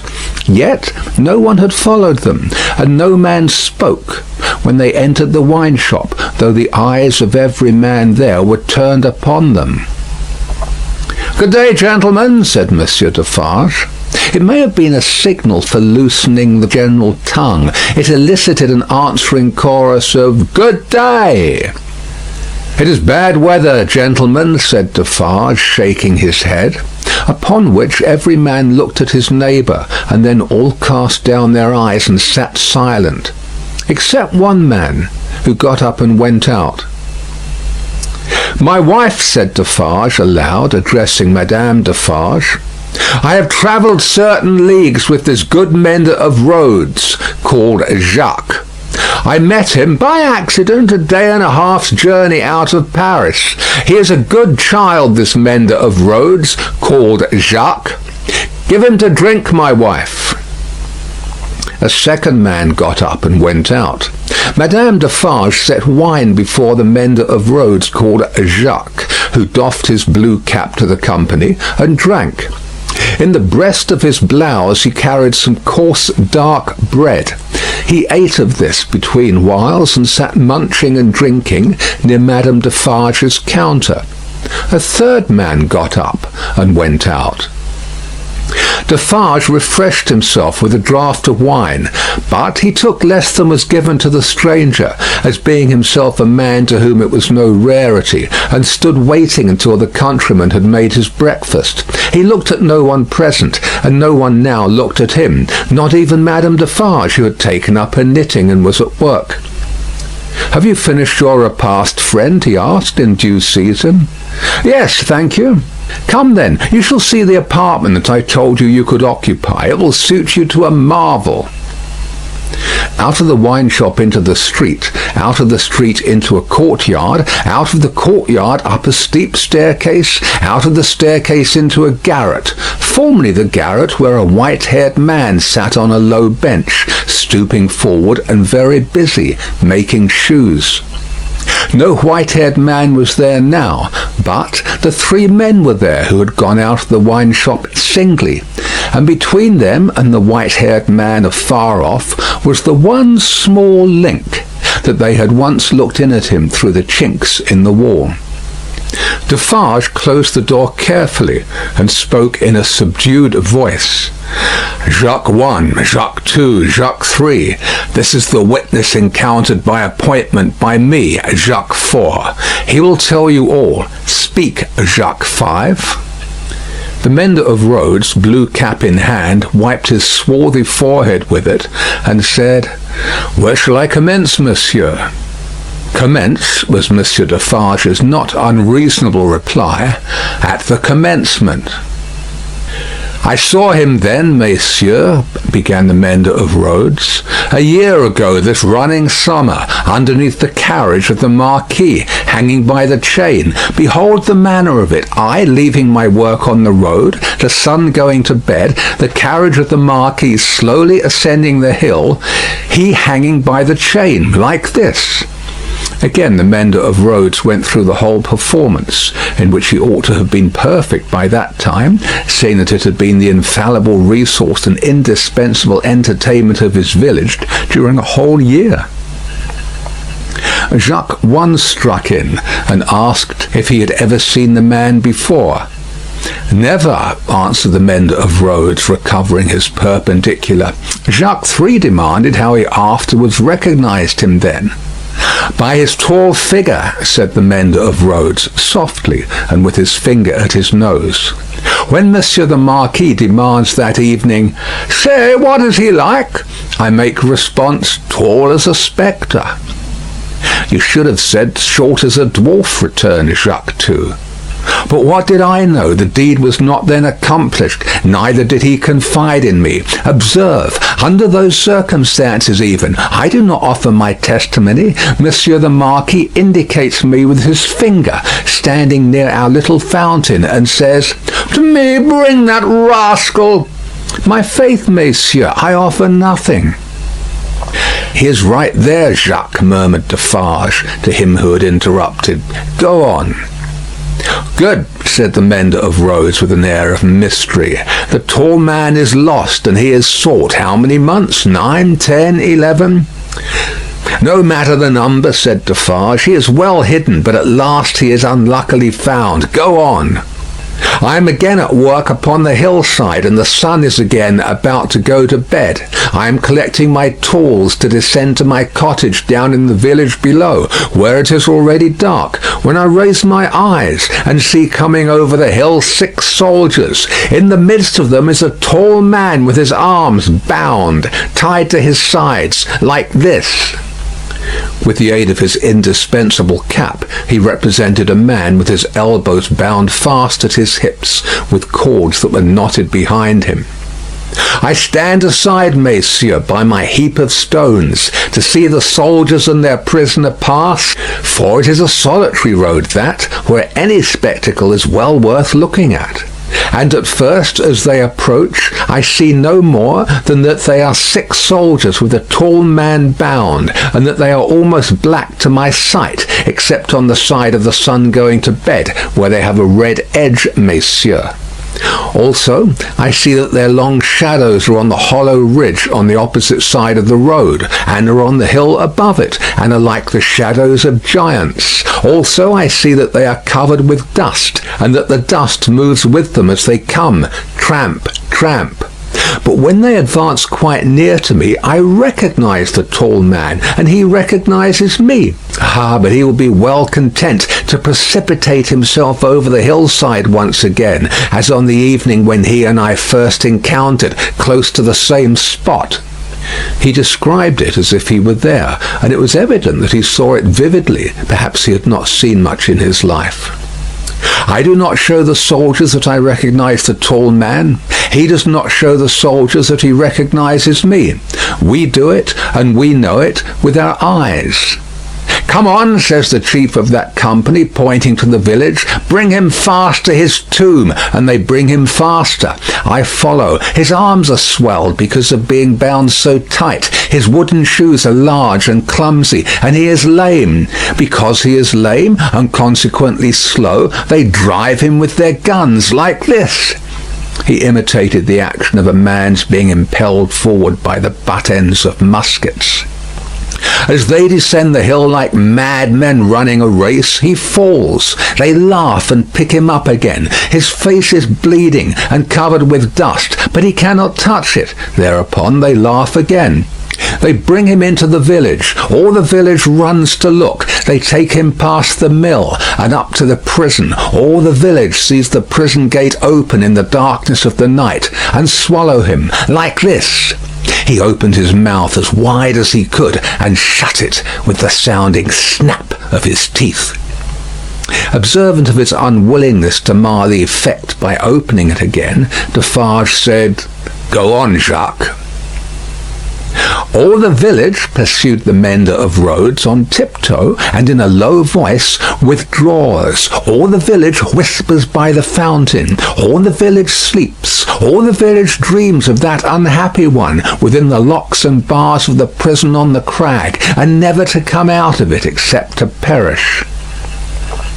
In the morning, with my tools upon my shoulder, eating my morsel of black bread as I go, I make a circuit by the prison on my way to my work.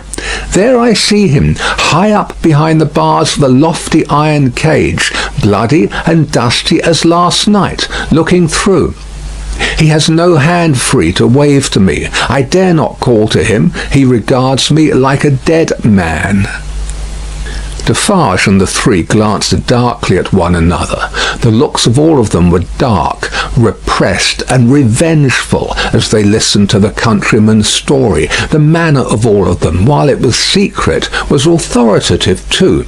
They had the air of a rough tribunal, Jacques 1 and 2 sitting on the old pallet bed, each with his chin resting on his hand and his eyes intent on the road mender. Jacques 3 equally intent, on one knee behind them, with his agitated hand always gliding over the network of fine nerves about his mouth and nose. Defarge standing between them and the narrator, whom he had stationed in the light of the window, by turns looking from him to them and from them to him. "Go on, Jacques," said Defarge. "He remains up there in his iron cage some days. The village looks at him by stealth, for it is afraid. But it always looks up from a distance at the prison on the crag, and in the evening, when the work of the day is achieved, and it assembles to gossip at the fountain, all faces are turned towards the prison. Formerly they were turned towards the posting house. Now they are turned towards the prison.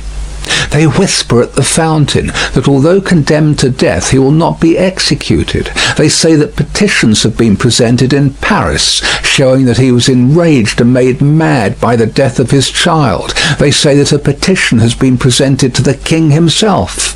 What do I know? It is possible. Perhaps yes, perhaps no." "Listen then, Jacques," number 1 of that name sternly interposed. "Know that a petition was presented to the king and queen. All here, yourself excepted, saw the king take it in his carriage in the street, sitting beside the queen. It is Defarge who you see here, who, at the hazard of his life, darted out before the horses with the petition in his hand." "And once again listen, Jacques," said the kneeling number 3, his fingers ever wandering over and over those fine nerves, with a strikingly greedy air, as if he hungered for something that was neither food nor drink.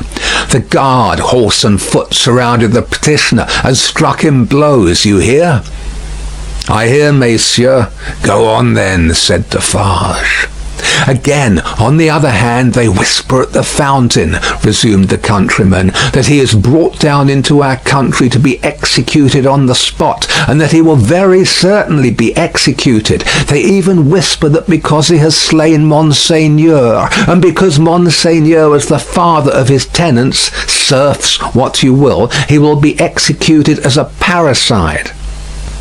One old man says at the fountain that his right hand, armed with the knife, will be burnt off before his face, that into wounds which will be made in his arms, his breast, and his legs, there will be poured boiling oil, melted lead, hot resin, wax, and sulphur. Finally, that he will be torn limb from limb by 4 strong horses. That old man says all this was actually done to a prisoner who made an attempt on the life of the late king, Louis XV. But how do I know if he lies? I'm not a scholar." "Listen once again then, Jacques," said the man with the restless hand and the craving air. "The name of that prisoner was Damiens, and it was all done in open day, in the open streets of this city of Paris, and nothing was more noticed in the vast concourse that saw it done than the crowd of ladies of quality and fashion, who were full of eager attention to the last, Jacques, prolonged until nightfall, when he had lost 2 legs and an arm, and still breathed. And it was done. Why, how old are you?" 35, said the mender of roads, who looked 60. "It was done when you were more than 10 years old. You might have seen it." "Enough," said Defarge, with grim impatience. "Long live the devil. Go on." "Well, some whisper this, some whisper that. They speak of nothing else. Even the fountain appears to fall to that tune. At length, on Sunday night, when all the village is asleep, come soldiers, winding down from the prison, and their guns ring on the stones of the little street. Workmen dig, workmen hammer, soldiers laugh and sing. In the morning, by the fountain, there is raised a gallows 40 feet high, poisoning the water." The mender of roads looked through rather than at the low ceiling and pointed as if he saw the gallows somewhere in the sky. All work is stopped, all assembled there. Nobody leads the cows out, the cows are there with the rest. At midday, the roll of drums. Soldiers have marched into the prison in the night, and he is in the midst of many soldiers. He is bound as before, and in his mouth there is a gag, tied so, with a tight string, making him look almost as if he laughed. He suggested it by creasing his face with his two thumbs from the corners of his mouth to his ears. On the top of the gallows is fixed the knife, blade upwards with its point in the air. He is hanged there 40 feet high, and is left hanging, poisoning the water. They looked at one another as he used his blue cap to wipe his face, on which the perspiration had started afresh while he recalled the spectacle. "It is frightful, messieurs. How can the women and the children draw water? Who can gossip of an evening under that shadow? Under it, have I said. When I left the village Monday evening as the sun was going to bed, and looked back from the hill, the shadow struck across the church, across the mill, across the prison, seemed to strike across the earth, messieurs, to where the sky rests upon it." The hungry man gnawed one of his fingers as he looked at the other three, and his finger quivered with the craving that was on him. "That's all, messieurs. I left at sunset, as I had been warned to do, and I walked on, that night and half next day, until I met, as I was warned I should, this comrade. With him I came on, now riding and now walking, through the rest of yesterday and through last night, and here you see me." After a gloomy silence, the first Jacques said, "Good, you have acted and recounted faithfully. Will you wait for us a little, outside the door?" "Very willingly," said the mender of roads, whom Defarge escorted to the top of the stairs, and, leaving seated there, returned. The three had risen, and their heads were together when he came back to the garret. "How say you, Jacques?" demanded number one. "To be registered." "To be registered as doomed to destruction," returned Defarge. "Magnificent," croaked the man with the craving. "The chateau and all the race?" inquired the first. "The chateau and all the race," returned Defarge. "Extermination." The hungry man repeated in a rapturous croak, "Magnificent," and began gnawing another finger. "Are you sure," asked Jacques too of Defarge, "that no embarrassment can arise from our manner of keeping the register? Without doubt it is safe, and no one beyond ourselves can decipher it. But shall we always be able to decipher it? Or, I ought to say, will she?" "Jacques," returned Defarge, drawing himself up, "if Madame, my wife, undertook to keep the register in her memory alone, she would not lose a word of it, nor a syllable of it. Knitted in her own stitches and her own symbols, it will always be as plain to her as the sun. Confide in Madame Defarge. It would be easier for the weakest poltroon that lives to erase himself from existence than to erase one letter of his name or crimes from the knitted register of Madame Defarge." There was a murmur of confidence and approval, and then the man who hungered asked, "Is this rustic to be sent back soon?" "I hope so. He is very simple. Is he not a little dangerous?" "He knows nothing," said Defarge. "At least nothing more than would easily elevate himself to a gallows of the same height. I charge myself with him. Let him remain with me. I will take care of him and set him on the road. He wishes to see the fine world, the king, the queen, and court. Let him see them on Sunday." "What?" exclaimed the hungry man, staring. "Is it a good sign that he wishes to see royalty and nobility?"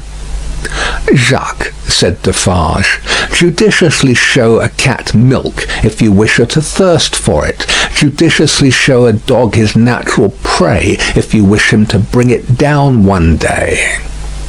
Nothing more was said, and the mender of roads, being found already dozing on the topmost stair, was advised to lay himself down on the pallet bed and take some rest. He needed no persuasion, and was soon asleep.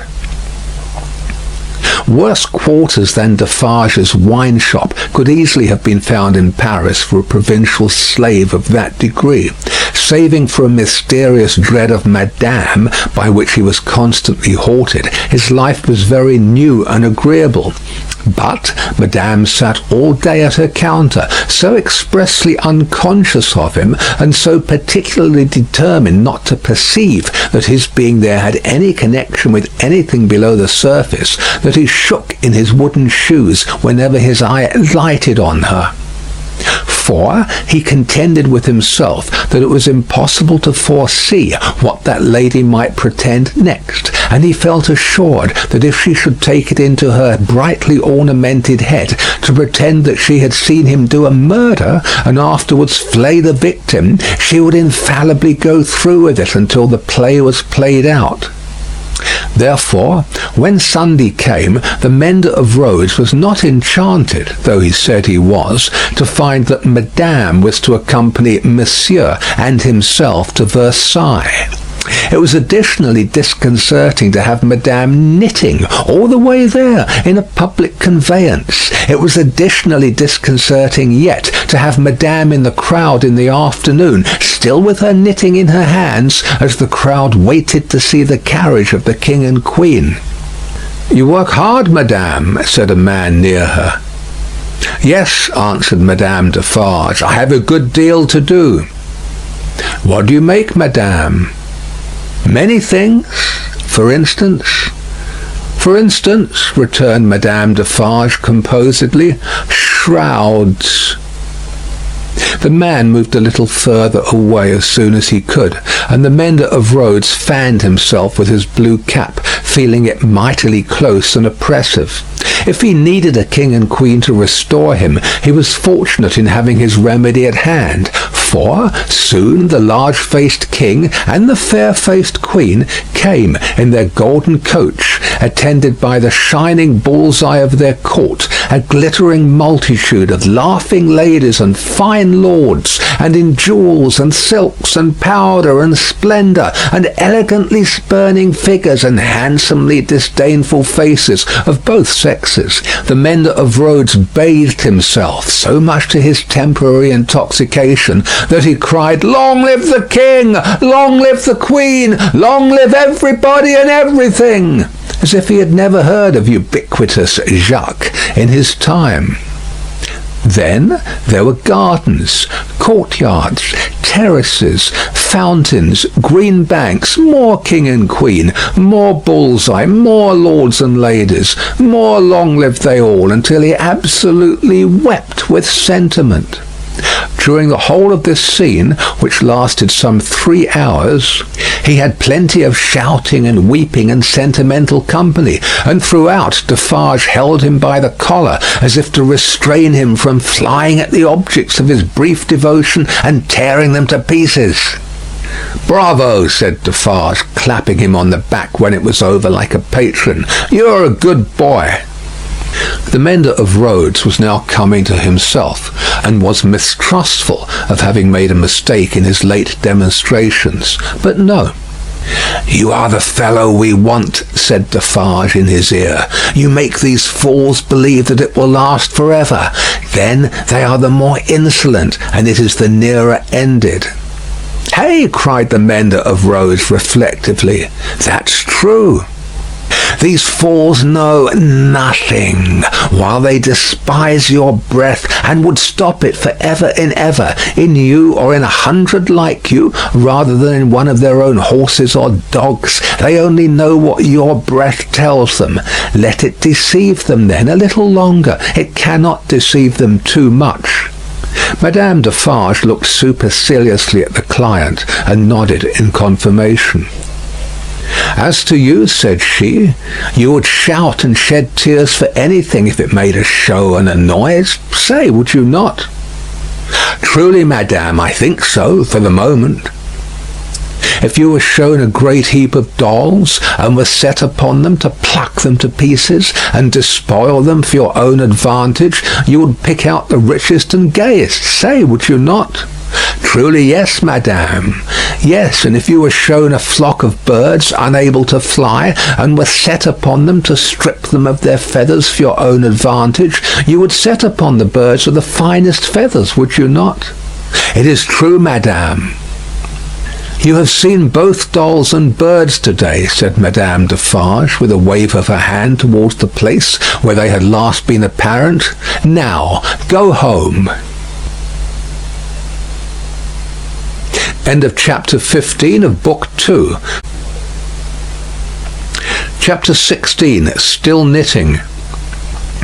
Madame Defarge and Monsieur her husband returned amicably to the bosom of Saint Antoine, while a speck in a blue cap toiled through the darkness and through the dust and down the weary miles of avenue by the wayside, slowly tending towards that point of the compass where the chateau of Monsieur the Marquis, now in his grave, listened to the whispering trees. Such ample leisure had the stone faces now for listening to the trees and to the fountain, that the few village scarecrows who, in their quest for herbs to eat and fragments of dead stick to burn, strayed within sight of the great stone courtyard and terrace stairway, had it borne in upon their starved fancy that the expression of the faces was altered. A rumour just lived in the village, had a faint and bare existence there, as its people had, that when the knife struck home, the faces changed from faces of pride to faces of anger and pain. Also, that when that dangling figure was hauled up 40 feet above the fountain, they changed again and bore a cruel look of being avenged, which they would henceforth bear for ever. In the stone face above the great window of the bedchamber where the murder was done, 2 fine dints were pointed out in the sculptured nose, which everybody recognised, and which nobody had seen of old. And on the scarce occasions when 2 or 3 ragged peasants emerged from the crowd to take a hurried peep at Monsieur the Marquis petrified, a skinny finger would not have pointed to them for a minute before they all started away among the moss and leaves, like the more fortunate hares who could find a living there. Chateau and hut, stone face and dangling figure, the red stain on the stone floor, and the pure water in the village well, thousands of acres of land, a whole province of France, all France itself, lay under the night sky, concentrated into a faint hairbreadth line. So does the whole world, with all its greatnesses and littlenesses, lie in a twinkling star, and as mere human knowledge can split a ray of light and analyse the manner of its composition, so sublimer intelligences may read in the feeble shining of this earth of ours every thought and act, every vice and virtue of every responsible creature on it. The Defarges, husband and wife, came lumbering under the starlight in their public vehicle to that gate of Paris whereunto their journey naturally tended. There was the usual stoppage at the barrier guard-house, and the usual lanterns came glancing forth for the usual examination and inquiry. Monsieur Defarge alighted, knowing 1 or 2 of the soldiery there, and 1 of the police. The latter he was intimate with, and affectionately embraced. When Saint Antoine had again enfolded the Defarges in his dusky wings, and they, having finally alighted near the saint's boundaries, were picking their way on foot through the black mud and offal of his streets, Madame Defarge spoke to her husband. "Say then, my friend, what did Jacques of the police tell thee?" "Very little tonight, but all he knows. There is another spy commissioned for our quarter." "There may be many more, for all that he can say, but he knows of one."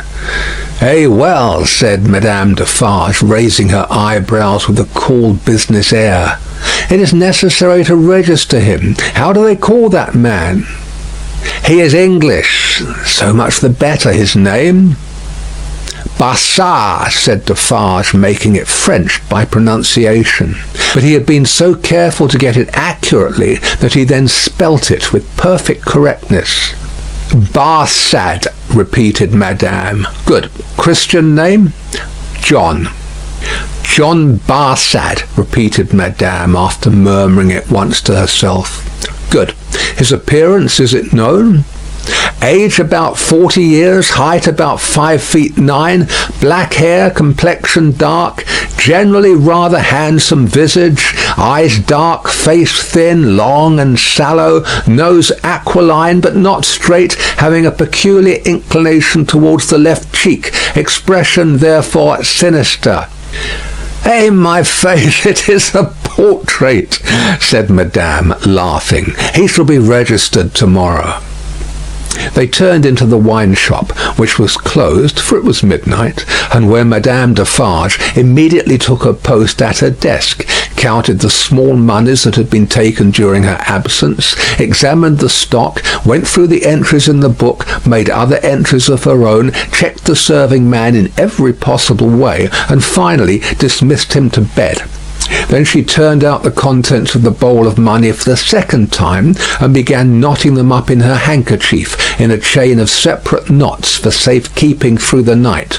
All this while Defarge, with his pipe in his mouth, walked up and down, complacently admiring but never interfering, in which condition, indeed, as to the business and his domestic affairs, he walked up and down through life. The night was hot, and the shop, close shut and surrounded by so foul a neighbourhood, was ill-smelling. Monsieur Defarge's olfactory sense was by no means delicate, but the stock of wine smelt much stronger than it ever tasted, and so did the stock of rum and brandy and aniseed. He whiffed the compound of scents anyway, as he put down his smoked-out pipe. "You are fatigued," said Madame, raising her glance as she knotted the money. "There are only the usual odours." "I am a little tired," her husband acknowledged. "You are a little depressed too," said Madame, whose quick eyes had never been so intent on the accounts, but they had had a ray or two for him. "Oh, the men, the men!"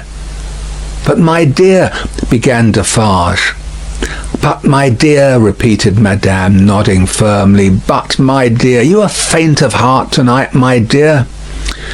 "Well, then," said Defarge, as if a thought were wrung out of his breast, "it is a long time." "It is a long time," repeated his wife. "And when is it not a long time? Vengeance and retribution require a long time. It is the rule." "It does not take a long time to strike a man with lightning," said Defarge. "How long," demanded Madame composedly, "does it take to make and store the lightning? Tell me." Defarge raised his head thoughtfully, as if there was something in that too. "It does not take a long time," said Madame, "for an earthquake to swallow a town. Eh, well, tell me how long it takes to repair the earthquake." "A long time, I suppose," said Defarge, "but when it is ready it takes place and grinds to pieces everything before it. In the meantime it is always preparing, though it is not seen or heard. That is your consolation. Keep it." She tied a knot with flashing eyes, as if it throttled a foe. "I tell thee," said Madame, extending her right hand for emphasis, "that although it is a long time on the road, it is on the road and coming. I tell thee it never retreats and never stops. I tell thee it is always advancing. Look around and consider the lives of all the world that we know. Consider the faces of all the world that we know. Consider the rage and discontent to which the jacquerie addresses itself with more and more of certainty every hour. Can such things last? Bah! I mock you." "My brave wife," returned Lafarge, standing before her with his head a little bent and his hands clasped at his back, like a docile and attentive pupil before his catechist, "I do not question all this. But it has lasted a long time, and it is possible, you know well, my wife, it is possible that it may not come during our lives." "Eh, well, how then?" demanded Madame, tying another knot, as if there were another enemy strangled.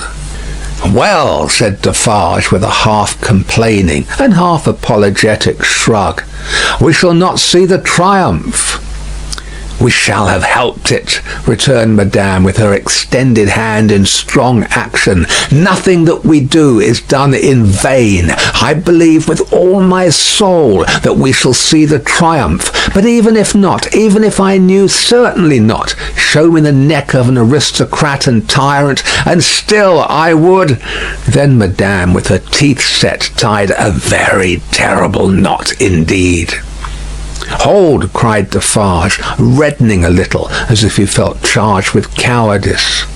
"I too, my dear, will stop at nothing." "Yes, but it is your weakness that you sometimes need to see your victim and your opportunity to sustain you. Sustain yourself without that. When the time comes, let loose the tiger and the devil, but wait for the time with the tiger and the devil chained, not shown, yet always ready."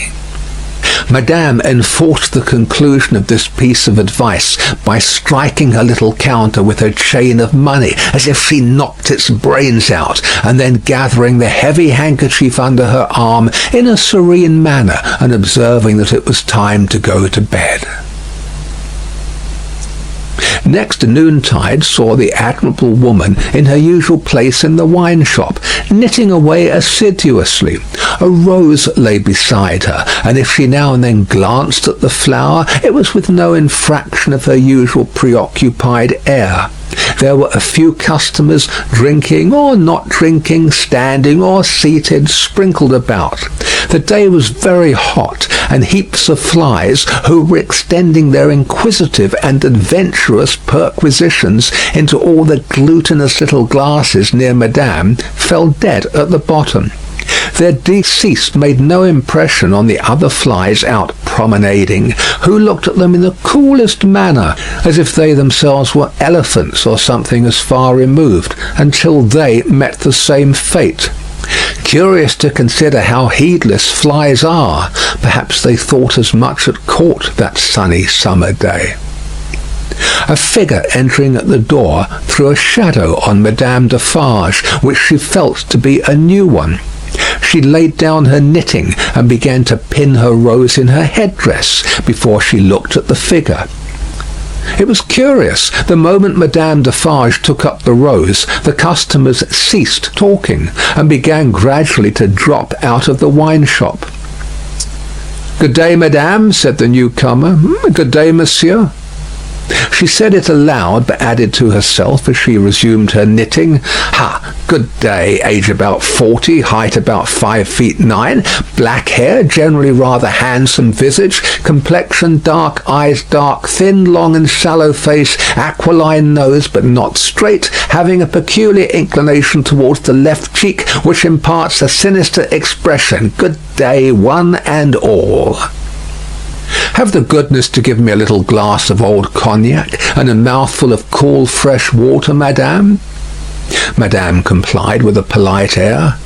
"Marvellous cognac this, Madame." It was the first time it had ever been so complimented, and Madame Defarge knew enough of its antecedents to know better. She said, however, that the cognac was flattered, and she took up her knitting. The visitor watched her fingers for a few moments, and took the opportunity of observing the place in general. "You knit with great skill, Madame." "I am accustomed to it. A pretty pattern, too." "You think so?" said Madame, looking at him with a smile. "Decidedly. May one ask what it is for?" "Pastime," said Madame, still looking at him with a smile, while her fingers moved nimbly. "Not for use?" "That depends. I may find a use for it one day. If I do, well," said Madame, drawing a breath and nodding her head with a stern kind of coquetry, "I'll use it." It was remarkable, but the taste of Saint-Antoine seemed to be decidedly opposed to a rose on the headdress of Madame Defarge. Two men had entered separately, and had been about to order drink, when, catching sight of that novelty, they faltered, made a pretence of looking about as if for some friend who was not there, and went away. Nor, of those who had been there when this visitor entered, was there one left. They had all dropped off. The spy had kept his eyes open, but had been able to detect no sign. They had lounged away in a poverty-stricken, purposeless, accidental manner, quite natural and unimpeachable. John, thought Madame, checking off her work as her fingers knitted and her eyes looked at the stranger. Stay long enough and I shall knit bar sad before you go. You have a husband, Madame? I have. Children? No children. Business seems bad? Business is very bad. The people are so poor. Ah, the unfortunate, miserable people, so oppressed too, as you say. As you say, Madame retorted, correcting him, and deftly knitting an extra something into his name that boded him no good. Pardon me, certainly it was I who said so, but you naturally think so, of course.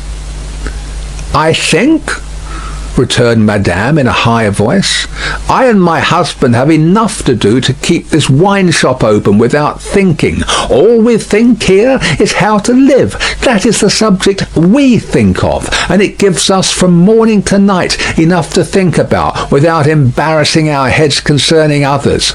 I think for others? No, no. The spy, who was there to pick up any crumbs he could find or make, did not allow his baffled state to express itself in his sinister face, but stood with an air of gossiping gallantry, leaning his elbow on Madame Defarge's little counter and occasionally sipping his cognac. A bad business this, Madame, of Gaspard's execution. Ah, the poor Gaspard, with a sigh of great compassion. My faith, returned Madame, coolly and lightly, if people use knives for such purposes, they have to pay for it. He knew beforehand what the price of his luxury was. He has paid the price. I believe, said the spy, dropping his soft voice to a tone that invited confidence, and expressing an injured revolutionary susceptibility in every muscle of his wicked face, I believe there is much compassion and anger in this neighbourhood touching the poor fellow, and between ourselves. Is there? asked Madame vacantly. Is there not? Here is my husband, said Madame Defarge. As the keeper of the wine shop entered at the door, the spy saluted him by touching his hat, and saying with an engaging smile, Good day, Jacques. Defarge stopped short and stared at him. Good day, Jacques, the spy repeated, with not quite so much confidence, or quite so easy a smile under the stare. You deceive yourself, monsieur, returned the keeper of the wine shop. You mistake me for another. That is not my name. I am Ernest Defarge. It is all the same, said the spy airily, but discomfited too. Good day. Good day, answered Defarge dryly. I was saying to Madame, with whom I had the pleasure of chatting when you entered, that they tell me there is, and no wonder, much sympathy and anger in Saint-Antoine touching the unhappy fate of poor Gaspard. No one has told me so, said Defarge, shaking his head. I know nothing of it. Having said it, he passed behind the little counter and stood with his hand on the back of his wife's chair, looking over that barrier at the person to whom they were both opposed, and whom either of them would have shot with the greatest satisfaction. The spy, well used to his business, did not change his unconscious attitude, but drained his little glass of cognac, took a sip of fresh water, and asked for another glass of cognac. Madame Defarge poured it out for him, took to her knitting again, and hummed a little song over it. You seem to know this quarter well, that is to say, better than I do, observed Defarge. Not at all, but I hope to know it better. I am so profoundly interested in its miserable inhabitants. Ha! Muttered Defarge. The pleasure of conversing with you, Monsieur Defarge, recalls to me, pursued the spy, that I have the honour of cherishing some interesting associations with your name. Indeed, said Defarge with much indifference. Yes, indeed. When Dr. Manette was released, you, his old domestic, had the charge of him. I know. He was delivered to you. You see, I am informed of the circumstances. Such is the fact, certainly, said Defarge. He had had it conveyed to him in an accidental touch of his wife's elbow as she knitted and warbled that he would do best to answer, but always with brevity.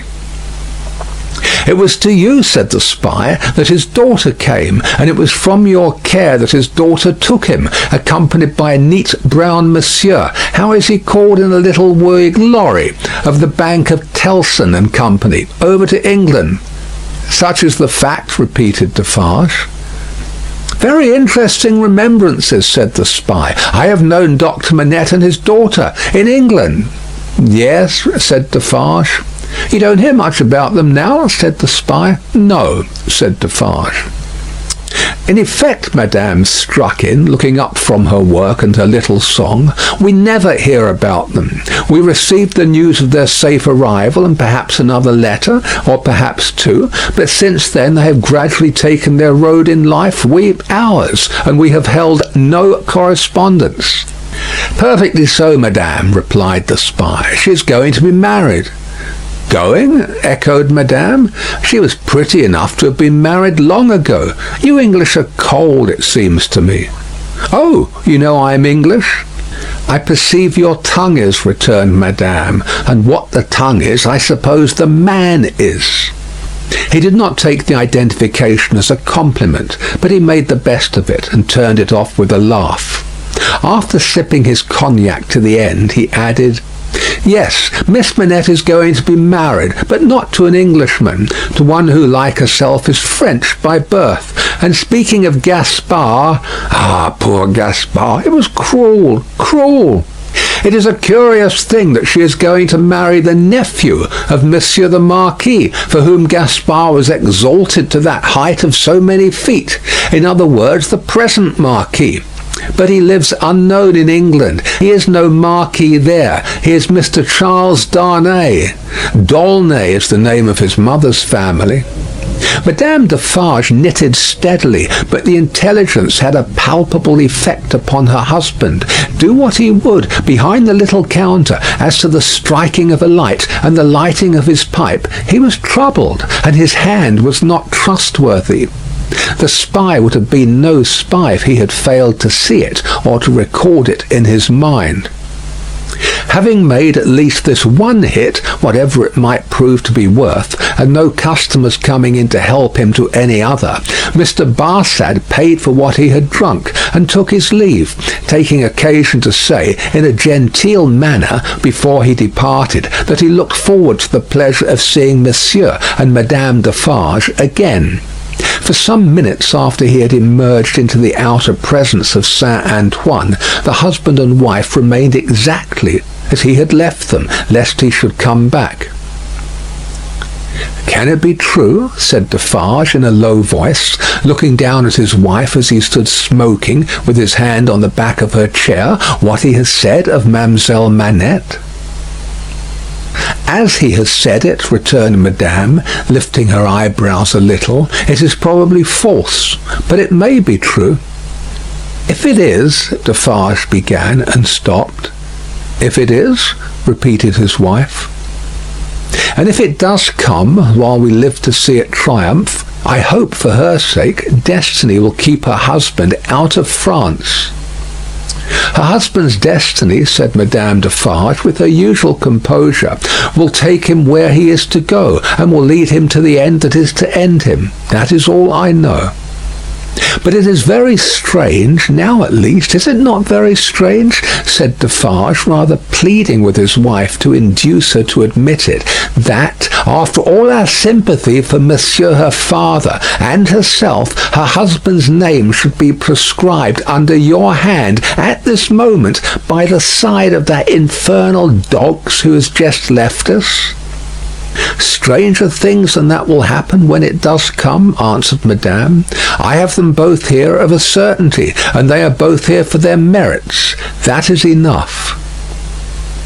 She rolled up her knitting when she had said those words, and presently took the rose out of the handkerchief that was round about her head. Either Saint Antoine had an instinctive sense that the objectionable decoration was gone, or Saint Antoine was on the watch for its disappearance. Howbeit the saint took courage to lounge in very shortly afterwards, and the wine shop recovered its habitual aspect. In the evening, at which season of all others Saint Antoine turned himself inside out, and sat on doorsteps and window ledges, and came to the corners of vile streets and courts for a breath of air, Madame Defarge, with her work in her hand, was accustomed to pass from place to place, and from group to group. A missionary. There were many like her, such as the world would do well never to breed again. All the women knitted. They knitted worthless things, but the mechanical work was a mechanical substitute for eating and drinking. The hands moved for the jaws and the digestive apparatus. If the bony fingers had been still, the stomachs would have been more famine-pinched. But as the fingers went, the eyes went, and the thoughts, and as Madame Defarge moved on from group to group, all three went quicker and fiercer among every little knot of women that she had spoken with and left behind. Her husband smoked at his door, looking after her with admiration. "A great woman," said he, "a strong woman, a grand woman, a frightfully grand woman." Darkness closed around, and then came the ringing of church bells, and the distant beating of the military drums in the palace courtyard, as the women sat knitting. Darkness encompassed them. Another darkness was closing in as surely, when the church bells, then ringing pleasantly in many an airy steeple over France, should be melted into thundering cannon, when the military drums should be beating to drown a wretched voice, that night all potent as the voice of power and plenty, freedom and life. So much was closing in about the women who sat knitting, that they, their very selves, were closing in around a structure yet unbuilt, where they were to sit knitting, counting dropping heads. End of Book 2, Chapter 16. Chapter 17. One Night. Never did the sun go down with a brighter glory on the quiet corner in Soho than one memorable evening when the doctor and his daughter sat under the plane tree together. Never did the moon rise with a milder radiance over great London than on that night when it found them still seated under the tree and shone upon their faces through its leaves. Lucy was to be married tomorrow. She had reserved this last evening for her father, and they sat alone under the plane tree. "You are happy, dear father?" "Quite, my child." They had said little, though they had been there a long time. When it was yet light enough to work and read, she had neither engaged herself in her usual work, nor had she read to him. She had employed herself in both ways, at his side under the tree, many and many a time, but this time was not quite like any other, and nothing could make it so. "And I am very happy tonight, dear father. I am deeply happy in the love that heaven has so blessed, my love for Charles, and Charles' love for me.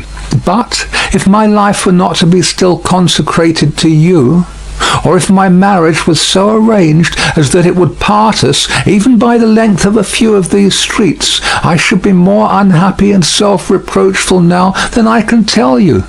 Even as it is—" Even as it were, she could not command her voice.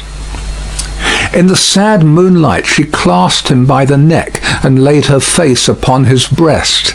In the moonlight, which is always sad, as the light of the sun itself is, as the light called human life is, at its coming and going. Dearest dear, can you tell me this last time that you feel quite sure no new affections of mine and no new duties of mine will ever interpose between us? I know it well, but do you know it? In your own heart, do you feel quite certain? Her father answered with a cheerful firmness of conviction he could scarcely have assumed. Quite sure, my darling. More than that, he added as he tenderly kissed her, my future is far brighter, Lucy, seen through your marriage, than it could have been, nay, than it ever was without it. If I could hope that, my father... Believe it, love. Indeed it is so. Consider how natural and how plain it is, my dear, that it should be so. You, devoted and young, cannot fully appreciate the anxiety I have felt that your life should not be wasted. She moved her hand towards his lips, but he took it in his and repeated the word. Wasted, my child, should not be wasted, struck aside from the natural order of things for my sake. Your unselfishness cannot entirely comprehend how much my mind has gone on this, but only ask yourself, how could my happiness be perfect while yours was incomplete? If I had never seen Charles, my father, I should have been quite happy with you.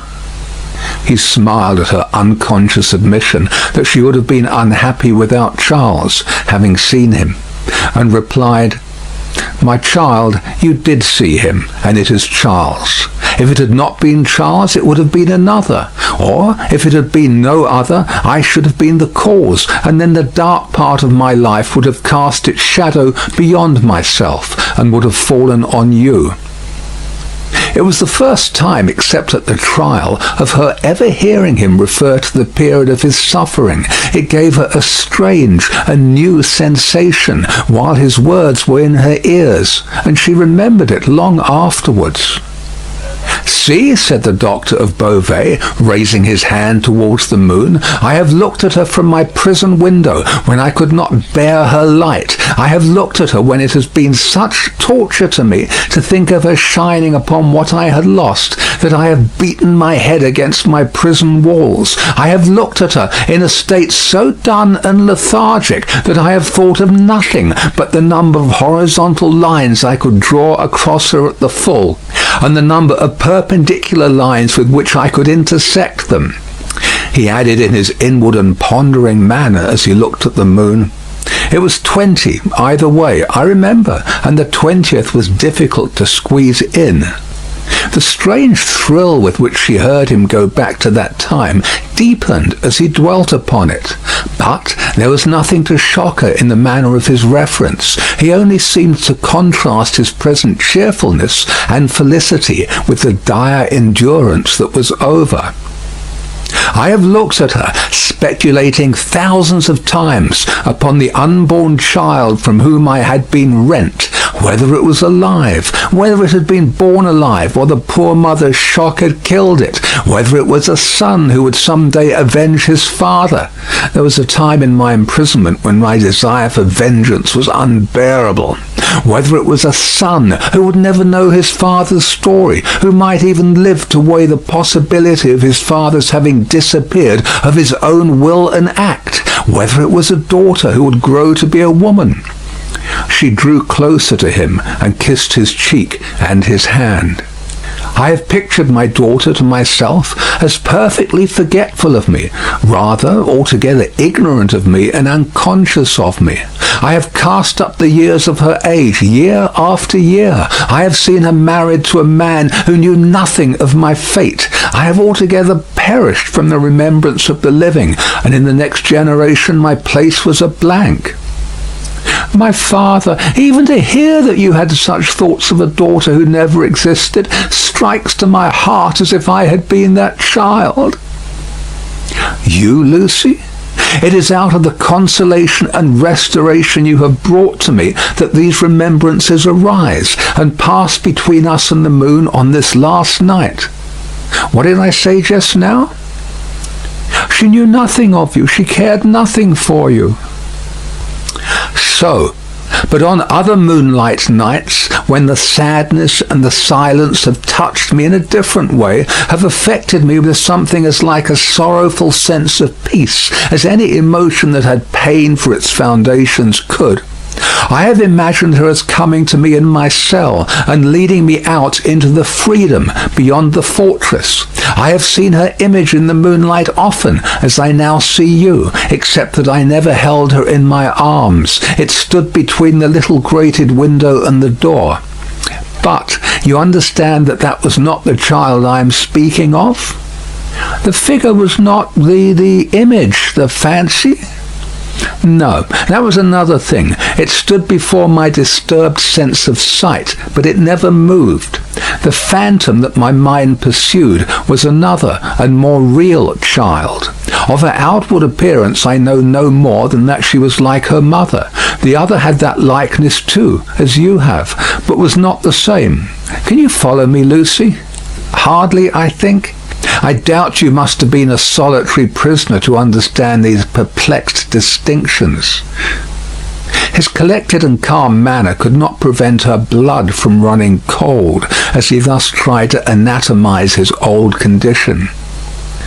In that more peaceful state I have imagined her, in the moonlight, coming to me and taking me out to show me that the home of her married life was full of her loving remembrance of her lost father. My picture was in her room, and I was in her prayers. Her life was active, cheerful, useful, but my poor history pervaded it all. I was that child, my father. I was not half so good, but in my love, that was I. And she showed me her children, said the doctor of Beauvais, and they had heard of me, and had been taught to pity me. When they passed the prison of the state, they kept far from its frowning walls, and looked up at its bars, and spoke in whispers. She could never deliver me. I imagine that she always brought me back after showing me such things. But then, blessed with the relief of tears, I fell upon my knees and blessed her. I am that child, I hope, my father. Oh, my dear, will you bless me as fervently tomorrow? Lucy, I recall these old troubles in the reason that I have tonight for loving you better than words can tell, and thanking God for my great happiness. My thoughts, when they were wildest, never rose near the happiness that I have known with you, and that we have before us. He embraced her, solemnly commended her to heaven, and humbly thanked heaven for having bestowed her on him. By and by they went into the house. There was no one bidden to the marriage but Mr. Lorry. There was even to be no bridesmaid but the gaunt Miss Pross. The marriage was to make no change in their place of residence. They had been able to extend it by taking to themselves the upper rooms formerly belonging to the apocryphal invisible lodger, and they desired nothing more. Dr. Manette was very cheerful at the little supper. They were only 3 at table, and Miss Pross made the third. He regretted that Charles was not there, was more than half disposed to object to the loving little plot that kept him away, and drank to him affectionately. So the time came for him to bid Lucy good night, and they separated. But in the stillness of the 3rd hour of the morning, Lucy came downstairs again and stole into his room, not free from unshaped fears beforehand. All things, however, were in their places. All was quiet, and he lay asleep, his white hair picturesque on the untroubled pillow, and his hands lying quiet on the coverlet. She put her needless candle in the shadow at a distance, crept up to his bed and put her lips to his, then leaned over him and looked at him. Into his handsome face the bitter waters of captivity had worn, but he covered up their tracks with a determination so strong that he held the mastery of them even in his sleep. A more remarkable face in its quiet, resolute, and guarded struggle with an unseen assailant was not to be beheld in all the wide dominions of sleep that night. She timidly laid her hand on his dear breast and put up a prayer that she might ever be as true to him as her love aspired to be, and as his sorrows deserved. Then she withdrew her hand and kissed his lips once more and went away. So the sunrise came, and the shadows of the leaves of the plane tree moved upon his face as softly as her lips had moved in praying for him. End of Book 2, Chapter 17. Chapter 18, 9 Days. The marriage day was shining brightly, and they were ready outside the closed door of the doctor's room where he was speaking with Charles Darnay. They were ready to go to church, the beautiful bride, Mr. Lorry, and Miss Pross, to whom the event, through a gradual process of reconcilement to the inevitable, would have been one of absolute bliss, but for the yet lingering consideration that her brother Solomon should have been the bridegroom. And so, said Mr. Lorry, who could not sufficiently admire the bride, and who had been moving round her to take in every point of her quiet, pretty dress, and so it was for this, my sweet Lucy, that I brought you across the channel. Such a baby! Lord bless me! How little I thought what I was doing! How lightly I valued the obligation I was conferring on my friend Mr. Charles! You didn't mean it, remarked the matter-of-fact Miss Pross, and therefore how could you know it? Nonsense. Really? Well, but don't cry, said the gentle Mr. Lorry. I'm not crying, said Miss Pross. You are. I, my Pross? By this time Mr. Lorry dared to be pleasant with her on occasion. You were just now. I saw you do it, and I don't wonder at it. Such a present of plate as you have made 'em is enough to bring tears into anybody's eyes. There's not a fork or a spoon in the collection, said Miss Pross, that I didn't cry over last night after the box came, till I couldn't see it. I am highly gratified, said Mr. Lorry, though, upon my honour, I had no intention of rendering those trifling articles of remembrance invisible to anyone. Dear me, this is an occasion that makes a man speculate on all he has lost. Dear, dear, dear, to think that there might have been a Mrs. Lorry any time these 50 years almost. Not at all, from Miss Pross. You think that there never might have been a Mrs. Lorry? Asked a gentleman of that name.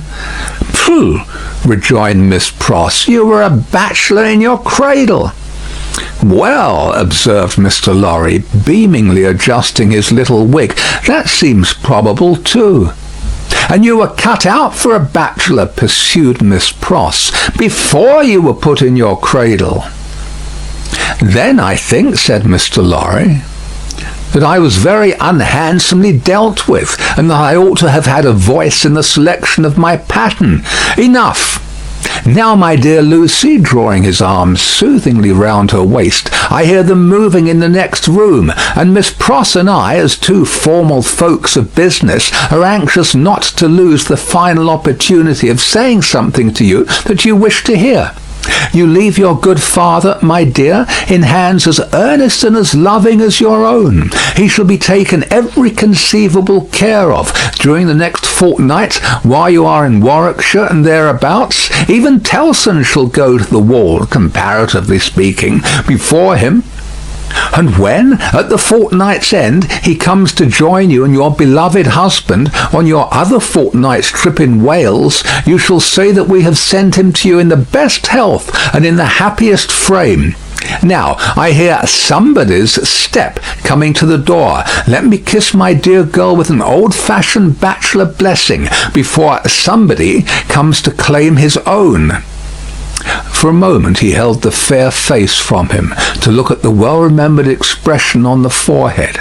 and then laid the bright golden hair against his little brown wig with a genuine tenderness and delicacy which, if such things be old-fashioned, were as old as Adam. The door of the doctor's room opened, and he came out with Charles Darnay. He was so deadly pale, which had not been the case when they went in together, that no vestige of colour was to be seen in his face. But in the composure of his manner he was unaltered, except that to the shrewd glance of Mr. Lorry it disclosed some shadowy indication that the old air of avoidance and dread had lately passed over him like a cold wind. He gave his arm to his daughter and took her downstairs to the chariot which Mr. Lorry had hired in honour of the day. The rest followed in another carriage, and soon, in a neighbouring church where no strange eyes looked on, Charles Darnay and Lucy Manette were happily married. Besides the glancing tears that shone among the smiles of the little group when it was done, some diamonds, very bright and sparkling, glanced on the bride's hand, which were newly released from the dark obscurity of one of Mr. Lorry's pockets. They returned home to breakfast, and all went well, and in due course the golden hair that had mingled with the poor shoemaker's white locks in the Paris garret were mingled with them again in the morning sunlight on the threshold of the door at parting. It was a hard parting, though it was not for long. But her father cheered her, and said at last, gently disengaging himself from her enfolding arms, "Take her, Charles, she is yours." And her agitated hand waved to them from a chaise window, and she was gone. The corner being out of the way of the idle and curious, and the preparations having been very simple and few, the doctor, Mr. Lorry, and Miss Pross were left quite alone. It was when they turned into the welcome shade of the cool old hall that Mr. Lorry observed a great change to have come over the doctor, as if the golden arm uplifted there had struck him a poisoned blow. He had naturally repressed much, and some revulsion might have been expected in him when the occasion for repression was gone. But it was the old scared, lost look that troubled Mr. Lorry. And through his absent manner of clasping his head and drearily wandering away into his own room when they got upstairs, Mr. Lorry was reminded of Defarge, the wine-shop keeper, and the starlight ride. "I think," he whispered to Miss Pross, after anxious consideration, "I think we had best not speak to him just now, or at all disturb him. I must look in at Tellson's, so I will go there at once, and come back presently. Then we will take him a ride into the country, and dine there, and all will be well." It was easier for Mr. Lorry to look in at Tellson's than to look out of Tellson's. He was detained 2 hours. When he came back, he ascended the old staircase alone, having asked no question of the servant. Going thus into the doctor's rooms, he was stopped by a low sound of knocking. "Good God," he said with a start, "what's that?" Miss Pross, with a terrified face, was at his ear. "Oh me, all is lost!" cried she, wringing her hands. "What is to be told to Ladybird? He doesn't know me, and is making shoes."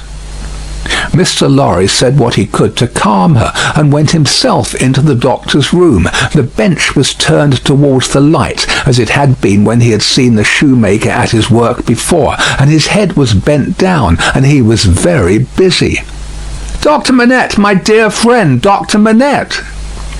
The doctor looked at him for a moment, half inquiringly, half as if he were angry at being spoken to, and bent over his work again. He had laid aside his coat and waistcoat. His shirt was open at the throat, as it used to be when he did that work, and even the old haggard, faded surface of face had come back to him. He worked hard, impatiently, as if in some sense of having been interrupted. Mr. Lorry glanced at the work in his hand, and observed that it was a shoe of the old size and shape. He took up another that was lying by him, and asked what it was. "A young lady's walking shoe," he muttered without looking up. "It ought to have been finished long ago. Let it be." "But, Dr. Manette, look at me." He obeyed in the old mechanically submissive manner, without pausing in his work. "You know me, my dear friend? Think again. This is not your proper occupation. Think, dear friend." Nothing would induce him to speak more. He looked up for an instant at a time when he was requested to do so, but no persuasion would extract a word from him. He worked and worked and worked in silence, and words fell on him as they would have fallen on an echoless wall or on the air. The only ray of hope that Mr. Lorry could discover was that he sometimes furtively looked up without being asked. In that there seemed a faint expression of curiosity or perplexity, as though he were trying to reconcile some doubts in his mind. Two things at once impressed themselves on Mr. Lorry as important above all others. The first, that this must be kept secret from Lucy. The second, that it must be kept secret from all who knew him. In conjunction with Miss Pross, he took immediate steps towards the latter precaution by giving out that the doctor was not well and required a few days of complete rest. In aid of the kind deception to be practised on his daughter, Miss Pross was to write describing his having been called away professionally, and referring to an imaginary letter of 2 or 3 hurried lines in his own hand, represented to have been addressed to her by the same post. These measures, advisable to be taken in any case, Mr. Lorry took in the hope of his coming to himself. If that should happen soon, he kept another course in reserve, which was to have a certain opinion that he thought the best on the doctor's case. In the hope of his recovery, and of resort to this third course being thereby rendered practicable, Mr. Lorry resolved to watch him attentively, with as little appearance as possible of doing so. He therefore made arrangements to absent himself from Tellson's for the first time in his life, and took his post by the window in the same room. He was not long in discovering that it was worse than useless to speak to him, since, on being pressed, he became worried. He abandoned that attempt on the first day, and resolved merely to keep himself always before him as a silent protest against the delusion into which he had fallen, or was falling. He remained therefore in his seat near the window, reading and writing, and expressing in as many pleasant and natural ways as he could think of that it was a free place. Dr. Manette took what was given him to eat and drink, and worked on that first day until it was too dark to see. Worked on half an hour after Mr. Lorry could not have seen for his life to read or write. When he put his tools aside as useless until morning, Mr. Lorry rose and said to him, "Will you go out?" He looked down at the floor on either side of him in the old manner, looked up in the old manner, and repeated in the old low voice, "Out?" "Yes, for a walk with me. Why not?" He made no effort to say "why not," and said not a word more. But Mr. Lorry thought he saw, as he leaned forward on his bench in the dusk, with his elbows on his knees and his head in his hands, that he was in some misty way asking himself, "Why not?" The sagacity of the man of business perceived an advantage here, and determined to hold it. Miss Pross and he divided the night into 2 watches, and observed him at intervals from the adjoining room. He paced up and down for a long time before he lay down, but when he did finally lay himself down, he fell asleep. In the morning he was up betimes, and went straight to his bench and to work. On this second day, Mr. Lorry saluted him cheerfully by his name, and spoke to him on topics that had been of late familiar to them. He returned no reply, but it was evident that he heard what was said, and that he thought about it, however confusedly. This encouraged Mr. Lorry to have Miss Pross in with her work several times during the day. At those times they quietly spoke of Lucy, and of her father then present, precisely in the usual manner, and as if there was nothing amiss. This was done without any demonstrative accompaniment, not long enough or often enough to harass him, and it lightened Mr. Lorry's friendly heart to believe that he looked up oftener, and that he appeared to be stirred by some perception of inconsistencies surrounding him. When it fell dark again, Mr. Lorry asked him as before, "Dear doctor, will you go out?" As before, he repeated, "Out?" "Yes, for a walk with me. Why not?" This time Mr. Lorry feigned to go out when he could extract no answer from him, and after remaining absent for an hour, returned.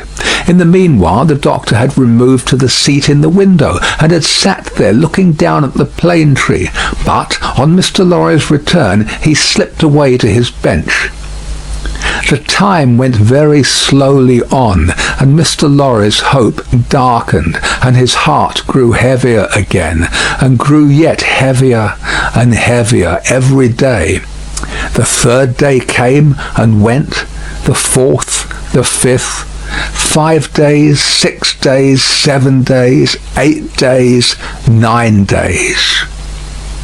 With a hope ever darkening, and with a heart always growing heavier and heavier, Mr. Lorry passed through this anxious time. The secret was well kept, and Lucy was unconscious and happy. But he could not fail to observe that the shoemaker, whose hand had been a little out at first, was growing dreadfully skilful, and that he had never been so intent on his work, and that his hands had never been so nimble and expert as in the dusk of the 9th evening. End of Book 2, Chapter 18. Chapter 19, An Opinion. Worn out by anxious watching, Mr. Lorry fell asleep at his post. On the 10th morning of his suspense, he was startled by the shining of the sun into the room where a heavy slumber had overtaken him when it was dark night. He rubbed his eyes and roused himself, but he doubted, when he had done so, whether he was not still asleep, for, going to the door of the doctor's room and looking in, he perceived that the shoemaker's bench and tools were put aside again, and that the doctor himself sat reading at the window. He was in his usual morning dress, and his face, which Mr. Lorry could distinctly see, though still very pale, was calmly studious and attentive. Even when he had satisfied himself that he was awake, Mr. Lorry felt giddily uncertain for some few moments whether the late shoemaking might not be a disturbed dream of his own. For, did not his eyes show him his friend before him, in his accustomed clothing and aspect, and employed as usual? And was there any sign within their range that the change of which he had so strong an impression had actually happened? It was but the inquiry of his first confusion and astonishment, the answer being obvious. If the impression were not produced by a real, corresponding and sufficient cause, how came he, Jarvis Lorry, there? How came he to have fallen asleep, in his clothes, on the sofa in Dr. Manette's consulting room, and to be debating these points outside the doctor's bedroom door in the early morning? Within a few minutes Miss Pross stood whispering at his side. If he had had any particle of doubt left, her talk would of necessity have resolved it, but he was by that time clear-headed and had none. He advised that they should let the time go by until the regular breakfast hour, and then they should meet the doctor as if nothing unusual had occurred. If he appeared to be in his customary state of mind, Mr. Lorry would then cautiously proceed to seek direction and guidance from the opinion he had been, in his anxiety, so anxious to obtain. Miss Pross submitting herself to his judgment, the scheme was worked out with care. Having abundance of time for his usual methodical toilette, Mr. Lorry presented himself at the breakfast hour in his usual white linen and with his usual neat leg. The doctor was summoned in the usual way and came to breakfast. so far as it was possible to comprehend him without overstepping those delicate and gradual approaches which Mr. Lorry felt to be the only safe advance, he at first supposed that his daughter's marriage had taken place yesterday. An incidental allusion, purposely thrown out to the day of the week and the day of the month, set him thinking and counting, and evidently made him uneasy. In all other respects, however, he was so composedly himself that Mr. Lorry determined to have the aid he sought, and that aid was his own. Therefore, when the breakfast was done and cleared away, and he and the doctor were left together, Mr. Lorry said feelingly, "My dear Manette, I am anxious to have your opinion, in confidence, on a very curious case in which I am deeply interested. That is to say, it is very curious to me, perhaps. To your better information it may be less so." Glancing at his hands, which were discoloured by his late work, the doctor looked troubled and listened attentively. He had already glanced at his hands more than once. "Dr. Manette," said Mr. Lorry, touching him affectionately on the arm, "the case is the case of a particularly dear friend of mine. Pray give your mind to it, and advise me well for his sake, and above all for his daughters, my dear Manette." "If I understand," said the doctor in a subdued tone, "some mental shock?" "Yes. Be explicit," said the doctor. "Spare no detail." Mr. Lorry saw that they understood one another, and proceeded. "My dear Manette, it is the case of an old and a prolonged shock, of great acuteness and severity to the affections, the feelings, as you express it, the mind. It is the case of a shock under which the sufferer was borne down. One cannot say for how long, because I believe he cannot calculate the time himself, and there are no other means of getting at it. It is the case of a shock from which the sufferer recovered by a process that he cannot trace himself, as I once heard him publicly relate in a striking manner. It is the case of a shock from which he has recovered so completely as to be a highly intelligent man, capable of close application of mind and great exertion of body, and of constantly making fresh additions to his stock of knowledge, which was already very large. But unfortunately there has been," he paused and took a deep breath, "a slight relapse." The doctor, in a low voice, asked, "Of how long duration?" 9 days and nights." "How did it show itself? I infer," glancing at his hands again, "in the resumption of some old pursuit connected with the shock?" "That is the fact." "Now, did you ever see him," asked the doctor, distinctly and collectedly, though in the same low voice, "engage in that pursuit originally?" "Once." "And when the relapse fell on him, was he in most respects, or in all respects, as he was then?" "I think in all respects." "You spoke of his daughter. Does his daughter know of the relapse?" "No. It has been kept from her, and I hope will always be kept from her. It is known only to myself, and to one other who may be trusted." The doctor grasped his hand and murmured, "That was very kind, that was very thoughtful." Mr. Lorry grasped his hand in return, and neither of the two spoke for a little while. "Now, my dear Manette," said Mr. Lorry at length, in his most considerate and most affectionate way, "I am a mere man of business, and unfit to cope with such intricate and difficult matters. I do not possess the kind of information necessary. I do not possess the kind of intelligence. I want guiding. There is no man in this world on whom I could rely for right guidance, as on you. Tell me, how does this relapse come about? Is there danger of another? Could a repetition of it be prevented? How shall a repetition of it be treated? How does it come about at all? What can I do for my friend? No man ever can have been more desirous in his heart to serve a friend than I am to serve mine, if I knew how." But I don't know how to originate in such a case. If your sagacity, knowledge and experience could put me on the right track, I might be able to do so much. Unenlightened and undirected, I can do so little. Pray discuss it with me. Pray enable me to see it a little more clearly and teach me how to be a little more useful." Dr. Manette sat meditating after these earnest words were spoken, and Mr. Lorry did not press him. "I think it probable," said the doctor, breaking silence with an effort, "that the relapse you have described, my dear friend, was not quite unforeseen by its subject."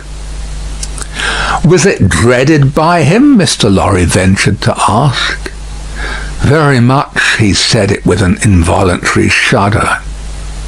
"You have no idea how such an apprehension weighs on the sufferer's mind, and how difficult, how almost impossible it is for him to force himself to utter a word upon the topic that oppresses him."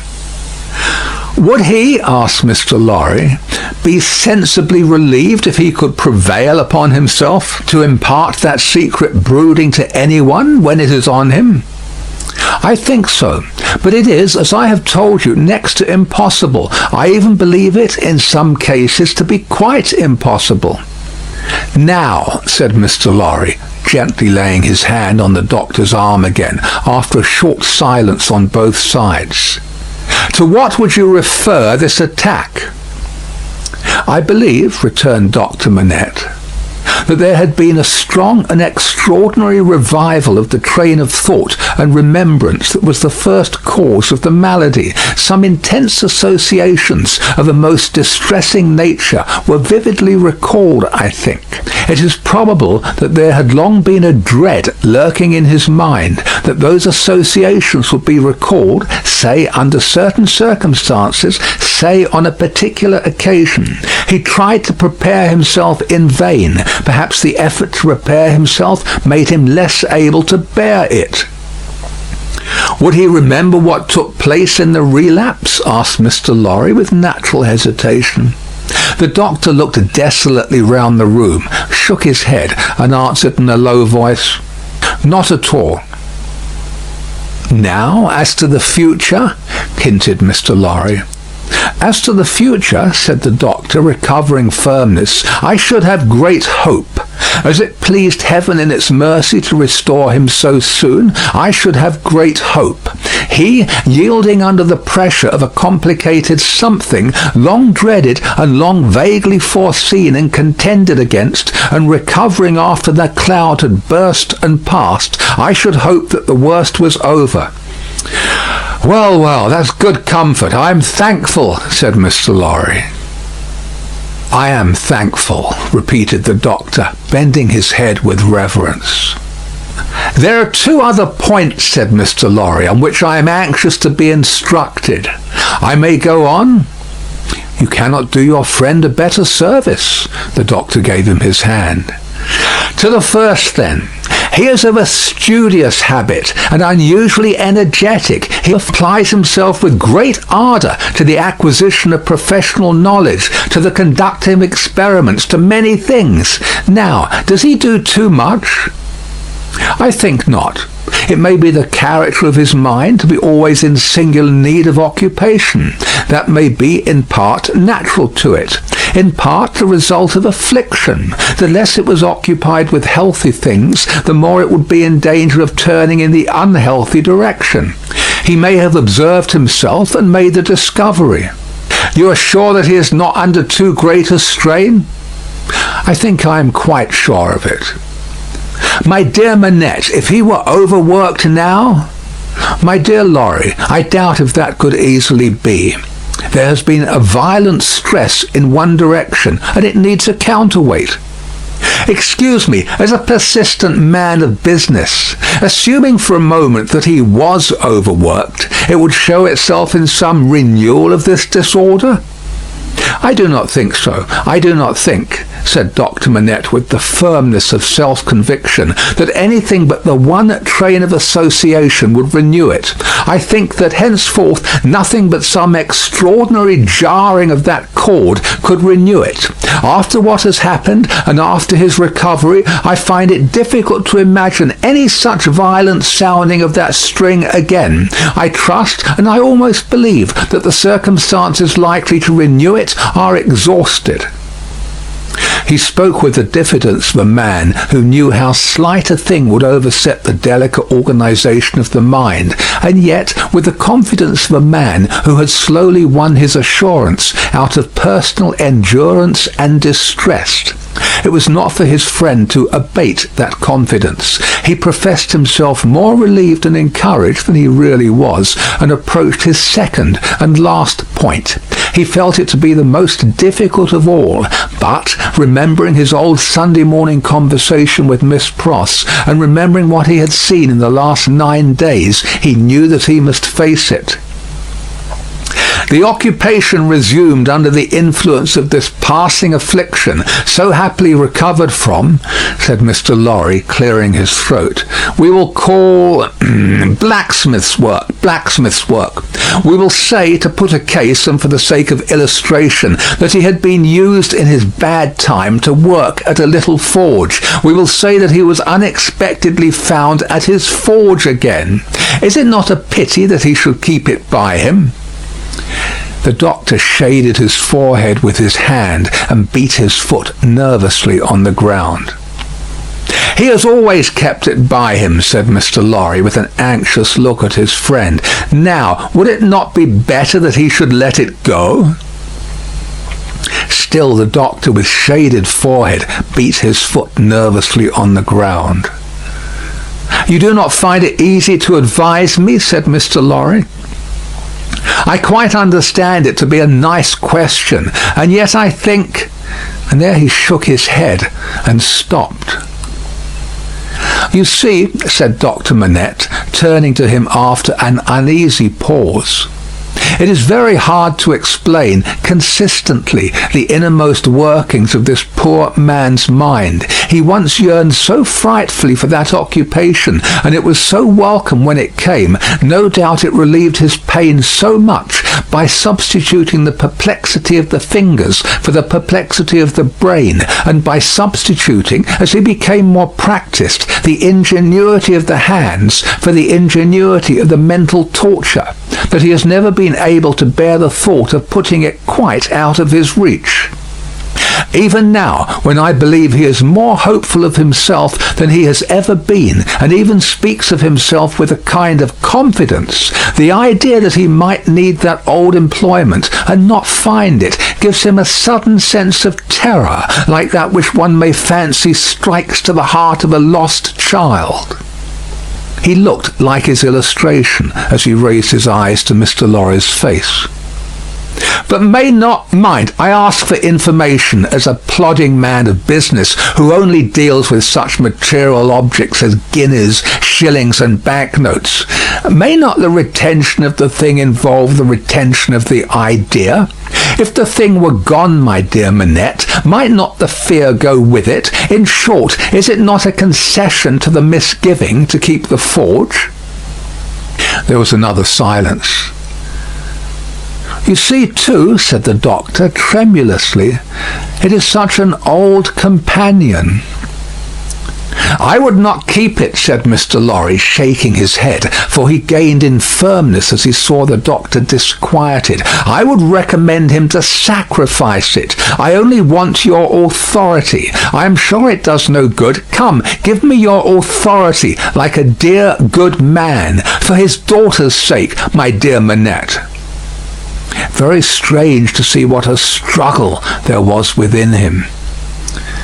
"In her name, then, let it be done. I sanction it, but I would not take it away while he was present. Let it be removed when he is not there. Let him miss his old companion after an absence." Mr. Lorry readily engaged for that, and the conference was ended. They passed the day in the country, and the doctor was quite restored.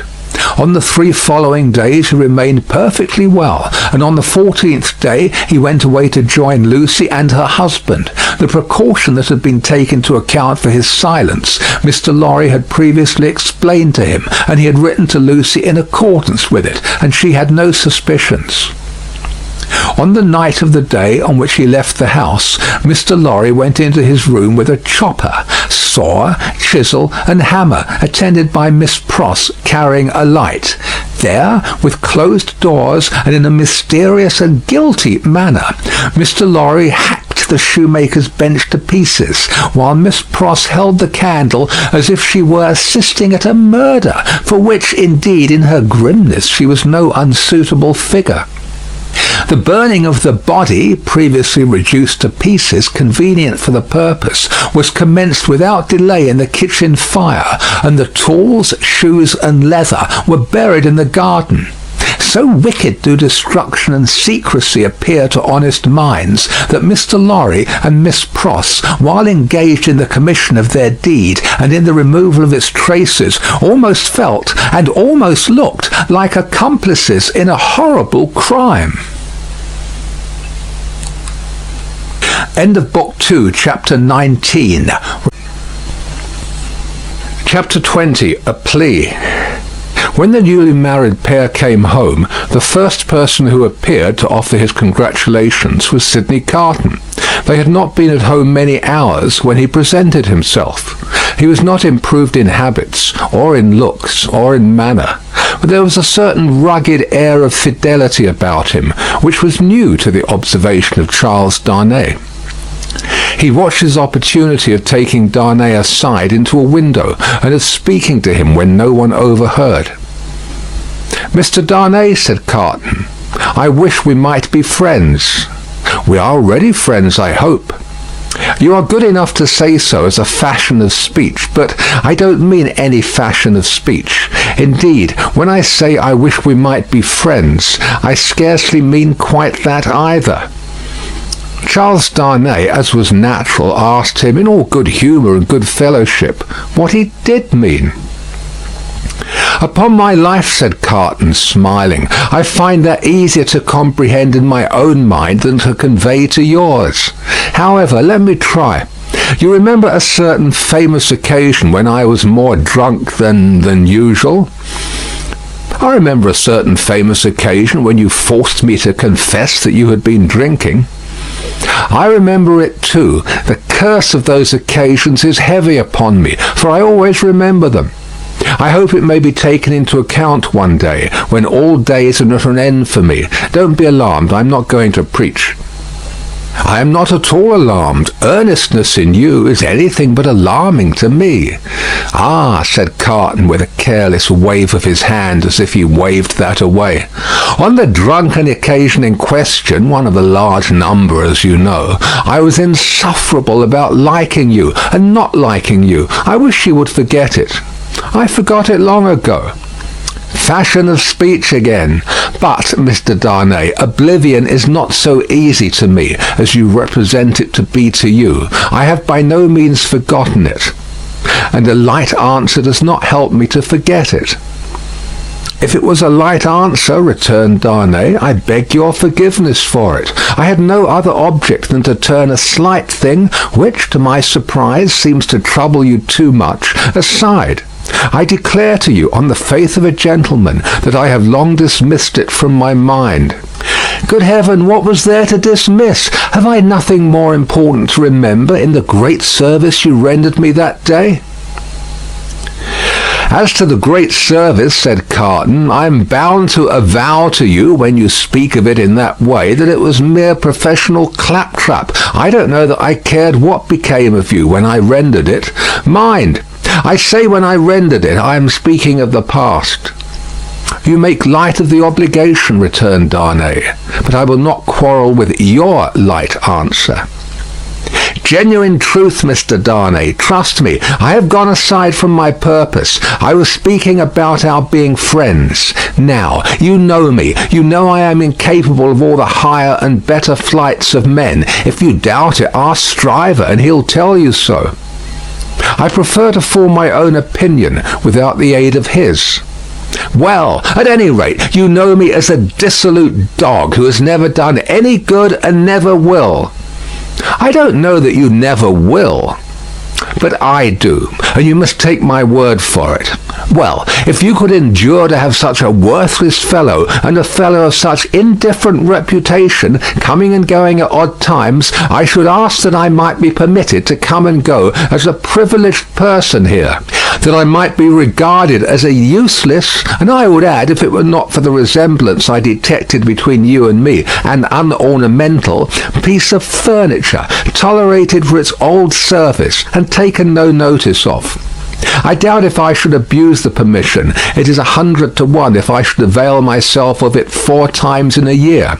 It would satisfy me, I dare say, to know that I had it. Will you try? That is another way of saying that I am placed on the footing I have indicated. I thank you, Darnay. I may use that freedom with your name? I think so, Carton, by this time.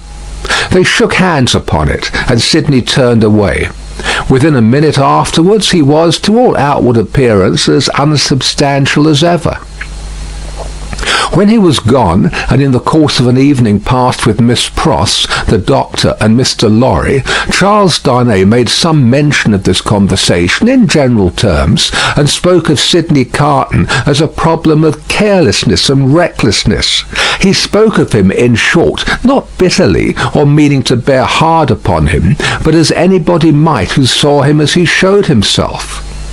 He had no idea that this could dwell in the thoughts of his fair young wife, but when he afterwards joined her in their own rooms, he found her waiting for him with the old pretty lifting of the forehead strongly marked. "We are thoughtful tonight," said Darnay, drawing his arm about her. "Yes, dearest Charles," with her hands on his breast, and the inquiring and attentive expression fixed upon him. "We are rather thoughtful tonight, for we have something on our mind tonight." "What is it, my Lucy?" "Will you promise not to press one question on me if I beg you not to ask it?" "Will I promise? What will I not promise to my love?" What indeed, with his hand putting aside the golden hair from the cheek, and his other hand against the heart that beat for him. "I think, Charles, poor Mr. Carton deserves more consideration and respect than you expressed for him tonight." "Indeed, my own? Why so?" "That is what you are not to ask me, but I know he does." "If you know it, it is enough. What would you have me do, my life?" "I would ask you, dearest, to be very generous with him always, and very lenient on his faults when he is not by. I would ask you to believe that he has a heart he very, very seldom reveals, and that there are deep wounds in it. My dear, I have seen it bleeding." "It is a painful reflection to me," said Charles Darnay, quite astounded, "that I should have done him any wrong. I never thought this of him." "My husband, it is so. I fear he is not to be reclaimed. There is scarcely a hope that anything in his character or fortunes is repairable now. But I am sure that he is capable of good things, gentle things, even magnanimous things." She looked so beautiful in the purity of her faith in this lost man that her husband could have looked at her as she was for hours. "And, oh, my dearest love," she urged, clinging nearer to him, laying her head upon his breast and raising her eyes to his, "remember how strong we are in our happiness, and how weak he is in his misery." The supplication touched him home. "I will always remember it, dear heart. I will remember it as long as I live." He bent over the golden head and put the rosy lips to his, and folded her in his arms. If one forlorn wanderer then pacing the dark streets could have heard her innocent disclosure, and could have seen the drops of pity kissed away by her husband from the soft blue eyes so loving of that husband, he might have cried to the night, and the words would not have parted from his lips for the first time. God bless her for her sweet compassion. End of Book 2, Chapter 20. Chapter 21, Echoing Footsteps. A wonderful corner for echoes, it has been remarked, that corner where the doctor lived. Ever busily winding the golden thread which bound her husband, and her father, and herself, and her old directress and companion in a life of quiet bliss, Lucy sat in the still house, in the tranquilly resounding corner, listening to the echoing footsteps of years. At first there were times, though she was a perfectly happy young wife, when her work would slowly fall from her hands, and her eyes would be dimmed. For there was something coming in the echoes, something light, afar off, and scarcely audible yet, that stirred her heart too much. Fluttering hopes and doubts, hopes of a love as yet unknown to her, doubts of her remaining upon earth to enjoy that new delight, divided her breast. Among the echoes, then, there would arise the sound of footsteps at her own early grave, and thoughts of the husband who would be left so desolate, and who would mourn for her so much, swelled to her eyes, and broke like waves. That time passed, and her little Lucy lay on her bosom. Then, among the advancing echoes, there was the tread of her tiny feet, and the sound of her prattling words. Let greater echoes resound as they would, the young mother at the cradle side could always hear those coming. They came, and the shady house was sunny, with a child's laugh, and the divine friend of children, to whom in her trouble she had confided hers, seemed to take her child in his arms, as he took the child of old, and made it a sacred joy to her.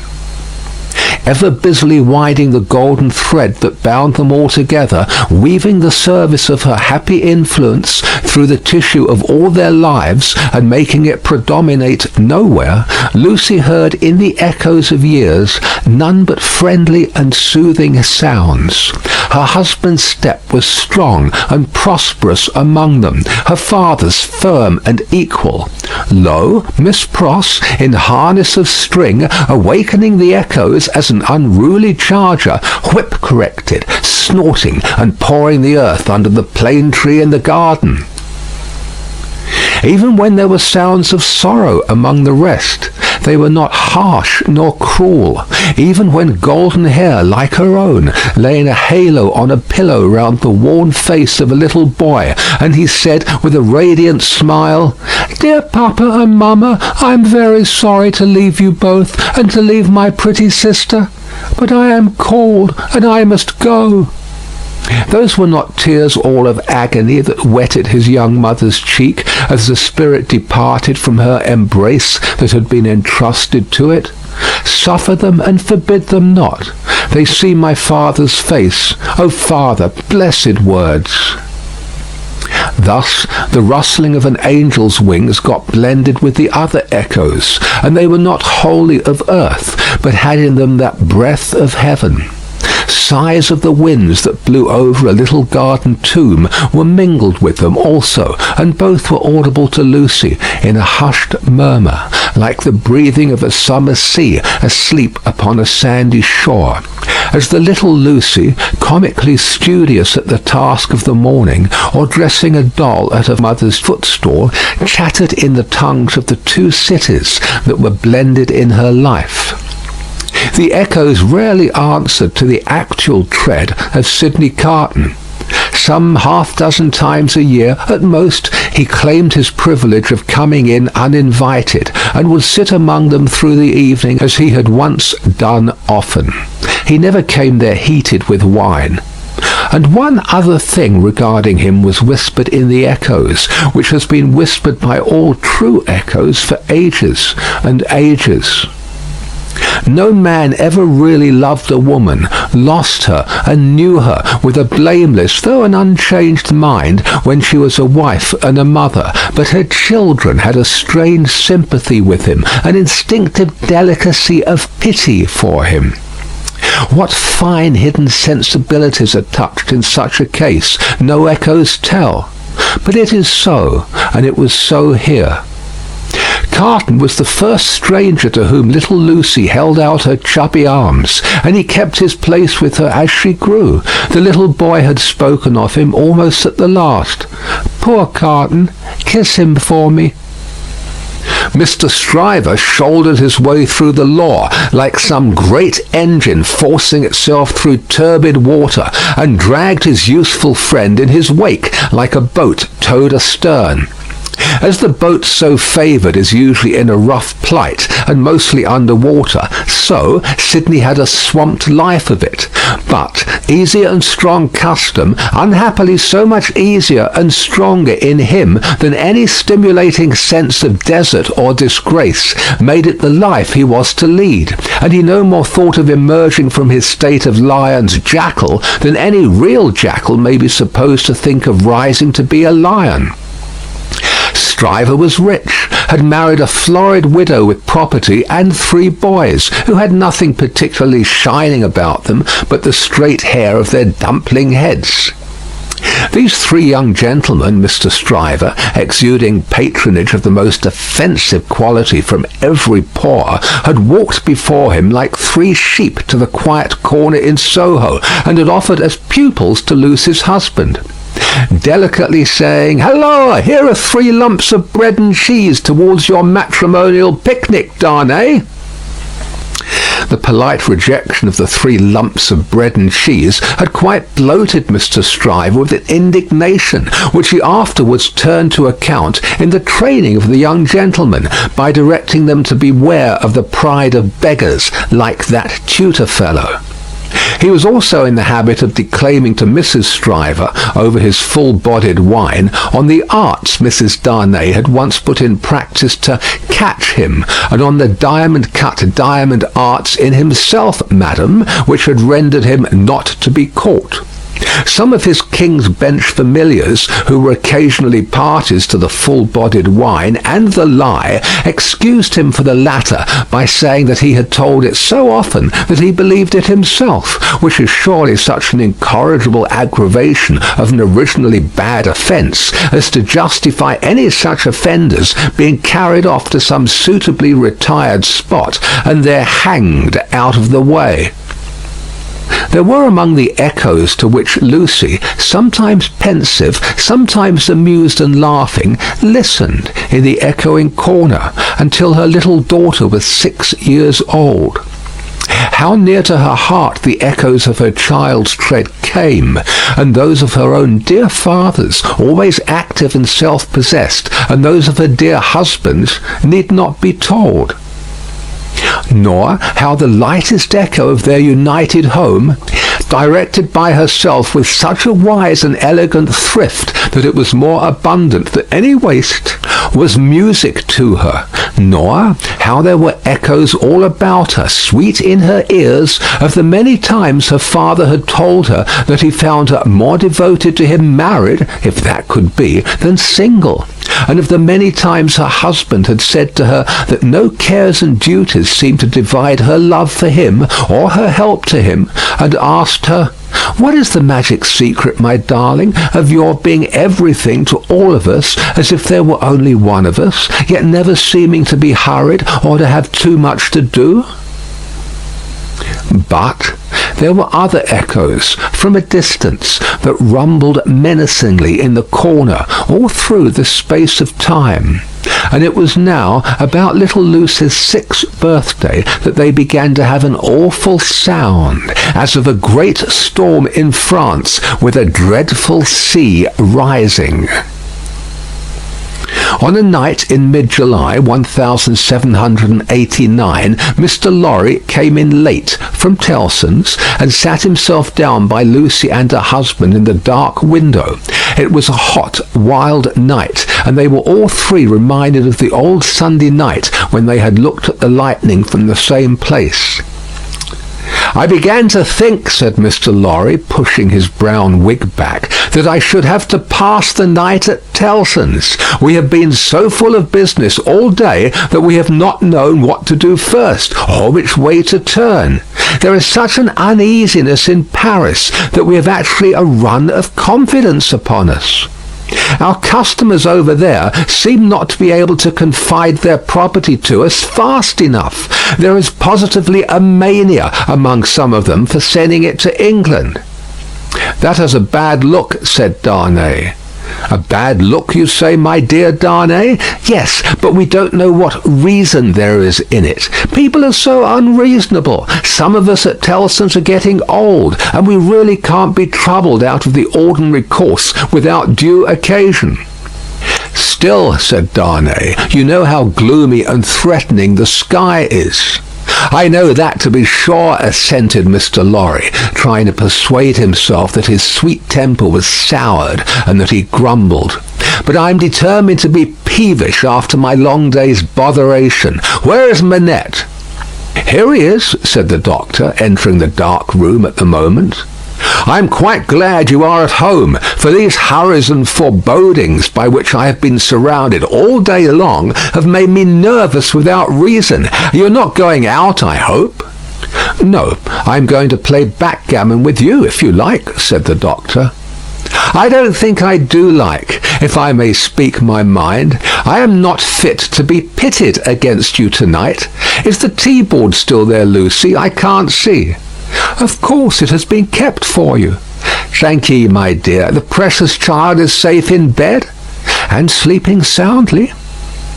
"That's right, all safe and well. I don't know why anything should be otherwise than safe and well here, thank God. But I have been so put out all day, and I'm not as young as I was. My tea, my dear, thank ye.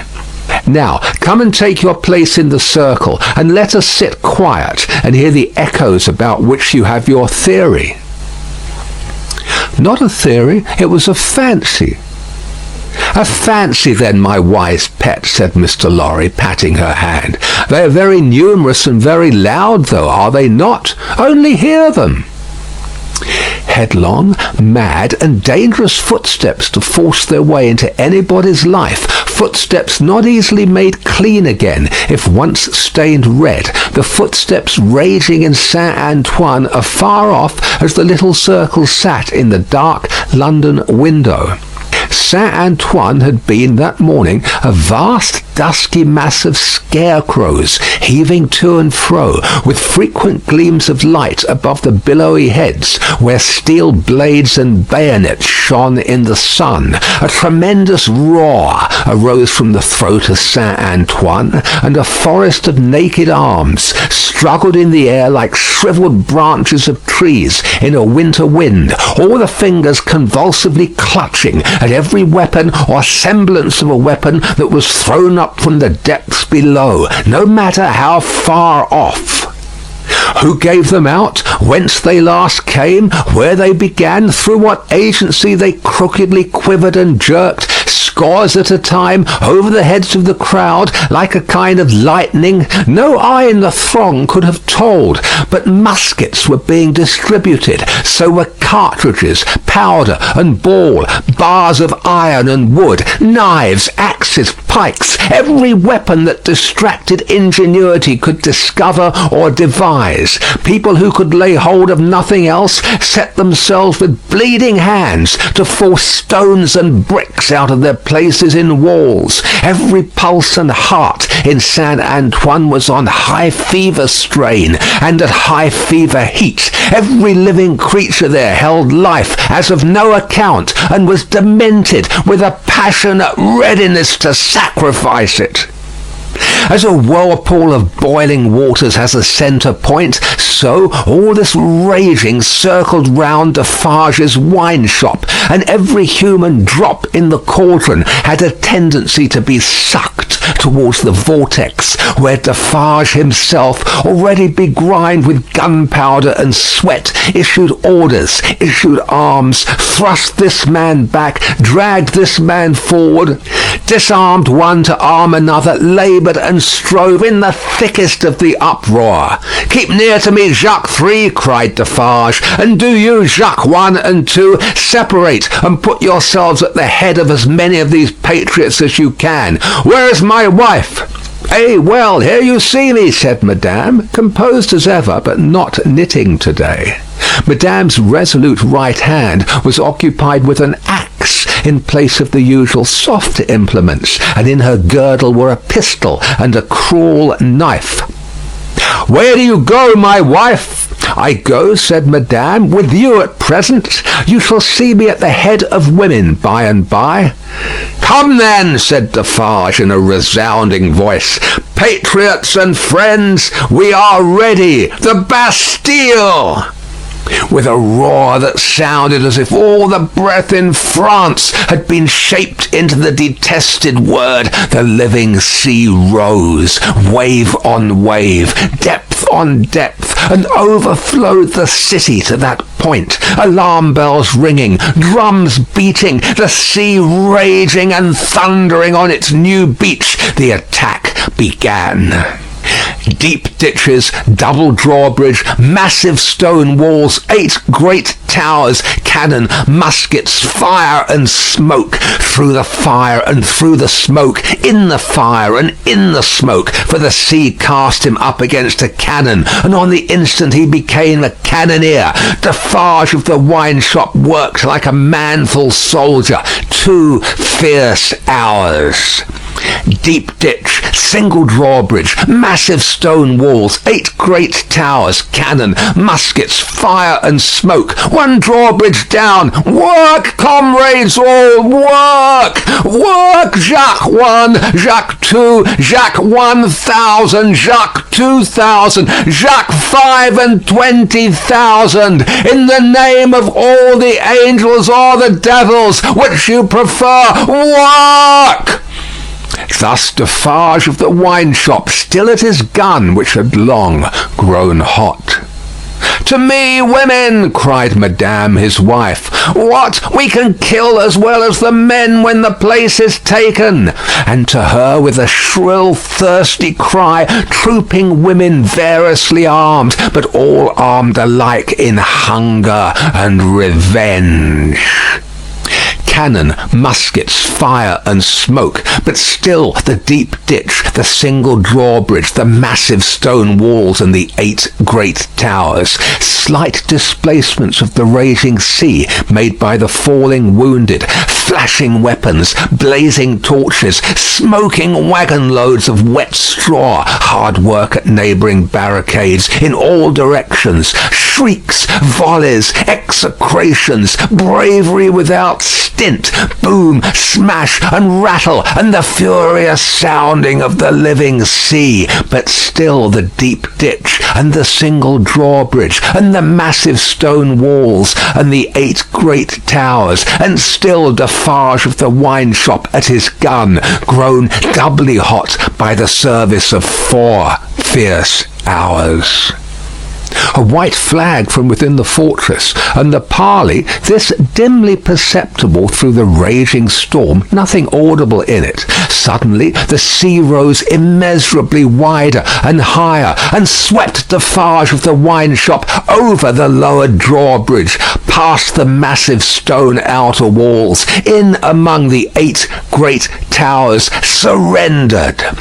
So resistless was the force of the ocean bearing him on, that even to draw his breath or turn his head was as impracticable as if he had been struggling in the surf at the South Sea, until he was landed in the outer courtyard of the Bastille. There, against an angle of a wall, he made a struggle to look about him. Jacques 3 was nearly at his side. Madame Defarge, still heading some of her women, was visible in the inner distance, and her knife was in her hand. Everywhere was tumult, exultation, deafening and maniacal bewilderment, astounding noise, yet furious dumb show. The prisoners! The records, the secret cells, the instruments of torture, the prisoners! Of all these cries and 10,000 incoherences, the prisoners was the cry most taken up by the sea that rushed in, as if there were an eternity of people, as well as of time and space, when the foremost billows rolled past, bearing the prison officers with them, and threatening them all with instant death if any secret nook remained undisclosed. Defarge laid his strong hand on the breast of one of these men, a man with a grey head who had a lighted torch in his hand, separated him from the rest and got him between himself and the wall.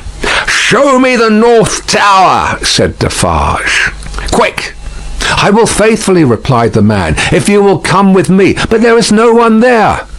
"What is the meaning of 105 North Tower?" asked Defarge. "Quick!" "The meaning, monsieur? Does it mean a captive or a place of captivity? Or do you mean that I shall strike you dead?" "Kill him!" croaked Jacques Three, who had come close up. "Monsieur, it is a cell." "Show it to me." "Pass this way, then." Jacques Three, with his usual craving on him, and evidently disappointed by the dialogue taking a turn that did not seem to promise bloodshed, held by Defarge's arm as he held by the turnkeys. Their three heads had been close together during this brief disclosure, and it had been as much as they could do to hear one another even then, so tremendous was the noise of the living ocean in its eruption into the fortress and its inundation of the courts and passages and staircases. All around outside, too, it beat the walls with a deep, hoarse roar, from which occasionally some partial shouts of tumult broke and leaped into the air like spray. Through gloomy vaults, where the light of day had never shone, past hideous doors of dark dens and cages, down cavernous flights of steps, and again up steep, rugged ascents of stone and brick, more like dry waterfalls than staircases, Defarge, the turnkey, and Jacques Three, linked hand and arm, went with all the speed they could make. Here and there, especially at first, the inundation started on them and swept by. But when they had done descending and were winding and climbing up a tower, they were alone.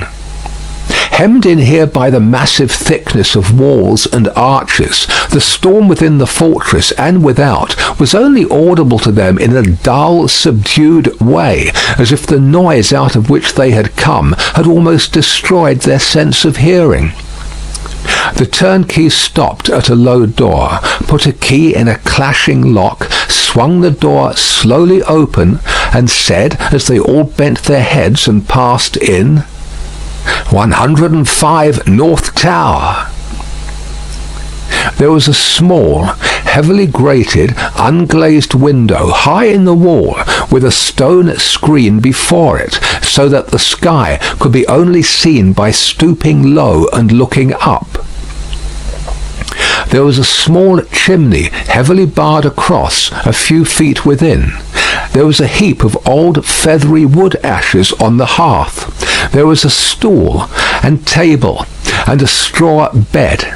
There were the 4 blackened walls and a rusty iron ring in one of them. "Pass that torch slowly along these walls, that I may see them," said Defarge to the turnkey. The man obeyed, and Defarge followed the light closely with his eyes. "Stop! Look here, Jacques." "A.M.," croaked Jacques Three as he read greedily. "Alexandre Manette," said Defarge in his ear, following the letters with his swart forefinger, deeply engrained with gunpowder. And here he wrote, "A poor physician," and it was he, without doubt, who scratched a calendar on this stone. "What is that in your hand? A crowbar? Give it me." He had still the linstock of his gun in his own hand. He made a sudden exchange of the two instruments, and turning on the worm-eaten stool and table, beat them to pieces in a few blows. "Hold the light higher," he said wrathfully to the turnkey. "Look among those fragments with care, Jacques, and see, here is my knife," throwing it to him. "Rip open that bed and search the straw. Hold the light higher, you." With a menacing look at the turnkey, he crawled upon the hearth, and peering up the chimney, struck and prised at its sides with the crowbar, and worked at the iron grating across it. In a few minutes some mortar and dust came dropping down, which he averted his face to avoid, and in it, and in the old wood ashes, and in a crevice in the chimney into which his weapon had slipped or wrought itself, he groped with a cautious touch. "Nothing in the wood and nothing in the straw, Jacques?" "Nothing." "Let us collect them together in the middle of the cell. So, light them, you."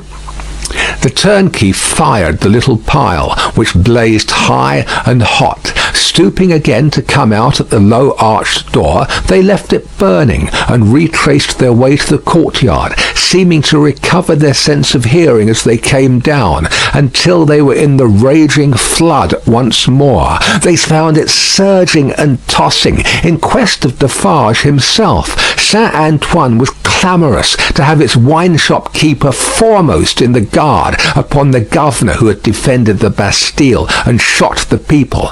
Otherwise, the governor would not be marched to the Hôtel de Ville for judgment. Otherwise, the governor would escape, and the people's blood, suddenly of some value after many years of worthlessness, be unavenged. In the howling universe of passion and contention that seemed to encompass this grim old officer, conspicuous in his grey coat and red decoration, there was but one quite steady figure, and that was a woman's. "See, there is my husband," she cried, pointing him out. "See Defarge." She stood immovable close to the grim old officer, and remained immovable close to him,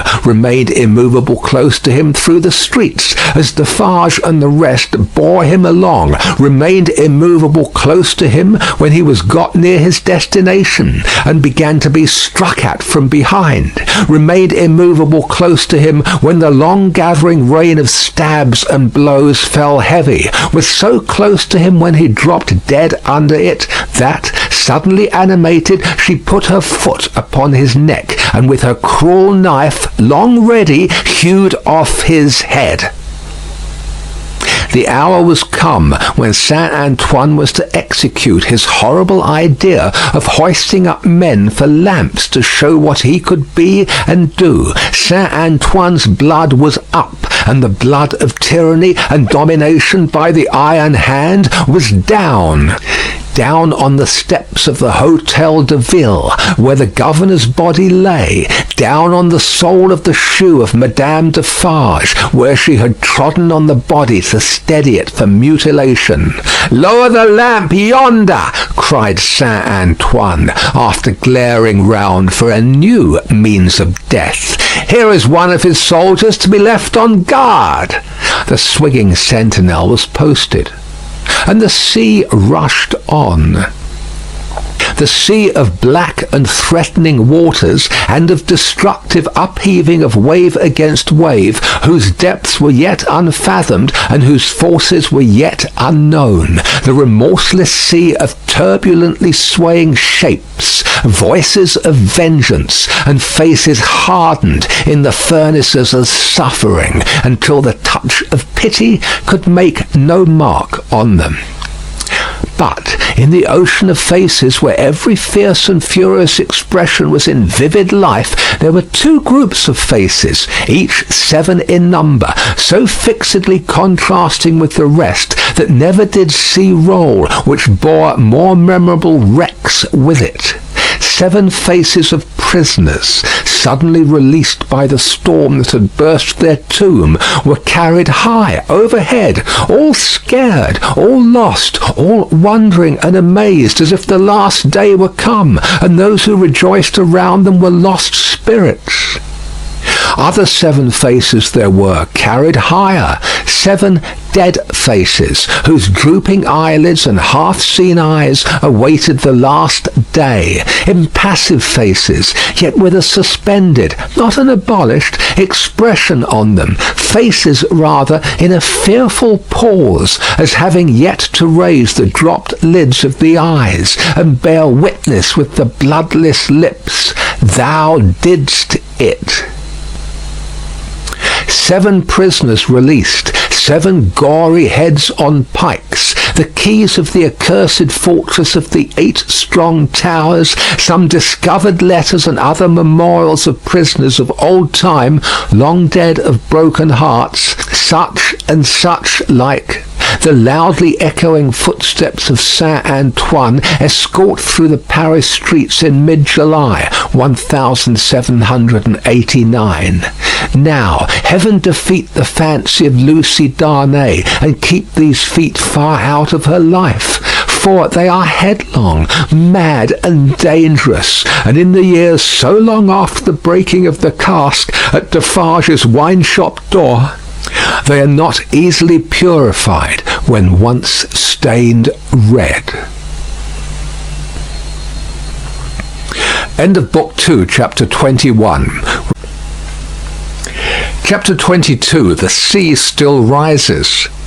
Haggard Saint Antoine had had only one exultant week in which to soften his modicum of hard and bitter bread to such extent as he could, with the relish of fraternal embraces and congratulations, when Madame Defarge sat at her counter, as usual, presiding over the customers. Madame Defarge wore no rose in her head, for the great brotherhood of spies had become, even in one short week, extremely chary of trusting themselves to the saints' mercies. The lamps across his streets had a portentously elastic swing with them. Madame Defarge, with her arms folded, sat in the morning light and heat, contemplating the wine-shop and the street. In both there were several knots of loungers, squalid and miserable, but now with a manifest sense of power enthroned on their distress. The raggedest nightcap awry on the wretchedest head had this crooked significance in it: I know how hard it has grown for me, the wearer of this, to support life in myself. But do you know how easy it has grown for me, the wearer of this, to destroy life in you? Every lean, bare arm that had been without work before had this work always ready for it now, that it could strike. The fingers of the knitting women were vicious with the experience that they could tear. There was a change in the appearance of Saint Antoine. The image had been hammering into this for hundreds of years, and the last finishing blows had told mightily on the expression. Madame Defarge sat observing it with such suppressed approval as was to be desired in the leader of the Saint Antoine women. One of her sisterhood knitted beside her, the short, rather plump wife of a starved grocer, and the mother of 2 children withal. This lieutenant had already earned the complimentary name of the Vengeance. "Hark!" said the Vengeance. "Listen, then. Who comes?" As if a train of powder laid from the outermost bound of Saint Antoine Quarter to the wine-shop door had been suddenly fired, a fast-spreading murmur came rushing along. "It is Defarge," said Madame. "Silence, patriots!" Defarge came in breathless, pulled off a red cap he wore, and looked around him. "Listen everywhere," said Madame again. "Listen to him."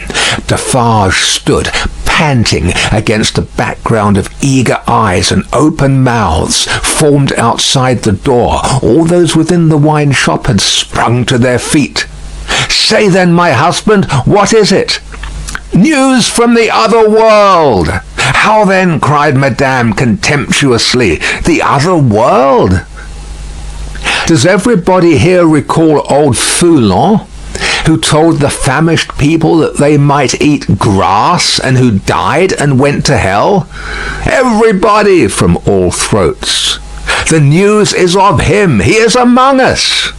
Among us, from the universal throat again. And dead? Not dead. He feared us so much, and with reason, that he caused himself to be represented as dead, and had a grand mock funeral. But they have found him alive, hiding in the country, and have brought him in. I have seen him but now, on his way to the Hôtel de Ville, a prisoner. I have said that he had reason to fear us. Say all. Had he reason? Wretched old sinner of more than 70 if he had never known it yet, he would have known it in his heart of hearts if he could have heard the answering cry. A moment of profound silence followed. Defarge and his wife looked steadfastly at one another. The Vengeance stooped, and the jar of a drum was heard as she moved it at her feet behind the counter. "Patriots," said Defarge in a determined voice, "are we ready?" Instantly Madame Defarge's knife was in her girdle. The drum was beating in the streets, as if it and a drummer had flown together by magic, and the Vengeance, uttering terrific shrieks and flinging her arms about her head like all the 40 Furies at once, was tearing from house to house, rousing the women. The men were terrible in the bloody-minded anger with which they looked from windows, caught up what arms they had, and came pouring out down into the streets. But the women were a sight to chill the boldest. From such household occupations as their bare poverty yielded, from their children, from their aged and their sick, crouching on the bare ground, famished and naked, they ran out with streaming hair, urging one another and themselves to madness with the wildest cries and actions. "Villain Foulon taken my sister! Old Foulon taken my mother! Miscreant Foulon taken my daughter!" Then a score of others ran into the midst of these, beating their breasts, tearing their hair, and screaming, "Foulon alive!" "Foulon, who told the starving people they might eat grass! Foulon, who told my old father that he might eat grass when I had no bread to give him! Foulon, who told my baby it might suck grass when these breasts were dry with want! O Mother of God, this Foulon! O Heaven, our suffering! Hear me, my dead baby and my withered father! I swear on my knees, on these stones, to avenge you on Foulon. Husbands and brothers and young men, give us the blood of Foulon. Give us the head of Foulon. Give us the heart of Foulon. Give us the body and soul of Foulon. Rend Foulon to pieces and dig him into the ground that grass may grow from him." With these cries, numbers of the women, lashed into blind frenzy, whirled about, striking and tearing at their own friends until they dropped into a passionate swoon, and were only saved by the men belonging to them from being trampled underfoot. Nevertheless, not a moment was lost, not a moment. This Foulon was at the Hôtel de Ville, and might be loosed. Never, if Saint Antoine knew his own sufferings, insults, and wrongs. Armed men and women flocked out of the quarter so fast, and drew even these last dregs after them with such a force of suction, that within a quarter of an hour there was not a human creature in Saint Antoine's bosom, but a few old crones and the wailing children. No, they were all by that time choking the hall of examination, where this old man, ugly and wicked, was, and overflowing into the adjacent open space and streets. The Defarges, husband and wife, the Vengeance, and Jacques III were in the first press, and at no great distance from him in the hall. "See," cried Madame, pointing with her knife. "See the old villain bound with ropes. That was well done to tie a bunch of grass upon his back. Ha ha! That was well done. Let him eat it now." Madame put her knife under her arm and clapped her hands as at a play. The people immediately behind Madame Defarge, explaining the cause of her satisfaction to those behind them, and those again explaining to others, and those to others, the neighbouring streets resounded with the clapping of hands. Similarly, during 2 or 3 hours of drawl and the winnowing of many bushels of words, Madame Defarge's frequent expressions of impatience were taken up with marvellous quickness at a distance. The more readily because certain men who had by some wonderful exercise of agility climbed up the external architecture to look in from the windows knew Madame Defarge well, and acted as a telegraph between her and the crowd outside the building. At length the sun rose so high that it struck a kindly ray as of hope or protection directly down upon the old prisoner's head. The favour was too much to bear. In an instant the barrier of dust and chaff that had stood surprisingly long went to the winds, and Saint Antoine had got him. It was known directly to the furthest confines of the crowd. Defarge had but sprung over a railing and a table, and folded the miserable wretch in a deadly embrace. Madame Defarge had but followed, and turned her hand in one of the ropes with which he was tied. The Vengeance and Jacques Three were not yet up with them, and the men at the windows had not yet swooped into the hall, like birds of prey from their high perches, when the cry seemed to go up all over the city, "Bring him out! Bring him to the lamp!" Down and up, and head foremost on the steps of the building, now on his knees, now on his feet, now on his back, dragged and struck at and stifled by the bunches of grass and straw that were thrust into his face by hundreds of hands. Torn, bruised, panting, bleeding, yet always entreating and beseeching for mercy, now full of vehement agony of action, with a small clear space about him, as the people drew one another back that they might see. Now a log of dead wood drawn through a forest of legs.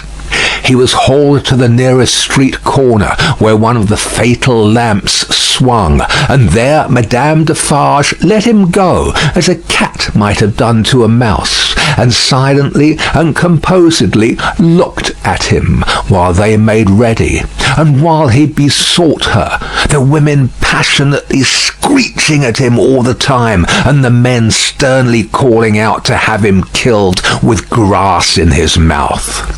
Once he went aloft, and the rope broke, and they caught him shrieking. Twice he went aloft, and the rope broke, and they caught him shrieking. Then the rope was merciful, and held him, and his head was soon upon a pike, with grass enough in the mouth for all Saint Antoine to dance at the sight of.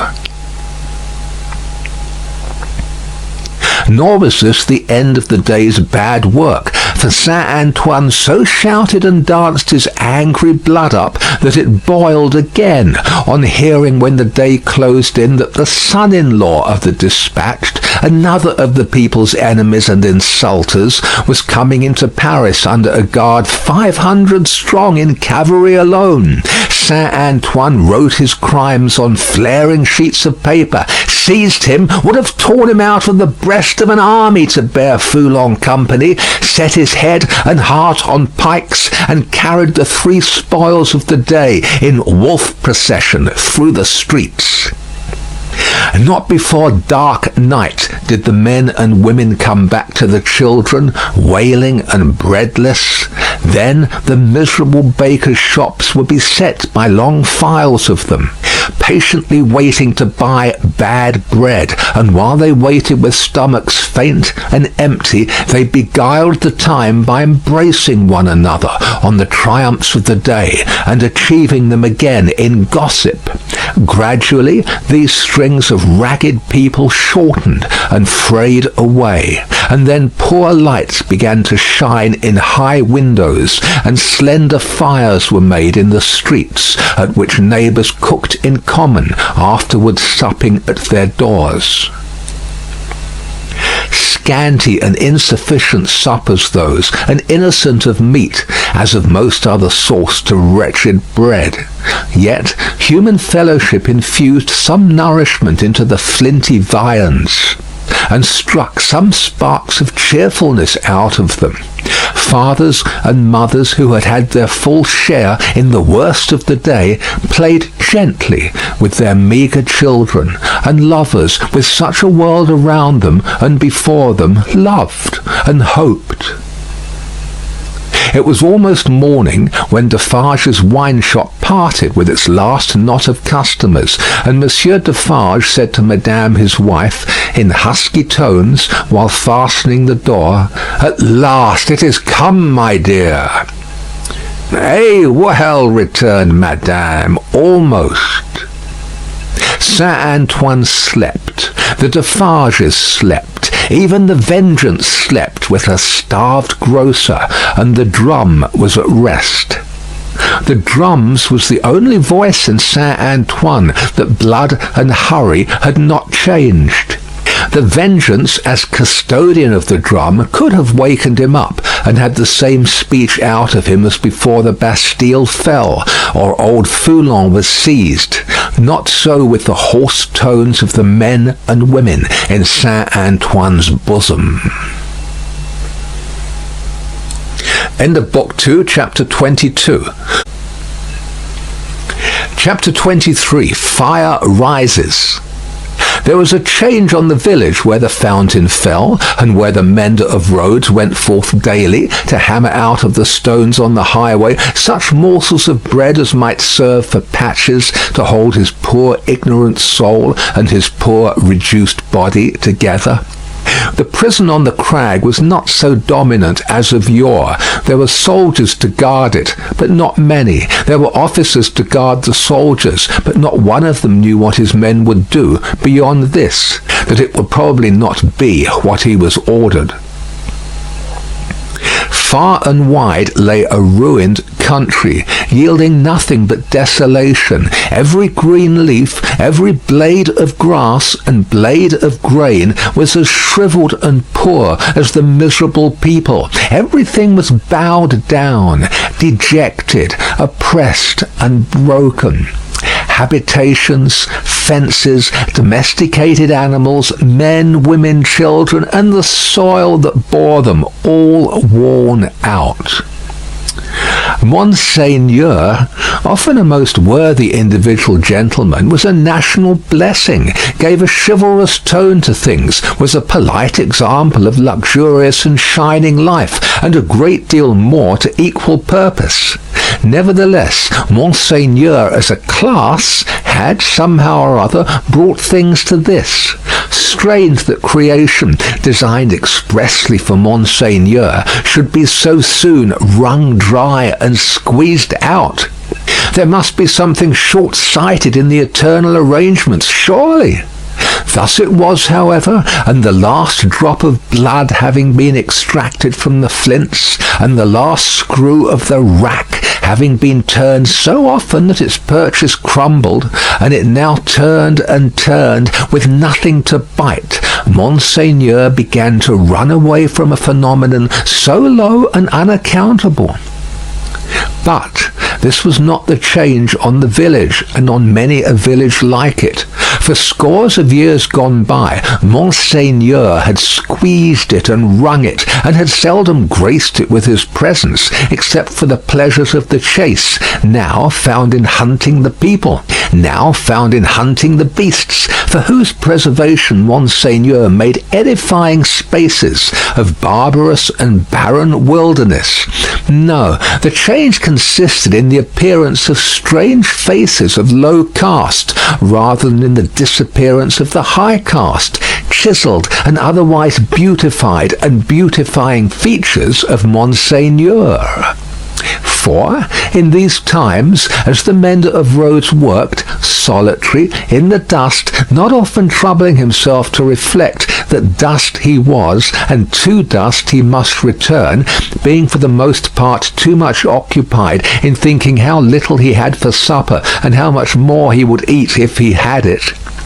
In these times, as he raised his eyes from his lonely labour and viewed the prospect, he would see some rough figure approaching on foot, the like of which was once a rarity in those parts, but was now a frequent presence. As it advanced, the mender of roads would discern without surprise that it was a shaggy-haired man of almost barbarian aspect, tall, in wooden shoes that were clumsy even to the eyes of a mender of roads, grim, rough, swart, steeped in the mud and dust of many highways, dank with the marshy moisture of many low grounds, sprinkled with the thorns and leaves and moss of many byways through woods. Such a man came upon him, like a ghost, at noon in the July weather, as he sat on his heap of stones under a bank, taking such shelter as he could get from a shower of hail. The man looked at him, looked at the village in the hollow, at the mill, and at the prison on the crag. When he had identified these objects in what benighted mind he had, he said, in a dialect that was just intelligible, "How goes it, Jacques?" "All well, Jacques." "Touch, then." They joined hands, and the man sat down on the heap of stones. "No dinner?" "Nothing but supper now," said the mender of roads with a hungry face. "It is the fashion," growled the man. "I meet no dinner anywhere." He took out a blackened pipe, filled it, lighted it with flint and steel, pulled at it until it was in a bright glow, then suddenly held it from him and dropped something into it from between his finger and thumb that blazed and went out in a puff of smoke. "Touch, then." It was the turn of the mender of roads to say it this time, after observing these operations. They again joined hands. "Tonight?" said the mender of roads. "Tonight," said the man, putting the pipe in his mouth. "Where?" "Here." He and the mender of roads sat on the heap of stones, looking silently at one another, with the hail driving in between them like a pygmy charge of bayonets, until the sky began to clear over the village. "Show me," said the traveller then, moving to the brow of the hill. "See," returned the mender of roads with extended finger, "you go down here and straight through the street and past the fountain—" "To the devil with all that," interrupted the other, rolling his eye over the landscape. "I go through no streets and past no fountains." "Well?" "Well, about 2 leagues beyond the summit of that hill above the village." "Good. When do you cease to work?" "At sunset." "Will you wake me before departing? I have walked 2 nights without resting. Let me finish my pipe, and I shall sleep like a child. Will you wake me?" "Surely." The wayfarer smoked his pipe out, put it in his breast, slipped off his great wooden shoes, and lay down on his back on the heap of stones. He was fast asleep directly. As the road mender plied his dusty labour, and the hail clouds, rolling away, revealed bright bars and streaks of sky which were responded to by silver gleams upon the landscape, the little man, who wore a red cap now in place of his blue one, seemed fascinated by the figure on the heap of stones. His eyes were so often turned towards it that he used his tools mechanically, and one would have said to very poor account. The bronze face, the shaggy black hair and beard, the coarse woolen red cap, the rough medley dress of homespun stuff and hairy skins of beasts, the powerful frame attenuated by spare living, and the sullen and desperate compression of the lips in sleep, inspired the mender of roads with awe. The traveller had travelled far, and his feet were footsore, and his ankles chafed and bleeding. His great shoes, stuffed with leaves and grass, had been heavy to drag over the many long leagues, and his clothes were chafed into holes, as he himself was into sores. Stooping down beside him, the road mender tried to get a peep at secret weapons in his breast or where not, but in vain, for he slept with his arms crossed upon him, and set as resolutely as his lips. Fortified towns with their stockades, guard-houses, gates, trenches and drawbridges seemed to the mender of roads to be so much air as against this figure. And when he lifted his eyes from it to the horizon and looked around, he saw in his small fancy similar figures, stopped by no obstacle, tending to centres all over France. The man slept on, indifferent to showers of hail and intervals of brightness, to sunshine on his face and shadow, to the paltering lumps of dull ice on his body and the diamonds into which the sun changed them, until the sun was low in the west and the sky was glowing. Then the mender of roads, having got his tools together and all things ready to go down into the village, roused him. "Good," said the sleeper, rising on his elbow. 2 leagues beyond the summit of the hill?" About. Good." The mender of roads went home, with the dust going on before him according to the set of the wind, and was soon at the fountain, squeezing himself in among the lean kine brought there to drink, and appearing even to whisper to them in his whispering to all the village. When the village had taken its poor supper, it did not creep to bed as it usually did, but came out of doors again, and remained there. A curious contagion of whispering was upon it, and also, when it gathered together at the fountain in the dark, another curious contagion of looking expectantly at the sky, in one direction only. Monsieur Gabelle, chief functionary of the place, became uneasy, went out on his housetop alone, and looked in that direction too, glanced down from behind his chimneys at the darkening faces by the fountain below, and sent word to the sacristan, who kept the keys of the church, that there might be need to ring the tocsin by and by.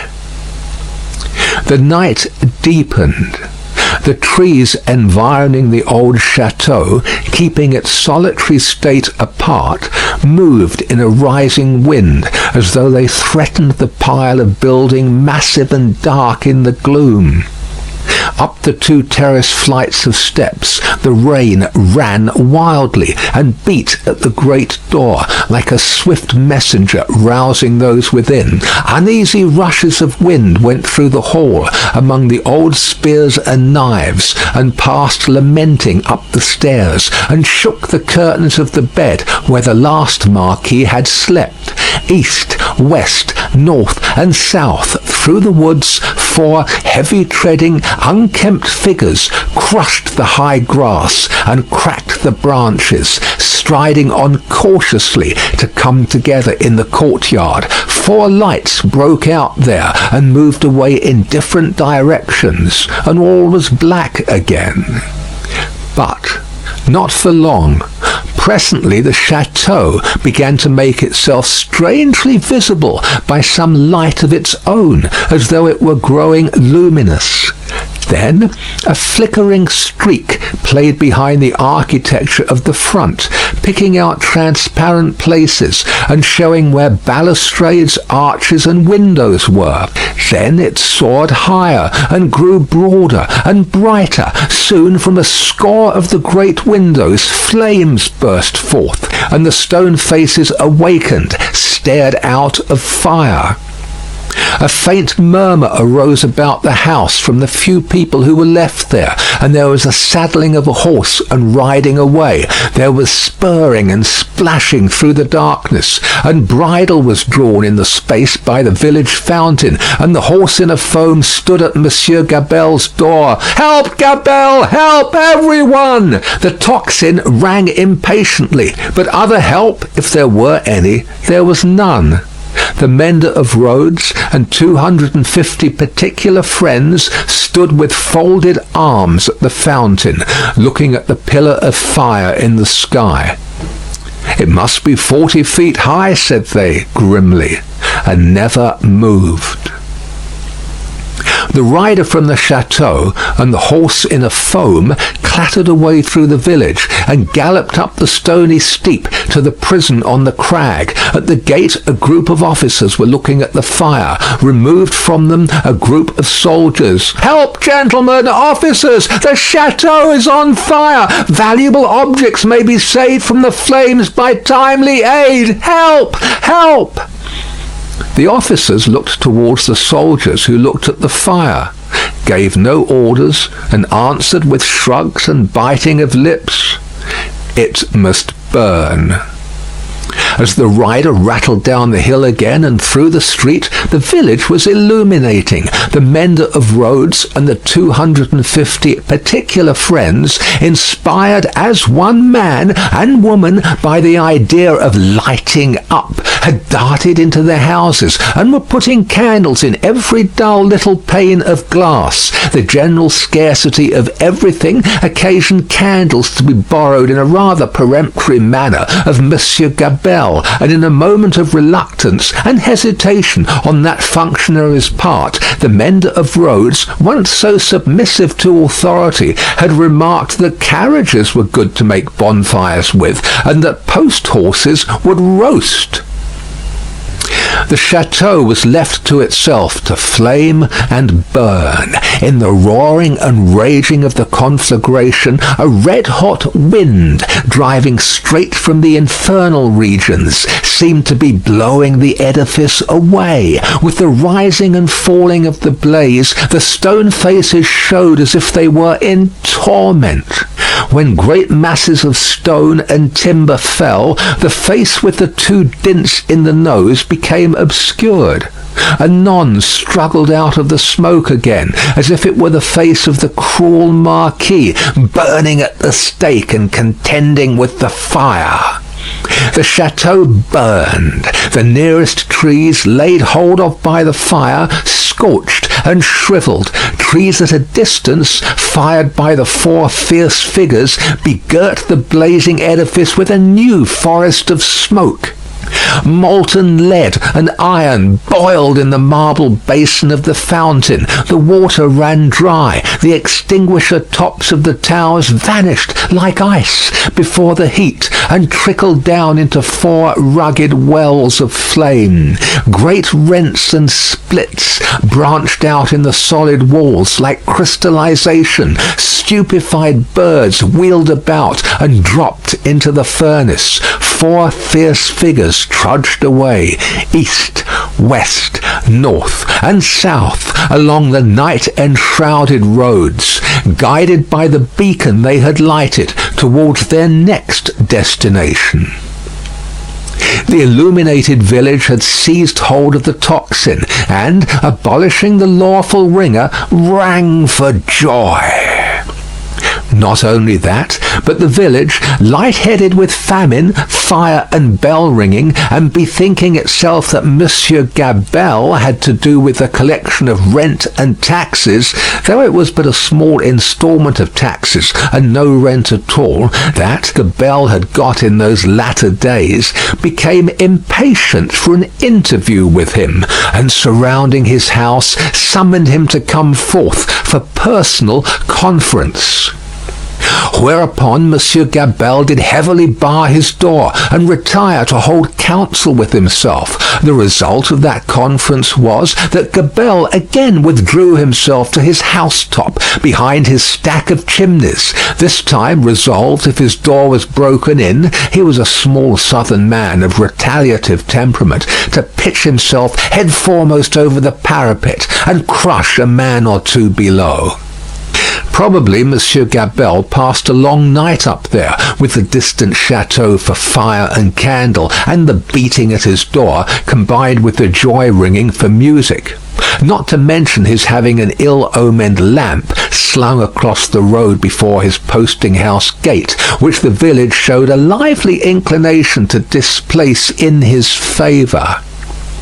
A trying suspense to be passing a whole summer night on the brink of the black ocean, ready to take that plunge into it upon which Monsieur Gabelle had resolved. But the friendly dawn appearing at last, and the rush candles of the village guttering out, the people happily dispersed, and Monsieur Gabelle came down, bringing his life with him for that while. Within 100 miles, and in the light of other fires, there were other functionaries, less fortunate, that night and other nights, whom the rising sun found hanging across once peaceful streets, where they had been born and bred. Also, there were other villagers and townspeople less fortunate than the mender of roads and his fellows, upon whom the functionaries and soldiery turned with success, and whom they strung up in their turn.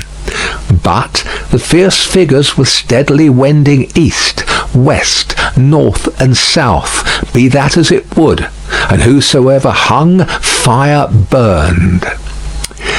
The altitude of the gallows that would turn to water and quench it, no functionary by any stretch of mathematics was able to calculate successfully. End of Book 2, Chapter 23. Chapter 24, Drawn to the Lodestone Rock.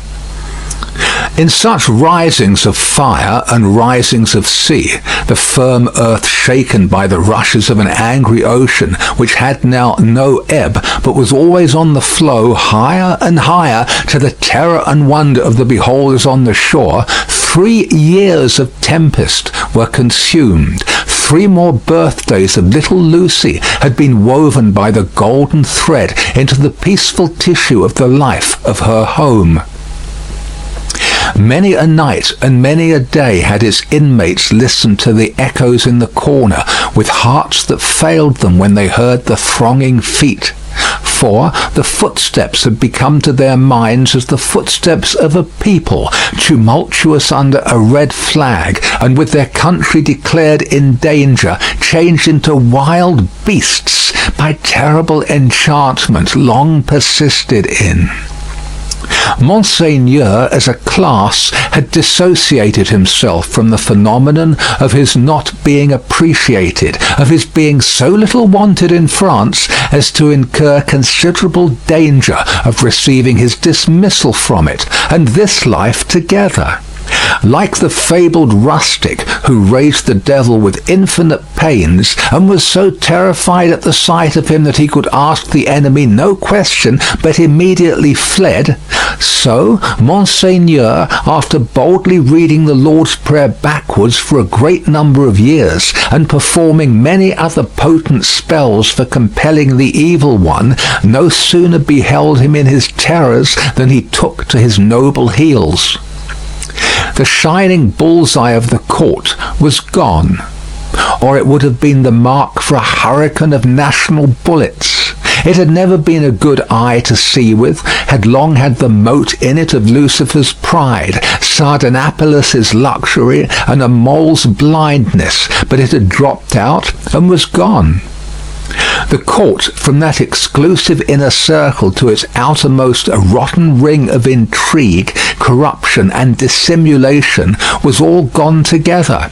Royalty was gone, had been besieged in its palace and suspended when the last tidings came over. The August of the year 1792 was come, and Monseigneur was by this time scattered far and wide. As was natural, the headquarters and great gathering place of Monseigneur in London was Tellson's Bank. Spirits are supposed to haunt the places where their bodies most resorted, and Monseigneur, without a guinea, haunted the spot where his guineas used to be.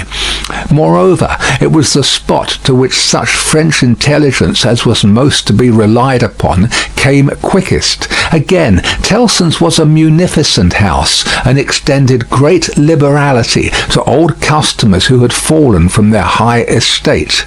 Again, those nobles who had seen the coming storm in time, and anticipating plunder or confiscation, had made provident remittances to Tellson's, were always to be heard of there by their needy brethren. To which it must be added that every newcomer from France reported himself and his tidings at Tellson's, almost as a matter of course. For such variety of reasons, Tellson's was, at that time, as to French intelligence, a kind of high exchange, and this was so well known to the public, and the inquiries made there were in consequence so numerous, that Tellson sometimes wrote the latest news out in a line or so, and posted it in the bank windows, for all who ran through Temple Bar to read. On a steaming, misty afternoon, Mr. Lorry sat at his desk, and Charles Darnay stood leaning on it, talking with him in a low voice. The penitential den once set apart for interviews with the House was now the news exchange, and was filled to overflowing. It was within half an hour or so of the time of closing. "But although you are the youngest man that ever lived," said Charles Darnay, rather hesitating, "I must still suggest to you—" "I understand that I am too old," said Mr. Lorry. "Unsettled weather, a long journey, uncertain means of travelling, a disorganized country, a city that may not even be safe for you." "My dear Charles," said Mr. Lorry, with cheerful confidence, "you touch some of the reasons for my going, not for staying away. It is safe enough for me. Nobody will care to interfere with an old fellow of hard upon 80, when there are so many people there much better worth interfering with. As to its being a disorganized city, if it were not a disorganized city, there would be no occasion to send somebody from our house here to our house there, who knows the city and the business of old, and is in Tellson's confidence. As to the uncertain travelling, the long journey, and the winter weather, if I were not prepared to submit myself to a few inconveniences for the sake of Tellson's, after all these years, who ought to be?" "I wish I were going myself," said Charles Darnay, somewhat restlessly, and like one thinking aloud. "Indeed, you are a pretty fellow to object and advise," exclaimed Mr. Lorry. "You wish you were going yourself, and you a Frenchman born. You are a wise counsellor." "My dear Mr. Lorry, it is because I am a Frenchman born that the thought, which I did not mean to utter here, however, has passed through my mind often. One cannot help thinking, having had some sympathy for the miserable people, and having abandoned something to them," he spoke here in his former thoughtful manner, "that one might be listened to, and might have the power to persuade to some restraint. Only last night, after you had left us, when I was talking to Lucy—" "When you were talking to Lucy," Mr. Lorry repeated. "Yes, I wonder you are not ashamed to mention the name of Lucy, wishing you were going to France at this time of day." "However, I am not going," said Charles Darnay with a smile. "It is more to the purpose that you say you are." "And I am, in plain reality. The truth is, my dear Charles—" Mr. Lorry glanced at the distant house and lowered his voice. "You can have no conception of the difficulty with which our business is transacted, and of the peril in which our books and papers over yonder are involved. The Lord above knows what the compromising consequences would be to numbers of people if some of our documents were seized or destroyed, and they might be at any time, you know, for who can say that Paris is not set afire today or sacked tomorrow? Now, a judicious selection from these with the least possible delay, and the burying of them, or otherwise getting of them out of harm's way, is within the power, without loss of precious time, of scarcely anyone but myself, if anyone.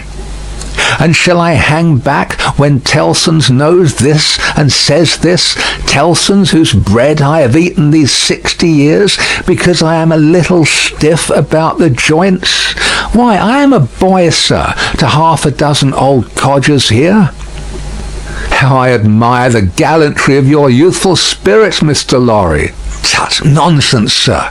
And, my dear Charles, said Mr. Lorry, glancing at the house again, you are to remember that getting things out of Paris at this present time, no matter what things, is next to an impossibility. Papers and precious matters were this very day brought to us here. I speak in strict confidence. It is not businesslike to whisper it, even to you. By the strangest bearers you can imagine, every one of whom had his head hanging on by a single hair as he passed the barriers. At another time our parcels would come and go as easily as in business like old England. But now everything is stopped. "And do you really go tonight?" "I really go tonight, for the case has become too pressing to admit of delay." "And do you take no one with you?" "All sorts of people have been proposed to me, but I will have nothing to say to any of them. I intend to take Jerry. Jerry has been my bodyguard on Sunday nights for a long time past, and I am used to him. Nobody will suspect Jerry of being anything but an English bulldog, or of having any design in his head but to fly at anybody who touches his master. I must say again that I heartily admire your gallantry and youthfulness." "I must say again, nonsense, nonsense. When I have executed this little commission, I shall, perhaps, accept Tellson's proposal to retire and live at my ease. Time enough, then, to think about growing old." This dialogue had taken place at Mr. Lorry's usual desk, with Monseigneur swarming within a yard or two of it, boastful of what he would do to avenge himself on the rascal people before long. It was too much the way of Monseigneur under his reverses as a refugee, and it was much too much the way of native British orthodoxy to talk of this terrible revolution as if it were the only harvest ever known under the skies that had not been sown, as if nothing had ever been done or omitted to be done that had led to it, as if observers of the wretched millions in France and of the misused and perverted resources that should have made them prosperous had not seen it inevitably coming years before, and had not in plain words recorded what they saw. Such vapouring, combined with the extravagant plots of Monseigneur for the restoration of a state of things that had utterly exhausted itself and worn out heaven and earth as well as itself, was hard to be endured without some remonstrance by any sane man who knew the truth. And it was such vapouring all about his ears, like a troublesome confusion of blood in his own head, added to a latent uneasiness in his mind, which had already made Charles Darnay restless, and which still kept him so. Among the talkers was Stryver of the King's Bench Bar, far on his way to state promotion, and therefore loud on the theme, broaching to Monseigneur his devices for blowing the people up and exterminating them from the face of the earth, and doing without them, and for accomplishing many similar objects akin in their nature to the abolition of eagles by sprinkling salt on the tails of the race.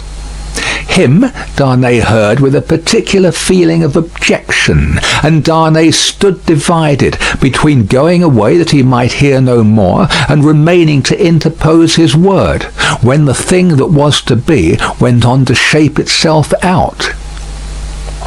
The House approached Mr. Lorry, and laying a soiled and unopened letter before him, asked if he had yet discovered any traces of the person to whom it was addressed.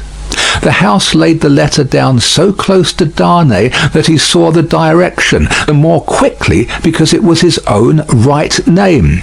The address, turned into English, ran: "Very pressing, to Monsieur heretofore the Marquis Saint-Evremond of France, confided to the cares of Messrs. Tellson and Company, bankers, London, England."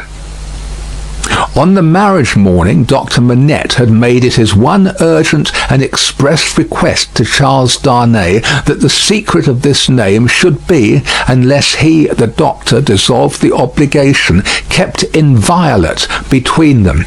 Nobody else knew it to be his name. His own wife had no suspicion of the fact. Mr. Lorry could have none. "No," said Mr. Lorry in reply to the House. "I have referred it, I think, to everybody now here, and no one can tell me where this gentleman is to be found."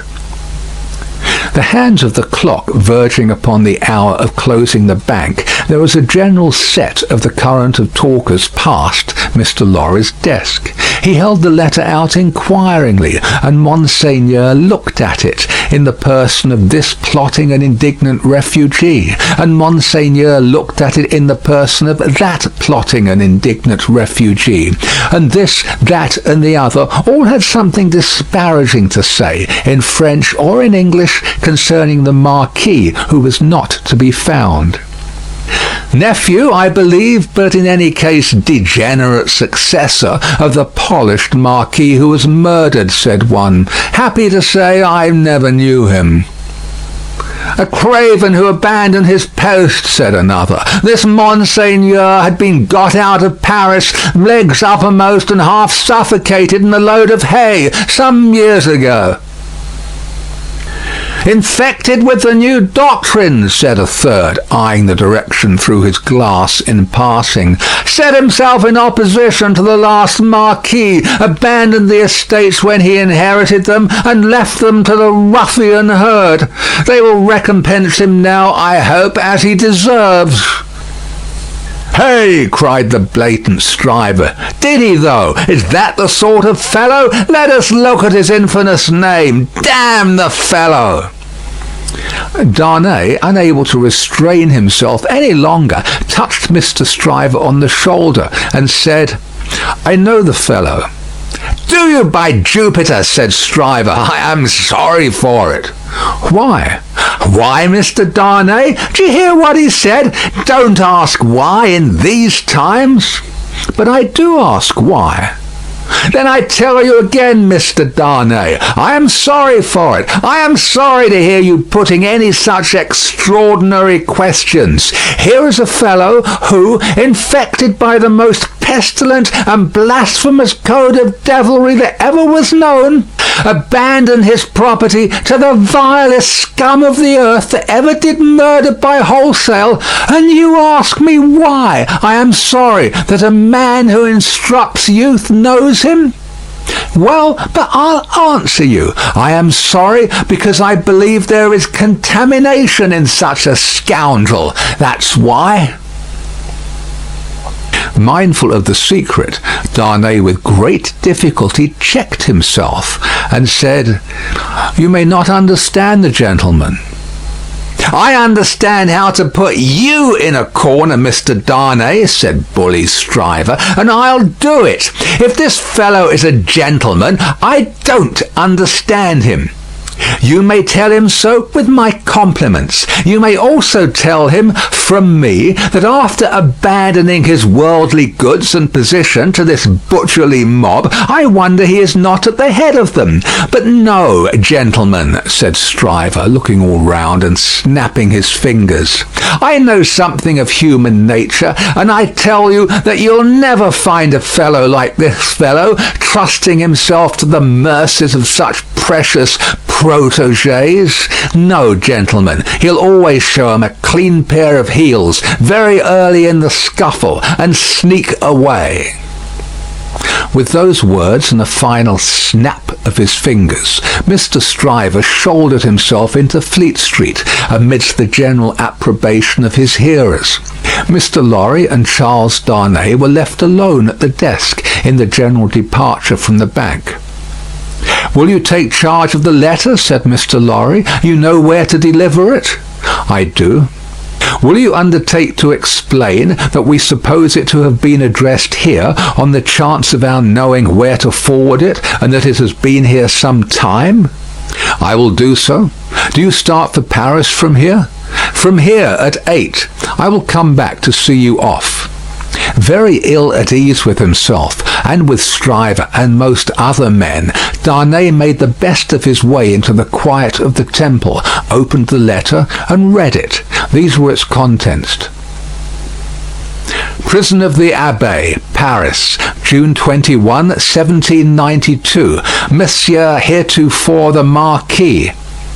After having long been in danger of my life at the hands of the village, I have been seized with great violence and indignity, and brought a long journey on foot to Paris. On the road I have suffered a great deal, nor is that all. My house has been destroyed, razed to the ground. The crime for which I am imprisoned, Monsieur heretofore the Marquis, and for which I shall be summoned before the tribunal, and shall lose my life without your so generous help, is, they tell me, treason against the majesty of the people, in that I have acted against them for an emigrant. It is in vain I represent that I have acted for them and not against, according to your commands. It is in vain I represent that, before the sequestration of emigrant property, I had remitted the imposts they had ceased to pay, that I had collected no rent, that I had had recourse to no process. The only response is that I have acted for an emigrant. And where is that emigrant? Ah, most gracious Monsieur heretofore the Marquis, where is that emigrant? I cry in my sleep, where is he? I demand of heaven, will he not come to deliver me? No answer. Ah, Monsieur heretofore the Marquis, I send my desolate cry across the sea, hoping it may perhaps reach your ears through the great bank of Tilson, known at Paris. For the love of heaven, of justice, of generosity, of the honour of your noble name, I supplicate you, Monsieur heretofore the Marquis, to succour and release me. My fault is that I have been true to you. Oh, Monsieur heretofore the Marquis, I pray you, be you true to me. From this prison here of horror, whence I every hour tend nearer and nearer to destruction, I send you, Monsieur heretofore the Marquis, the assurance of my dolorous and unhappy service. Your afflicted Gabelle. The latent uneasiness in Darnay's mind was roused to vigorous life by this letter. The peril of an old servant, and a good one, whose only crime was fidelity to himself and his family, stared him so reproachfully in the face that, as he walked to and fro in the temple, considering what to do, he almost hid his face from the passer-by. He knew very well that in his horror of the deed which had culminated the bad deeds and bad reputation of the old family house, in his resentful suspicions of his uncle, and in the aversion with which his conscience regarded the crumbling fabric that he was supposed to uphold, he had acted imperfectly. He knew very well that in his love for Lucy, his renunciation of his social place, though by no means new to his own mind, had been hurried and incomplete. He knew that he ought to have systematically worked it out and supervised it, and that he had meant to do it, and that it had never been done. The happiness of his own chosen English home, the necessity of being always actively employed, the swift changes and troubles of the time which had followed on one another so fast that the events of this week annihilated the immature plans of last week, and the events of the week following made all new again, he knew very well that, to the force of these circumstances, he had yielded, not without disquiet, but still without continuous and accumulating resistance. That he had watched the times for a time of action, and that they had shifted and struggled until the time had gone by, and the nobility were trooping from France by every highway and byway, and their property was in course of confiscation and destruction, and their very names were blotting out, was as well known to himself as it could be to any new authority in France that might impeach him for it. But he had oppressed no man, he had imprisoned no man. He was so far from having harshly exacted payment of his dues that he had relinquished them of his own will, thrown himself on a world with no favour in it, won his own private place there, and earned his own bread. Monsieur Gabelle had held the impoverished and involved estate on written instructions to spare the people, to give them what little there was to give, such fuel as the heavy creditors would let them have in the winter, and such produce as could be saved from the same grip in the summer. And no doubt he had put the fact in plea and proof for his own safety, so that it could not but appear now. This favoured the desperate resolution Charles Darnay had begun to make, that he would go to Paris.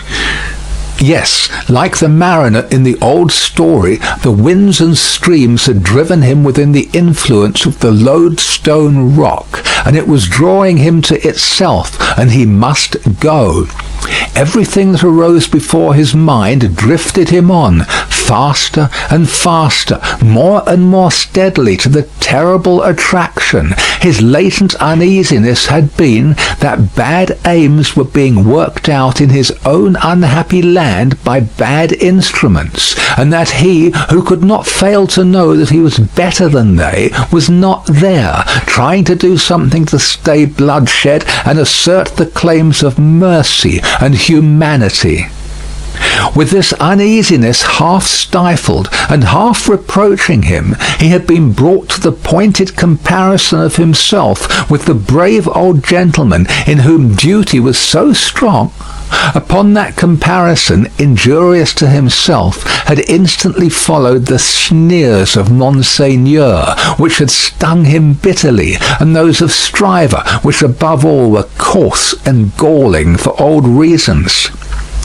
Upon those had followed Gabelle's letter, the appeal of an innocent prisoner in danger of death to his justice, honour, and good name. His resolution was made. He must go to Paris. Yes, the lodestone rock was drawing him, and he must sail on until he struck. He knew of no rock. He saw hardly any danger. The intention with which he had done what he had done, even though he had left it incomplete, presented it before him in an aspect that would be gratefully acknowledged in France on his presenting himself to assert it. Then that glorious vision of doing good, which is so often the sanguine mirage of so many good minds, arose before him, and he even saw himself in the illusion with some influence to guide this raging revolution that was running so fearfully wild. As he walked to and fro, with his resolution made, he considered that neither Lucy nor her father must know of it until he was gone. Lucy should be spared the pain of separation, and her father, always reluctant to turn his thoughts towards the dangerous ground of old, should come to the knowledge of the step as a step taken, and not in the balance of suspense and doubt. How much of the incompleteness of his situation was referable to her father, through the painful anxiety to avoid reviving old associations of France in his mind, he did not discuss with himself. But that circumstance, too, had had its influence in his course. He walked to and fro with thoughts very busy until it was time to return to Tellson's and take leave of Mr. Lorry. As soon as he arrived in Paris, he would present himself to this old friend, but he must say nothing of his intention now. A carriage with post-horses was ready at the bank door, and Jerry was booted and equipped. "I have delivered that letter," said Charles Darnay to Mr. Lorry. "I would not consent to your being charged with any written answer, but perhaps you will take a verbal one?" "That I will, and readily," said Mr. Lorry, "if it is not dangerous." "Not at all, though it is to a prisoner in the Abbaye." "What is his name?" said Mr. Lorry, with his open pocket-book in his hand. "Gabelle." "Gabelle. And what is the message to the unfortunate Gabelle in prison?" "Simply that he has received the letter and will come." "Any time mentioned?" "He will start upon his journey tomorrow night." "Any person mentioned?" "No." He helped Mr. Lorry to wrap himself in a number of coats and cloaks, and went out with him from the warm atmosphere of the old bank into the misty air of Fleet Street. "My love to Lucy and to little Lucy," said Mr. Lorry at parting, "and take precious care of them till I come back."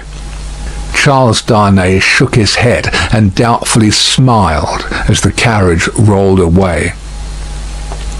That night, it was the 14th of August, he sat up late and wrote 2 fervent letters. One was to Lucy, explaining the strong obligation he was under to go to Paris, and showing her at length the reasons that he had for feeling confident that he could become involved in no personal danger there.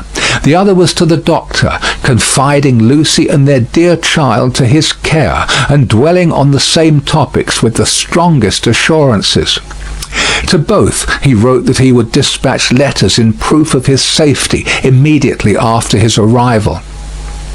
It was a hard day, that day of being among them, with the first reservation of their joint lives on his mind. It was a hard matter to preserve the innocent deceit of which they were profoundly unsuspicious. But an affectionate glance at his wife, so happy and busy, made him resolute not to tell her what impended. He had been half moved to do it, so strange it was to him to act in anything without her quiet aid, and the day passed quickly.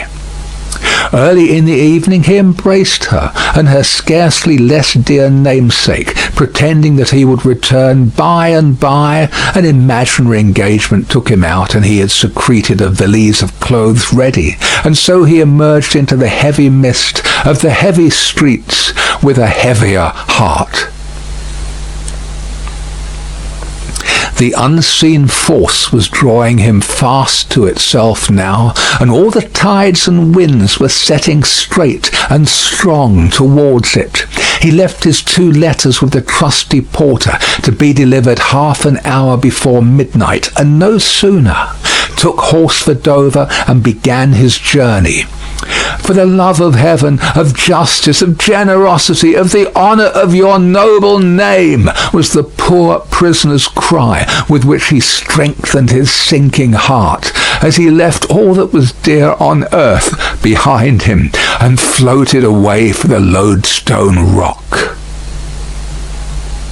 The end of the 2nd book. End of Book 2, Chapter 24.